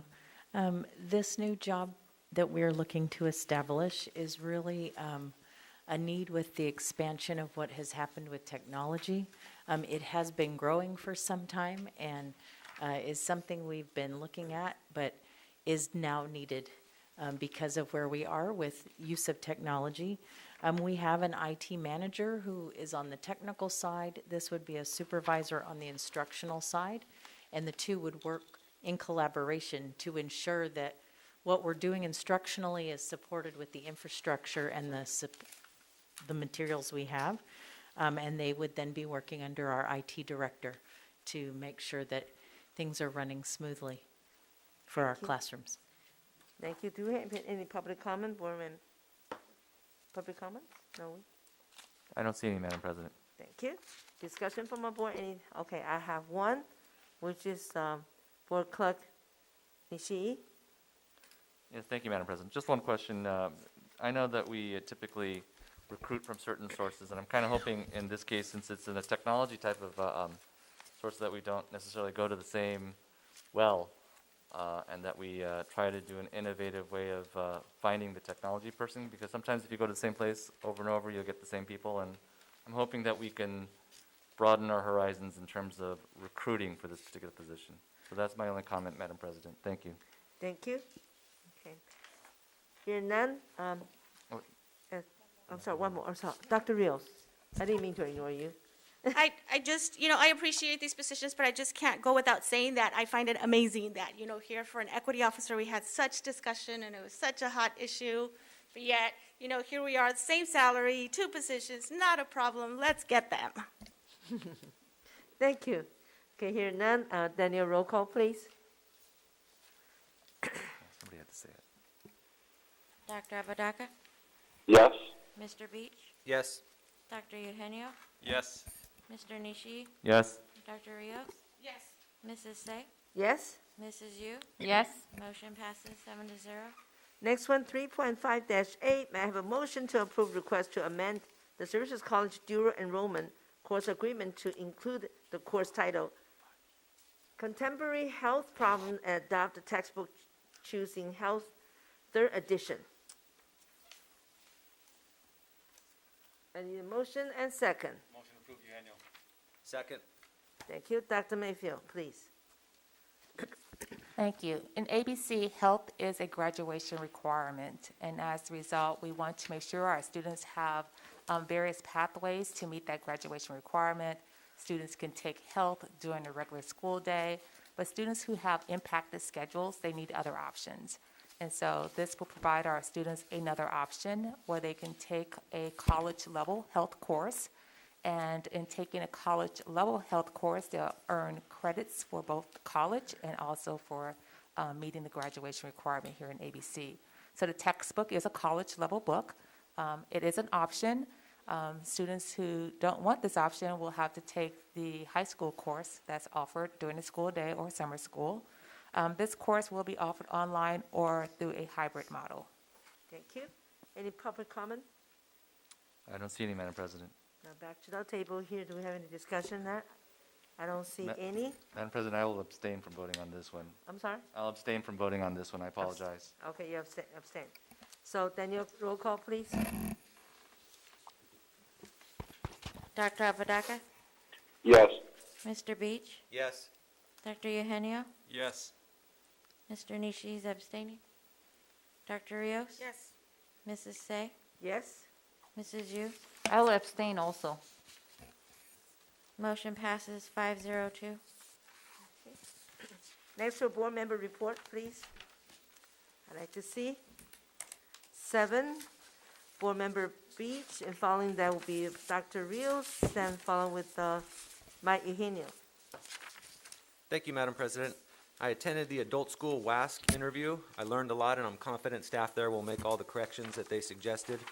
I also attended the Asian Pacific Islanders School Board Member Association meeting about navigating the political landscape of ethnic studies. I enjoyed that as well. The Nixon Watchdogs is alive and well at Nixon. They're back working the perimeter to help traffic. And we have Melinda Ortiz in the audience, who started the program 7 years ago. I wanted to thank her. I enjoy serving, and I encourage all elementary school dads to think about starting it at your school. Tomorrow night is the LA County Sheriff Department Cerritos Station Tip a Cop at Lazy Dog between 5 and 8. So if you're hungry, stop by and support them. And the last thing is I'm wearing an orange tie today. It's National Bullying Month, and my kids will be wearing orange for unity tomorrow at Nixon. So everybody wear orange tomorrow. Thank you. I will. Next one, there will be Dr. Rios. First, I want to make an observation, because usually I reflect on this when I go home, that every time we have presentations, we kind of put cabinet on the hot seat. And that, you know, sometimes I feel like it should be our superintendent, because she's the one that answers to us, but she sits up here and we rarely do that. So when it comes to accountability, I think I'm going to be a little bit more mindful of that. But I appreciate you're able to answer your questions, since you are the ones that make the presentation. Anyway, just know that I do recognize that. So tonight was definitely a thought-provoking experience, to say the least. You know, we rarely comment on public comments, but when things that they say resonate with us, we make exception. And I have to say that I share the sentiment that this was an opportunity for us to move forward, and instead it appears to me, and obviously to some members of the community, that it became a showcase. CRT and sex education were not on our agenda.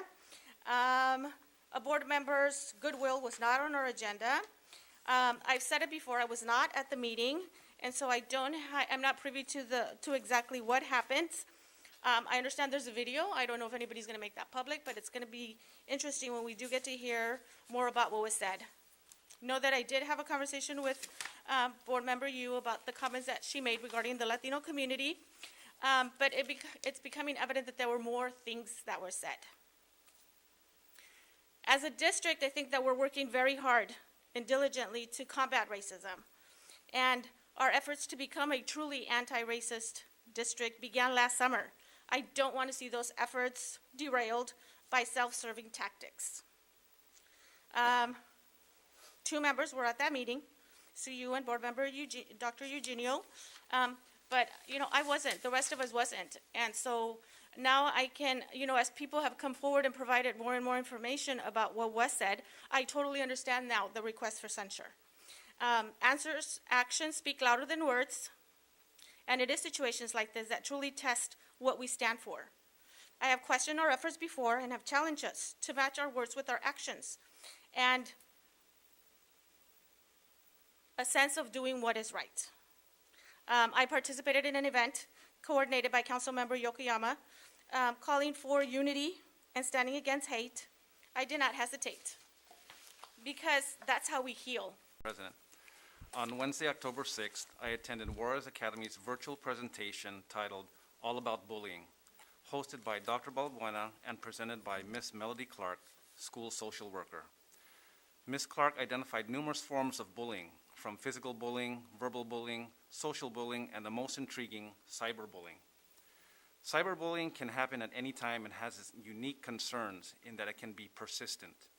The content an individual shares online can often be viewed by strangers and acquaintances. Cyberbullying can be permanent. Most information placed online can be permanent and public and can possibly affect a student's college admission and/or employment. And cyberbullying can be hard to recognize by teachers and parents. This is a subject that hits close to home for me as a parent. One of my children was bullied during grade school, and the effects lasted for years. Parents, be aware of the various emotional, behavioral, and physical signs of bullying. With parent and school staff recognition and support, a child's resilience can develop and help them cope when they are faced with difficult experiences like bullying. I'd like to thank Dr. Balbuena for hosting and Ms. Melody Clark for providing a great presentation on an important issue that affects many of our youth today. The information presented was invaluable. May God protect our youth, and may God bless you all and keep you well. That's all, Madam President. Next one will be Board Clerk, Mr. Nishii, please. Thank you, Madam President. Really quick, some news here. October 21st, Me Burrito fundraiser at Kennedy. If anybody's listening out there, come on down, get a burrito. I'm hoping that we can all be there so we can really support our parents and October our kids, 21st? because this is a big part of what makes our district even better, involvement. So if we can all be there, that would be great. November 5th, there's a deadline for the Cerritos High School Art Contest. Somebody has a suggestion about PTA, that why don't we have PTA give a report on a regular basis? Maybe just one from one school, like we have the students. And that might get more parents to want to join it, or it might actually get them to not want to join it. Who knows? But it would be nice to have a voice there, because I think parents do have a certain important things to say, not just to complain, but also to say the great things that we do here. Finally, obviously, the public had a lot to say. It was quite the night, right? And I really encourage the public to let it all out there. The positive, the negative, everything was talked over the hours. I can understand why we didn't have time to read out all the online potential comments that are out there. So for a night like this, that would be impossible. I really think that it's great to have all this public comment, but I'm looking at a room that is empty. There's only a few of us. I'm sorry, it's not empty. There are a few of us that are interested. We just voted on $23 million of spending, on some great spending, by the way, that will advance our education. I know, advance our education. And nobody had a comment on it. I guess they trust us, which is great, but I wish that we could get all this energy that's out there on these things. Go ahead, talk. Let's get these things out. Let's blow through all the issues. And we don't forget, but we learn, we grow. And let's spare some of that extra energy, some of it, to also talk about these big issues, the $23 million issue, the big $260 million budget that we spend. I'm hoping that the public can also weigh in on those really important issues that we determine for our kids, because the main thing here right now is education, right? And so I'm hoping that we can grow. I'm hoping that we can build. I'm hoping that we can love one another. And